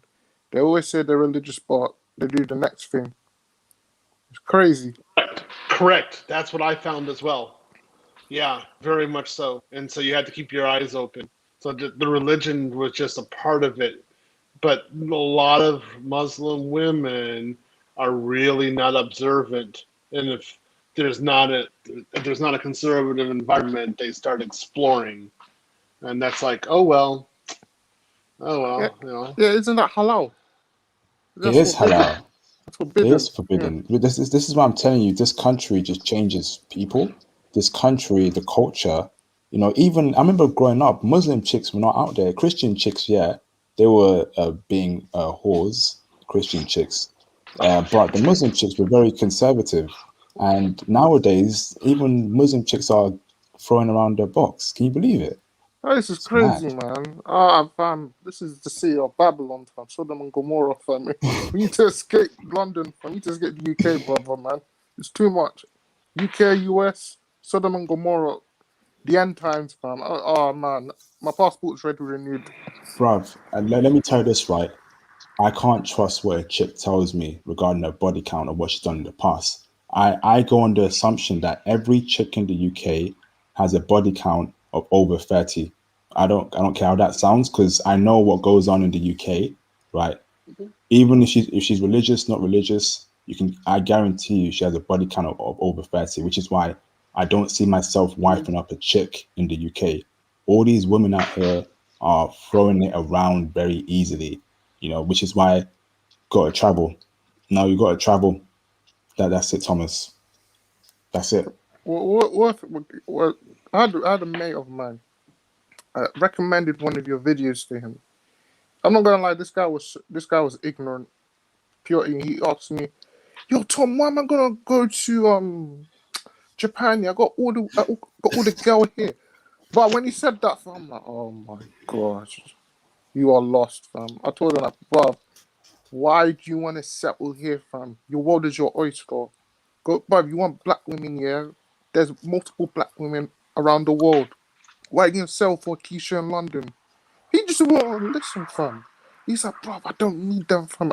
My black woman here got yeah, they got front, yeah, bruv. I don't need them, fam. Bruv, just forget about them, man. Dude, some brothers, yeah, I think the Matrix 4 is coming out, yeah. So they're still synced in the Matrix. They got a new iteration of the Matrix, so they're still within the Matrix, fam. I can't save them. You can't save these brothers out here, fam. That's correct. I will say this in the UK and America as well. The sisters there, again, all been ran through. They've been ran through by a very small percentage of black dudes. The Pookie and Ray Rays, the Tyrones, they're smashing through all the sisters here. There is no such thing as a good sister in the UK. There isn't. You know, brothers who want black women need to go abroad. I'm being very fair. I know what goes on. I can look at a lady, I can tell that she's a liberal and she's thrown a box around just by me speaking to her, knowing her ideas, who she believes in. Is she very liberal? Does she dye her hair blue, red, any color? Whenever I see a chick that dyes her hair a very weird color, she must be the biggest whore there is. And I'm always right on. I'm always right on that. Fam, they're dyeing their hair red, blue, green. What is this? Power Rangers or something? It's crazy. It's crazy. But shout out to Thomas. Let me go to Kingu Kitsune. What's up, Kingu? Greetings. Greetings, brother. How you doing? You okay? Not so well, but I can manage. Just got done. I was cleaning up my stepfather's like house in Waco, and the heat had me feeling some type of way. You know, praying to the sun god and whatnot. It's all good, man. Now you're here. You're here, so it's all good, bro. Appreciate it. I have a question for Mr. Theo, if I may, of course. Sure. The topic is about, you know, dating Filipino women, correct? Are they really like checking for brothers? If so, like, what are type of traits I should look out for when meeting them? I would say a lot of the women are looking for a black man, and so it's not like they're holding out for one, but they're definitely have their eye out for one. So I mean, just very traditional points. If you have to be able to read her body language. So if she's looking at you directly, if she's talking, if she's smiling a lot, if she's giving you a lot of access, and it's very obvious that she's clinging on to you. But that's why you're doing a cold approach almost in the Philippines. So what you really be thinking of, if you're talking about the Philippines, you probably want to do online dating first to go meet with one, and that would be when you actually have an airplane ticket. Then you would go ahead and start, like, let's say like you have an airplane ticket for January to go to the Philippines, then start talking online now. And one of the biggest problems that they have that people complain about is that the men go online and then they keep on going online forever. They don't actually go and travel. So that's a big problem. I'm guilty of that as well. So buy the ticket, go online, meet someone, get some communication with her, see how she talks, compare her to other women, and then go fly over to the Philippines and actually go meet someone. Okay. Gotcha. Reason I brought that up because when I was getting processed in the military, someone replaced me when I was getting processed out, and it was a Filipino woman. And I think during me leaving stuff, they had this little cookout thing, whatever, and she was like really friendly towards me, like friendly, like friendlier than a pack of puppies. So I was me just confused, like, okay, what is this and stuff? She was genuinely interested in me. I'm like, okay, cool, awesome. The bad thing about it, I come to find out that she was married, and my LPO was like, yo, you might want to not to talk to her like that. Me, I didn't know. And he said, I guess over there, from what he told me, so over there they kind of like mess around per se, even if they're married or not. Yeah, but hold on, where were you when this happened? I was in Seattle, Washington, Whidbey Island. This is our point. Don't deal with the West, with the women who are in our country. In the West, what you want to do, that's not a target. So if you're thinking, if I give you advice about a Filipina, this is you standing in the Philippines talking to one. If you're talking about a Filipina in America, no. Thai in America, no. Japanese in America, no. Simple. So we're Gotcha. only talking about the real McCoys. Understand. Yeah. Is that it all, Kingu? Yes, sir. No further questions, Your Honor. Kingu can see that. Did he say Your Honor? Did he say that? Oh my god! Oh my god! Shout out to Kingu. Kingu, man. I see you support the channel through super chats as well, so I appreciate the support, brother. Okay. No problem, man. Thank you, brother. We got Jiro. I'm gonna bring in Jiro to explain. And let me say one thing as well, right? One way to spot a conservative woman is, does she wear long skirts or most of the times? Wouldn't that be true, Theo? Women who wear long skirts, like literally most of the time, just like long summer dress skirts, hardly any short skirts, she's more likely to be conservative. Would you agree on that, Theo? I guess so. Yeah, I never really think about that. Yeah, maybe. That's what I find. You know, women who are liberal like wearing short skirts, wearing long socks, and some weird fishnets with it as well. And I'm just thinking, you're for the streets, you know, like, and I see that a lot. I see that a lot in the UK. Go on, bro. Yeah, but you can be with a Japanese girl in Japan who has a mini skirt on that you swear is illegal, and she's only been with one guy in her entire life. And she's actually wearing fishnets with it as well. And you're like, what? Like what? You're like, yeah, that actually might happen. So, yeah, generally speaking, you're correct. You always have to keep your eyes open. Yeah, but generally speaking, you're correct. But I know for a fact that in Japan, there's many spots there, like you and Tony said, where you'll find conservative women there. Those are spots that I will be hitting up. Forget about Tokyo. That's only for fun. Women there for the streets. Shout out to Jalil for the $5 super chat. He says, not available to stay tonight, but got to stop by and show love, G. Be good, yo. Jalil, thank you, bro, for the support, for the super chat, bro. It is much appreciated. Brothers, follow the example of Jalil and super chat to the channel before I end the stream. This has been a 4-hour live stream. In the UK, it's almost 6 a.m. in the UK, brothers. Almost 6 a.m. And I've got priorities to do in the morning. I'm dropping classics for you brothers, man. So support the channel. Let me bring in Jiro. Put yourself on mute, Thomas. What's up, Jiro? What's up? What's going on? Yeah, I'm all good, brother. I'm all good. Thank you for calling in, Jiro. I haven't seen your name before. You're a new viewer to my channel. Yeah, so recently, this past summer, I just been doing a lot of research on solo back traveling. And I just came across your YouTube page recently. When was this, bro? Like within the last week or? Nah, July, because I recently just traveled to Phuket, Thailand in August. How was it? I mean, just compared to the videos, is pretty it wasn't the same. It was pretty much dead, but I still had a good time in my opinion. But I try to find things to do. But was your nightlife is completely dead though out there. Yeah, coronavirus stuff. Hold up, bro. Let me just super chat real quick. Shout out to King Kitsune for the $10 super chat. He says, shout out to Mr. IP and Mr. Theo for the amazing intel. Let's go. Thank you, bro. Another regular supporter for the channel. Everyone follow his example and super chat to the channel. Jiro, you said a very interesting comment. When we were speaking about UK women being for the streets, you also said for American women as well. Brother, I'm not American, but can you please speak on what's happening regarding American women in your age group? Are they also for the streets as well, bro? Yeah, so I'm about 26 years old, turned 27 in December. So I mean, I grew up in Houston, Texas. So for the most part, for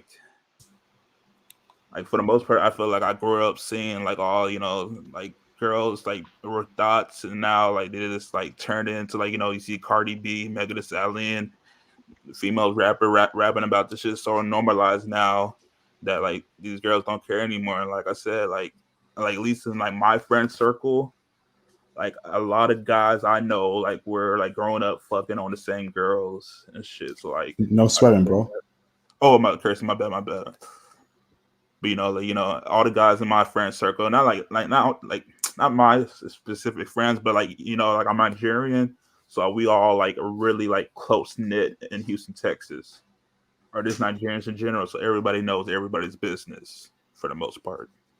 So what are Nigerian men doing to meet conservative women that have no body counts or are practically virgins? I feel like it's a dime a dozen. Like most of the good girls are gone, or they got them early on in high school. Like most of the good girls are gone, in my opinion, to be honest. But what are they doing? I can't really just say, man. I mean, like probably I would say church, but I don't know if church is a good place to even say. Nah, a lot of these church chicks all through the streets as well. Religion. Yeah. Let me tell you this, right? Yeah. Religion isn't a factor anymore. Maybe in the 90s, 80s, that if she was a Christian, a Muslim, you would know that she was a virgin, no body count. But nowadays, even if she says she's Christian, Catholic, or Muslim, you can't trust it. You know? Facts. Religion isn't a factor. Where even going to church as well, you've seen a nice chick there. She might have smashed the priest, the altar, the whole Catholic crew. You don't know anymore, bro. And unfortunately, we have to travel to meet women that are respectable. I know it's money. I know it's a lot of resources, and that's why we need to find different avenues to make money, stocks, crypto, businesses, because it's over in America and in the UK. For some reason, the powers that be have pushed out this thought culture, and I don't know why. There's no benefit in sleeping around, but what can we do? You want to say something, Theo? Really what you can do, the only thing you can do is avoid Western women and just say that they're for the streets and just totally avoid them. I don't even consider them, period. Again, there's plenty of women here. There's actually some rather beautiful women here in Austin, I have to admit. I don't even talk to them. I don't even care. And then some women I know in my church, they're like, they know my wages. They know I'm rather successful. They're like, you won't even talk to one woman in the church. And I'm like, no, I'm not, because I know who you women are. You're a bunch of thoughts who are trying to be reformed, and now you know Jesus because you're trying to get a guy like me to wipe you up when you actually walk the streets. And that was your game plan from day one. You're gonna walk the streets and then do this Christ thing, and then say that you deserve a man like my caliber. And I'm like, no, that's not going to happen. I don't want you at all whatsoever. I'm not going to date anybody inside the church. And I came around, my pastor was ticked, other women were ticked, and I was like, I don't care. What are you going to do? I've got the money. You don't. Bye. All right, hold up. That was it. Shout out to Trent5 for the $4 super chat. He says, appreciate your work, IP. Looking to that IT info. Yes, bro, we got that in the works. Shout out to Theo for that. Thank you, brother. Jiro, reach out to me on IG, Jiro. I want to speak to you about the Nigerian community there in Houston, because Jay Bones said that Nigerians there are very successful, very close knit. So let's speak about that on further, if that's okay with you, Jiro. Yeah, that's cool. So here's my IG, Jiro. It's on the live stream chat. Click on it. Send me a DM on IG, bro, and then we'll speak about that. But it's very sad, especially from Houston, Texas, right? And I know there's some gorgeous black girls there in Houston, Texas. Are the black girls there in Houston, Texas also for the streets? Yeah, I feel they're like all finessers. Yeah, like the culture has really just shifted a lot. This like the lifestyle. Like I said, I'm still relatively young, but like the culture shifted a lot. This with rappers come to the city a lot. This musicians talking about the city. You have Drake to drop the album. Like a lot of girls are just big headed nowadays because they hear a rapper singing about the city and whatnot. So that's a shame. Shout out to Kingu Kitsune for the $5 super chat. He says, I loves me some Jesus. Yeah, that's the chicks out there in church. Yeah, I won't even. I'm in Austin. I'm only 3 hours away from Houston, and I won't even touch the city about it. They're just impossible. I will not do anything dating in that place. And there's a lot of ABWs there, and so the ratio is actually good in our favor. But I'm just like, so what? You want me to? It's like okay, it's great if you want a thought, right? If you Yeah. want to be destroyed, and then a woman to take your child away, and then say she's a victim and take 50% of your possessions, while she goes and bangs Tyrone, go ahead and go to Houston and get a woman there. There's plenty of them who will qualify for that position. So I don't go there. No way. Damn. Yeah, Jiro, do you have anything you want? Oh, carry on, Jiro. No, I was about to. Yeah, it's like it's getting to that point for me. Like I'm about to be done with Western women. Like I'm almost done. I'm finishing my master's right now, but it's getting to that point. But I pretty much just like I know I'm probably backtracking on a lot of stuff that's maybe answered, but I just trying to get some info about the Philippines and this like really South Korea too. Also Philippines and South Korea. If I can answer some questions. Yeah, I've got a stream on South Korea. Okay. Theo really can't give that much intel because he told me personally that they weren't dating international men at that time. It's a different time period now. So I've got a stream from a UK brother I did 2 months ago. It's on my channel, Jiro. So go through my channel list and you'll find that stream. I'll check that out. Okay, brother. IP. Mhm. IP. I really I can't afford to raise my children in the West, man. I do not feel so. I feel so bad for the next generation of youths, man. Actually, that's a good point there, Thomas. Let me speak on that. I feel like, brothers, this is a very personal discussion I'm going to say right now, a very personal point. If you raise your child in America and in the UK as a black man, you are going to lose your children to your wife, especially if she's a Western woman, and to the culture and to her friends. Let me tell you what I've noticed over the years. Kids follow what their friends do. They follow what their friends do. They follow what the media does. So you can be a hardworking black man. You can give your daughter, especially if you have a daughter, sons, it's okay. Eventually sons come around, but even let's do sons as well, kids. You give them everything, all the best advice. Tell them to do this, do that, right? But eventually they stop listening to you. I find that the media, Western women, and other factors love turning children against the black father. I don't know. That's what I've noticed. They make up some lies that black men are useless, lazy, whatever. He didn't do enough for me, even though you were there for your child throughout his younger years. The culture in the West is men are disposable, men are useless, and they turn your children against men. Flipping heck. Sorry, brothers. They turn your children against the fathers, particularly black men. I've seen it in real time. There's a lot of ungratefulness happening in the West, which is why you cannot raise your children in the West. Thomas is right about that. Carry on, Thomas. Yeah. Wait, Thomas, hold on for a second. Is Gio still there? Yeah, I'm still here. What's up, J Bones? Hold on for a second, IP. I gotta tell you this. It's gonna be it's kind of crazy. Gio, have you seen this thing? It was about maybe last month over there in Houston. There's a video circulating around with an eye covered in semen. What?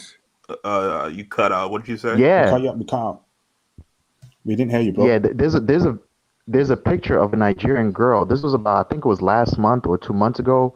There was a Nigerian girl. She's kind of popular over there in Houston in the community, and there's a picture going around of her just basically covered in semen.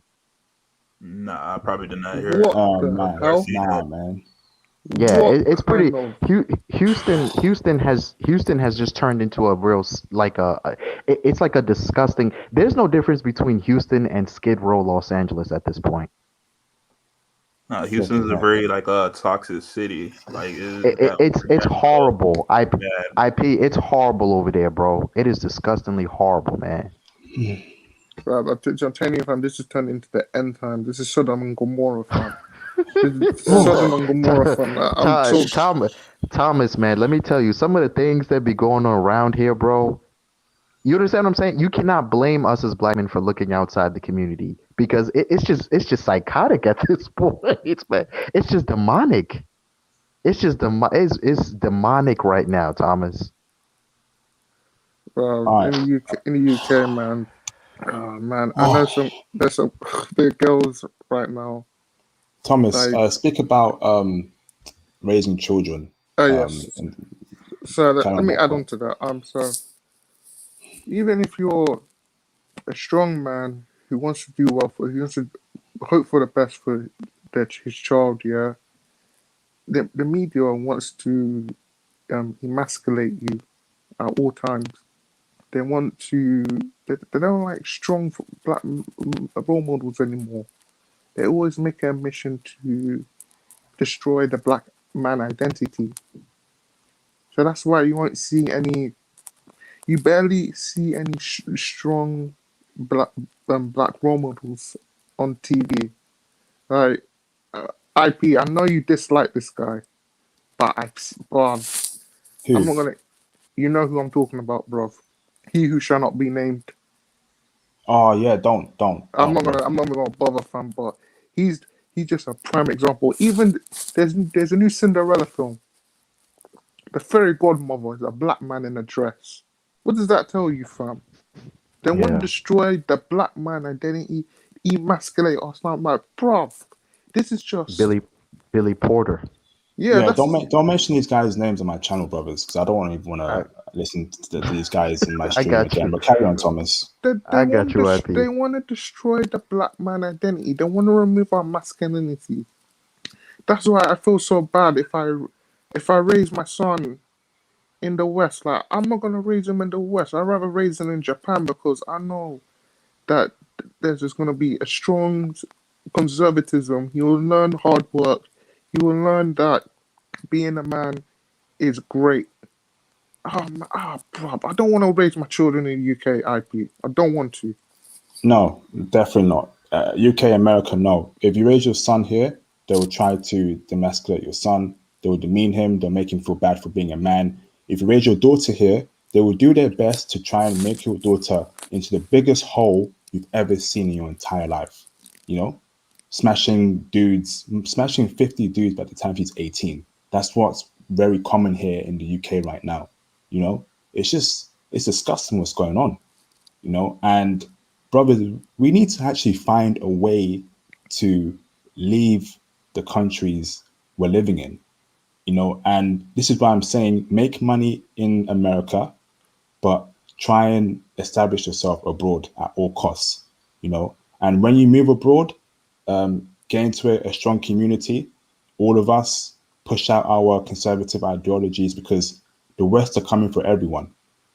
They're coming for everyone in the West. They want to push out their toxic ideologies across everywhere in the entire world. The only people fighting back are the Middle East. Shout out to the Middle East because they've seen what happened in the West. You know, it's crazy. Speak on that, Theo. Yeah, shout out to those boys. Shout out to that. My bad, Theo. Go ahead. No, I have to agree. And we have this environment whereby masculinity is totally being removed. And that's one of the good things that I had when I came back to America. I saw this immediately, and I thought back, and I was like, "You just spent 12 years being a man in Japan. So why are you even conforming to this craziness in the United States? Be a man. Continue." And then I was dating women here in America for a while.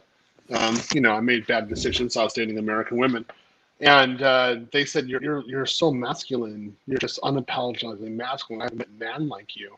I'm like, I'm just normal. And that's when it started really dawning on me just the degree of emasculation that was going on in the United States. So I'm unapologetically male. I enjoy it. I'm a man. I like who I am as a man. I think that's a great thing. I don't have a problem with it. And then, but I see the effect. It's really destroying men in the West, and it seems like this is what the left wants to do.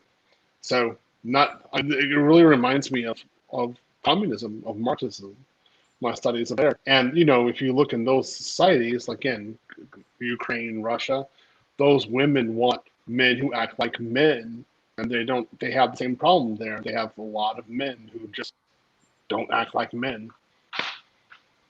Yep. Let me go to. Yeah, it's very sad to see what's happening here in the West. To me, I feel like the West has reached the point of no return. The agenda is only going to get pushed harder, and which is why I have this channel for us to find alternatives. And it's very important that brothers start making money as early as possible, get into real estate, stocks, crypto, have a 5-year plan, 10-year plan, and start looking abroad immediately. So when the borders open, by next year, 2022, every border should be open because this virus should go away, or we have to learn to live with it. That's how I feel. And that's when you start traveling, start meeting new people, new women, make connections, because UK and America specifically, I don't know what's going on here, but it's the Wild West. The women here are literally evil, wicked, and Thomas can tell you, UK women are just, speak on that, Thomas, UK women are, I heard about that Houston thing that Jay Bones just said, but Thomas, speak about how bad UK women are. Well, have you heard of the story? Have you heard of Lillibeth? There's Lillibeth. But there's this woman here who Adam in the Bible, Adam dated. She's like, but I don't know if this is a myth or not, but her name's Lillibeth. Like she's like the daughter of Satan or something. I'm like, bruv, it's a madness. But I'll give you another example. When it comes to the Bible, Eve, she was tempted by the devil. When he was the serpent in the Garden of Eden. Women, they're just too curious about their sexual liberation. That's how evil women are. Eve today, they can't get enough of the temptation of greed. They want to spread their legs and just even when I watched Backchat London, one of the participants said, the reason why I have so many body counts is because I want that experience for my man. I want that experience. Like I think it was Lonnie Good who said this. Right? I want that experience. Yeah. So when I date him, I'm gonna give him the pleasure in the bedroom. One guy asked her, "How many body counts do you have?" I can't remember. That there says it alone. UK women, fam, they're just as bad as US women. They are so bad that every time I walk in London, I avoid them. I have Goku's Ultra Instinct, fam. I was like, nope, go away. Yep. Very true. They try it with me. They try it with me as well. Unless she's foreign, unless I can establish that she was born in a different country and moved here when she was very early, and maybe I can salvage something from her. She's being avoided. I make it very clear, leave me alone. Leave me alone. Don't come near me. Keep your distance, keep it cordial. Good morning, good evening, and that's it. We're not talking about your favorite TV shows or what you do in your free time. Leave me alone. Carry on, Thomas. It's so bad for me. You know Love Island, the TV show Love Island. Yeah. Oh my gosh, it is so bad. Like, I have a lot of girls my age here. They talk about that show, but the amount of nonsense that goes on in that show, it's no different than Big Brother. You have so many women, so many guys. Bro, you talking about the black guy image. Why are black people on Love Island? Why are they on Love Island? Oh my, this really makes my blood boil. They make us look like utter clowns. Oh my gosh. I was watching Love Island and one brother who was sucking the toes of one woman. And I'm like, what is this nonsense, man? Making black men look bad again. I'm telling you, man. What is going on? And have you noticed, brothers in the panel, before I'm going to end the stream very soon, brothers in the panel, have you noticed that liberal women absolutely love brothers in the West, especially those blue-haired, green-haired, red-haired, blonde-haired women? They love Yeah, brothers for some reason. I don't know yeah. why. Why is that, J Bones? They love black men who self-hate. They love that concept of it. It's like gutter sex. It's like one trash meets another trash. You understand what I'm saying? That's why you have to be able to identify when you go into certain environments. Like when I was in college, I only walked, I purposely found the Nigerian brothers, I found the Haitian brothers, I found the African American brothers who were part of the conservative class. You understand what I'm saying? And then you Mm. walk with them because it's like most of the time liberal women are the ones who usually get left behind here in America because they're the gutter trash of America. So the idea for it is that they look for other gutter trash. So they love Pookie and Ray Ray. I remember when I was in high school, those blue haired and green haired girls, they were obsessed with Tyrone. They love they love so Tyrone shot up two liquor stores, robbed the gas station, and it's headed to Pennsylvania State Prison. That's the one they're gonna have the baby with first. That's pretty much Actually, how it's the not, J situation Bones, goes. it's But not even, I'm not yeah, it's referring it, to it's getting pretty actually, bad out here. IP, it's getting yeah, real, it's getting I'm real not bad. This even, thing is just you brothers better go buy a helmet or something. I don't know what the hell's going on.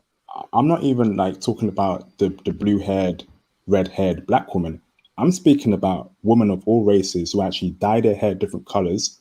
For some reason, they absolutely love brothers. Brothers have an easy time with those type of women, and I don't know why those liberal women target brothers like that. But that's a good point. Maybe it's self-hate. Maybe I don't know of another factor, but I find it very weird that these colored haired women that dye their hair all weird colors, is they love going after brothers, and I don't know why. Is Right. that have you noticed that, Theo? I just avoid them. Mm. They're not. I mean, I'm just like, oh, I don't care what you're going for. You're nuts. You're not on the menu. Bye. Just that's the way it is. I mean, what I do notice though is that kind of what he was saying. You have damaged women in the West who are looking for damaged men, and so they think that they're like these like Pookie and Ray Rays so that they can control, or that they're damaged just like them. They're the same kind of level, so they try to go out with them and try to do something with them. And I'm just like, okay, go ahead. I don't even care. Yeah. Brothers, don't mention the Taliban on my channel, especially in the live stream chat. You know how YouTube is. Keep it PG. I get you're entitled to support whoever you want to, and that's fine with me. But stop making it blatant, right? Don't say you're pro whatever, and you know that YouTube gets sensitive around those topics. Let's be smart here, brothers. You know what I'm talking about, okay? Keep it PG, and it's all is good. Go on, I, Thomas. IP, I think it could be self-hate because you see a lot of adult films. Look at the adult industry. You have these websites called blacked.com and blacked raw. Bro, come on, man, it's pretty self-explanatory. You see a lot of brothers, yeah. Yeah, I think this is self-hate because a lot of brothers, yeah, they like to be fetishized. They like to be objectified, even in porn. Like, bruv, like, what? Like, I was watching one video. Okay, in my spare time. Shouldn't be watching that, man. Shouldn't I be watching know, right? no I know, right? PORN, man. I was watching one video, yeah, one brother, yeah, like, like 6 brothers and one girl. Like, Uh, one, I'm like, bruv, what is going on? man, nah. I don't even watch that garbage, man. That's just disgusting. Thomas, drop that nonsense, bro, from your life. Shout out to King Kitsune for the $5 super chat.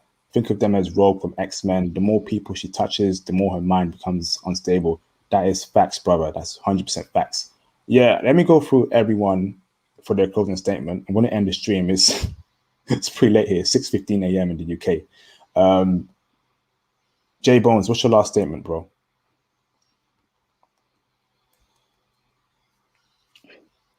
J Bones, do you have any closing statements, brother? Yeah, man. Yeah, IP is let's start working hard and getting things done. You know, Yeah. that's pretty much just it, man. It's just because it's like Thomas said, this thing is done. Yeah, this thing is done, bro. Let's just work hard and let's get out of here, man.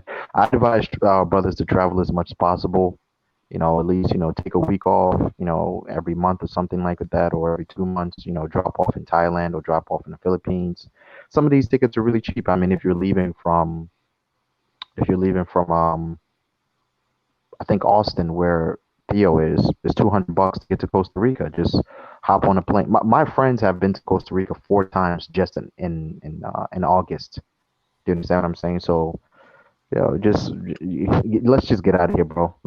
That's what that's all. That's what I'm gonna. I'm lucky to say I got my girl with me now, and she's amazingly wonderful. Hopefully, we're actually planning a trip on going to Israel soon, so hopefully we get that done. But yeah, IP, thanks a lot, man, and another classic, man. Thanks a lot, bro. Shout out to everybody. Thanks for the kind words, J Bones. Thank you for calling in, brother, and for your support on this channel, brother. Much appreciated. I feel like it can be self-hate for that the whole liberal stuff, but I feel like I've noticed that even if a brother prefers to date black women, he's on his purpose, his focus. These liberal women of other races still try and get the brother. I'm trying to figure out why, but it's all good. But brother, stay on your purpose. Get your foreign chick, and all will be good. Leave these Western women alone. They're just for the streets. Just don't date them. No relationships. Maybe have fun with them. That's it. Sean Camp, what's your closing statement, brother? Yeah, just to echo what J Bones said, man.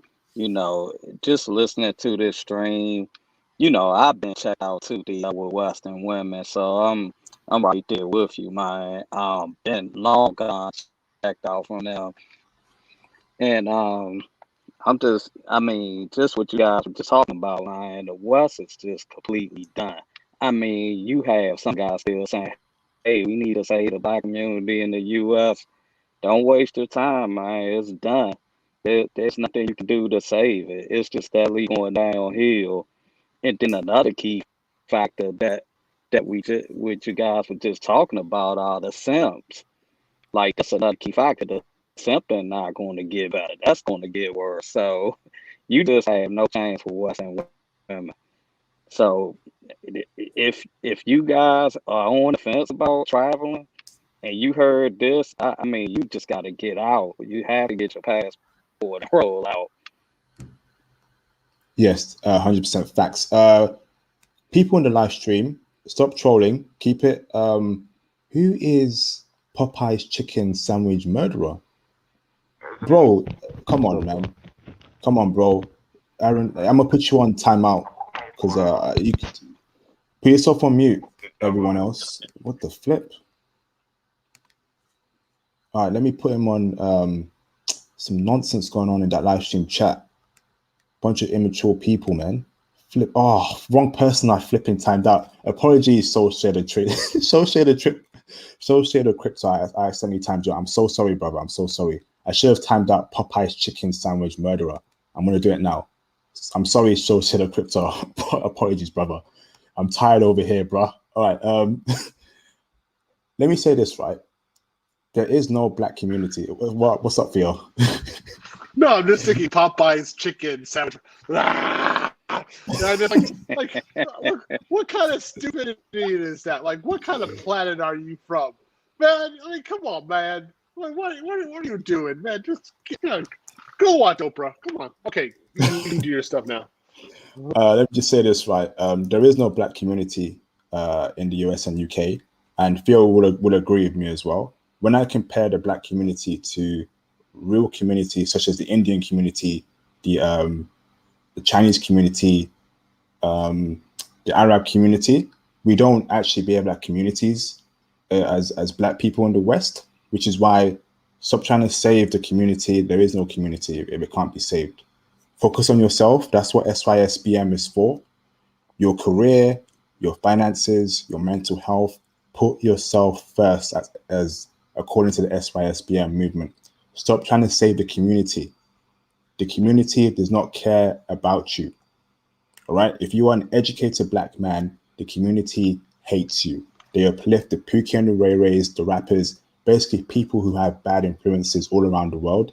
They get uplifted. So move on from that. Who's the trolls? Link 111, Link 1111. Interesting. I'll be on the lookout on the live stream chat. I'm gonna start banning people off rip. There'll be no timeout. Any trolls getting banned off rip. Let me go to Jiro for his closing statement. This is pretty much the same thing Jay Bones said and Sean Cap. Life is too short. Buy that ticket, get that passport, and travel.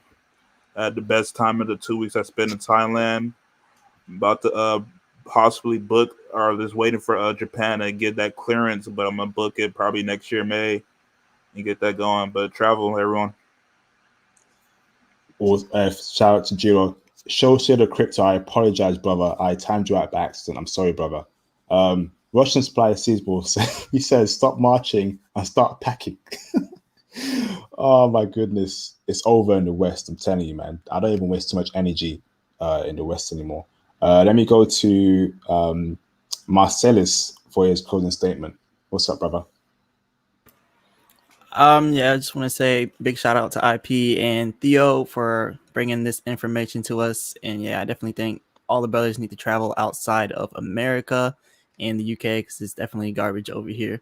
But yeah, definitely do that. Invest in crypto and you'll be straight. Yes, shout out to Marcellus. Definitely start investing in crypto stocks, for the next fourth industrial revolution. Kingo Kitsune, do you have any closing statements, brother? Well, my closing statement is this. My comrades, don't give up on yourselves. Invest in crypto. Do what you need to do to get out of this place, this box. You know what I'm saying? The world's so much bigger than your neighborhood. And Facts. That's all I have. Thank you, brother. Much appreciated. Thomas Demihin. Yes, I know you have a lot to say, so I'll give you the time. What's your closing statement, Thomas? Thanks, bro. I'm just thinking about those who came before us, how they feel about the current state of the world. I was just thinking, as I was revising and just exploring some options for my masters, but I'm trying to do that next year.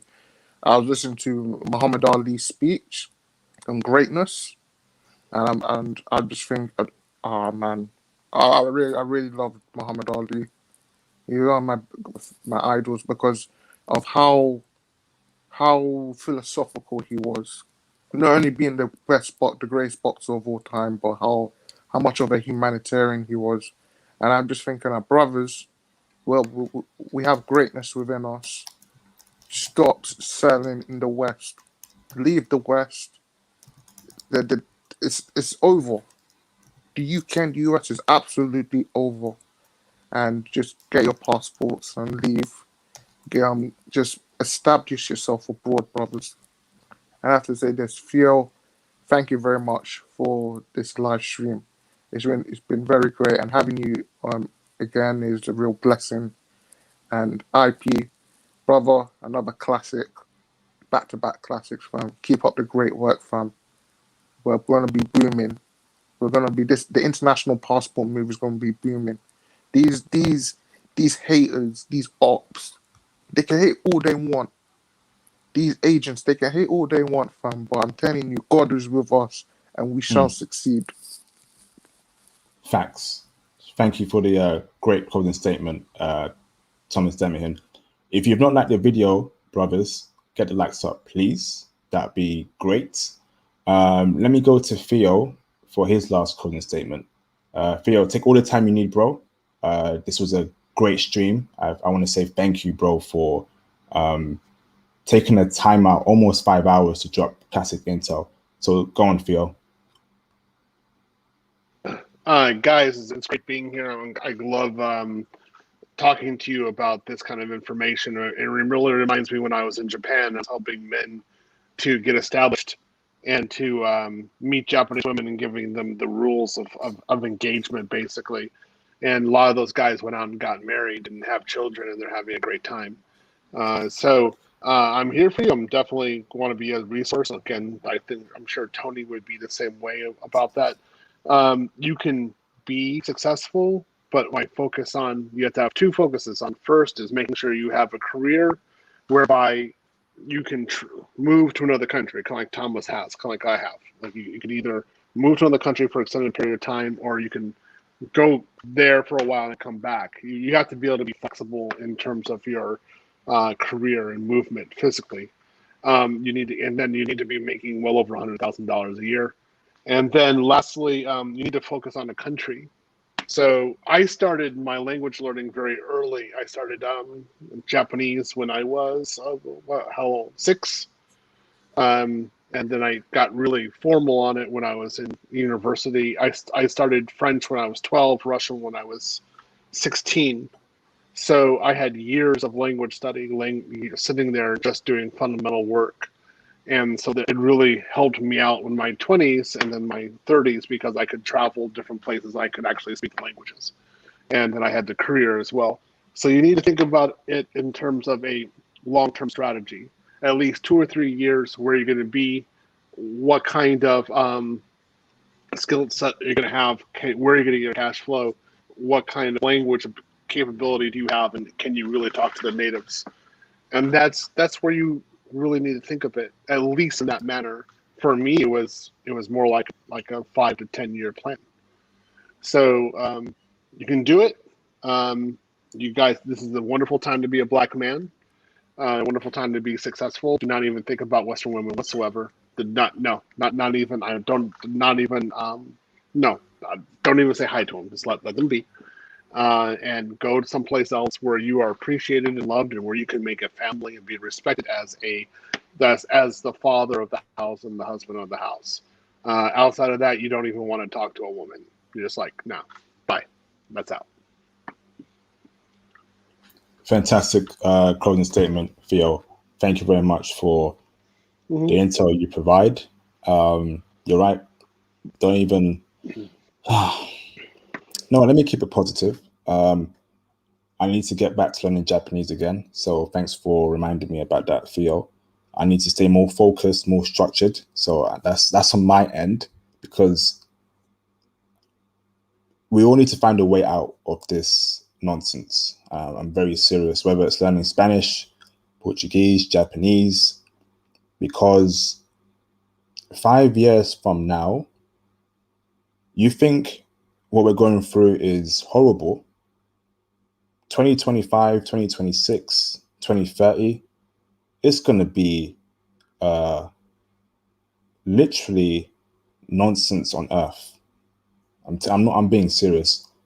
The women here are already awful. So imagine how bad they'll be in 5 years from now in the West. So you want to make sure you start planning things very, very early. Starting from today, actually. Take a look at yourself, look in the mirror, look at your life, start making the changes you need to make that will allow you to travel all around the world to give you a peace of mind. Like Theo said, get into a career. Shout out to Tony Berry the other day. He said, there's a difference between a job and a career. A job is something where you work in McDonald's or KFC. A career is where you work in finance, IT, where you get benefits. You can get a 401k, you can get a vacation, and you can earn over 100k a year. So look at yourselves in the mirrors, brothers. See where you're going wrong in life, and start working towards it as soon as possible. If you are a brother that spends a lot of hours watching Netflix shows, Amazon Prime, HBO Max, Disney Plus, you better stop that. I will tell you personally, I used to do that. I couldn't wait until they dropped the latest TV show that had 12 episodes all released at once, and I would binge watch that for the whole day. Literally 8 hours of my time in the weekend gone all away just on TV shows. I could have used that 8 hours to learn about a stock. I could have used that 8 hours to learn a new language that will actually benefit and stay with me for life. TV shows are temporary. You only watch it for the moment in time, but it doesn't stick with you. But guess what? Languages stick with you. The stock market sticks with you. Cryptocurrency sticks with you. So that's what I'm talking about, brothers. Evaluate your life. Seek progression. Seek to be better. Because we know there's a war on men in the West. We know that women here are not feminine anymore. We know that there's all sorts of attacks on men, specifically in the West. Do you want to raise your children here? Nah, you don't. You really don't. Unless you want your children to turn against you, you don't want to raise your children here. You don't. You want to live a peaceful life, a life without any stress, any worries, so you travel. Set things in motion. Seek out a conservative woman to wife, or at least get into a relationship with. The time is now, like Theo said, there's never been a better time to be a black man.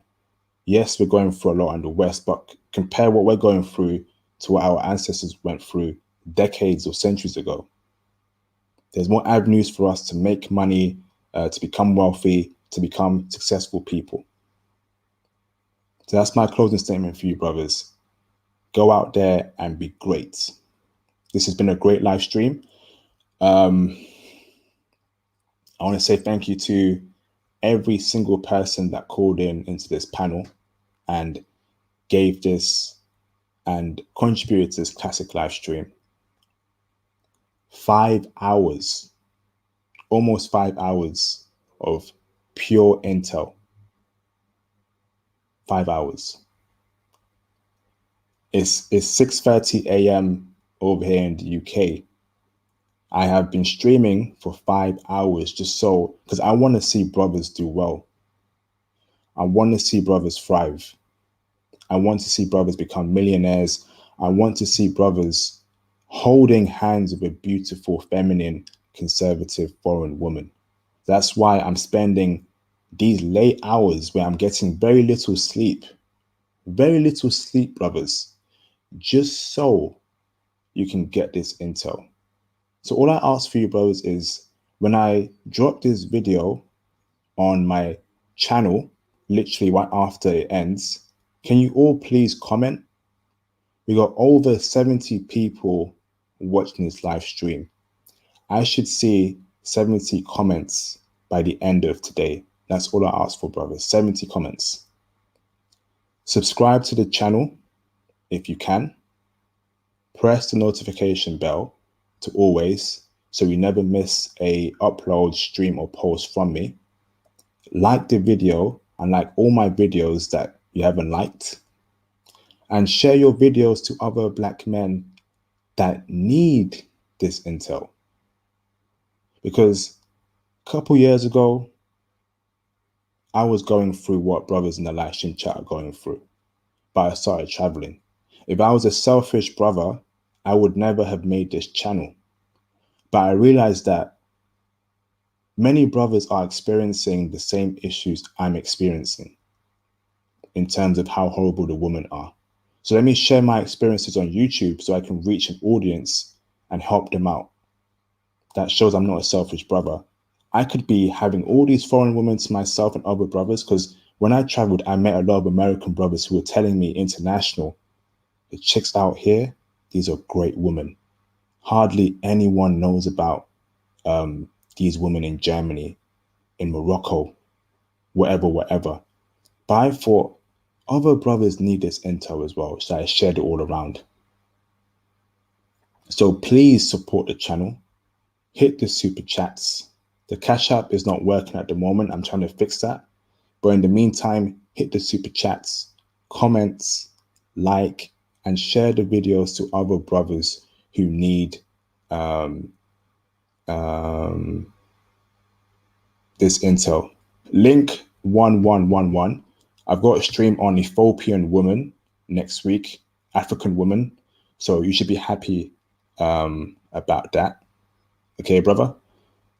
Jesse, you said your bro was dating an American woman. Sorry, a Moroccan woman.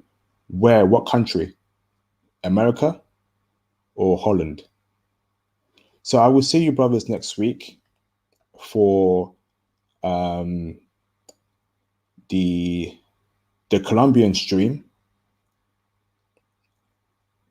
And we got the real estate stream as well. We also have the cryptocurrency stream and the Ethiopian stream. And I might stream tomorrow on a different topic if I'm not tired. And if I can stream more next week, I'll try and do it. But bro, 5 hours. Support me in this movement because it's tiring. I'm telling you, brothers, it's very tiring. But I'm here for you, brothers. The Discord server is coming very soon. That's going to be mind-blowing. The Discord server is coming very soon. We've got the Facebook group, Discord server coming soon. We've got Instagram, we've got Twitter, all these social network connections for where brothers can connect with each other. And the Discord server, I cannot wait until that's pushed out. A lot of brothers are going to network on there. There'll be sections for foreign women, stocks, cryptocurrency, passport applications, you know, news, mental health, wealth, riches, property, real estate. I can't wait for it, brothers. So yeah, this movement's going to go big. I feel it. I feel it. But I need your support, brothers. Look after yourself, brothers. Keep well. And I will see you all on my next video. Peace out.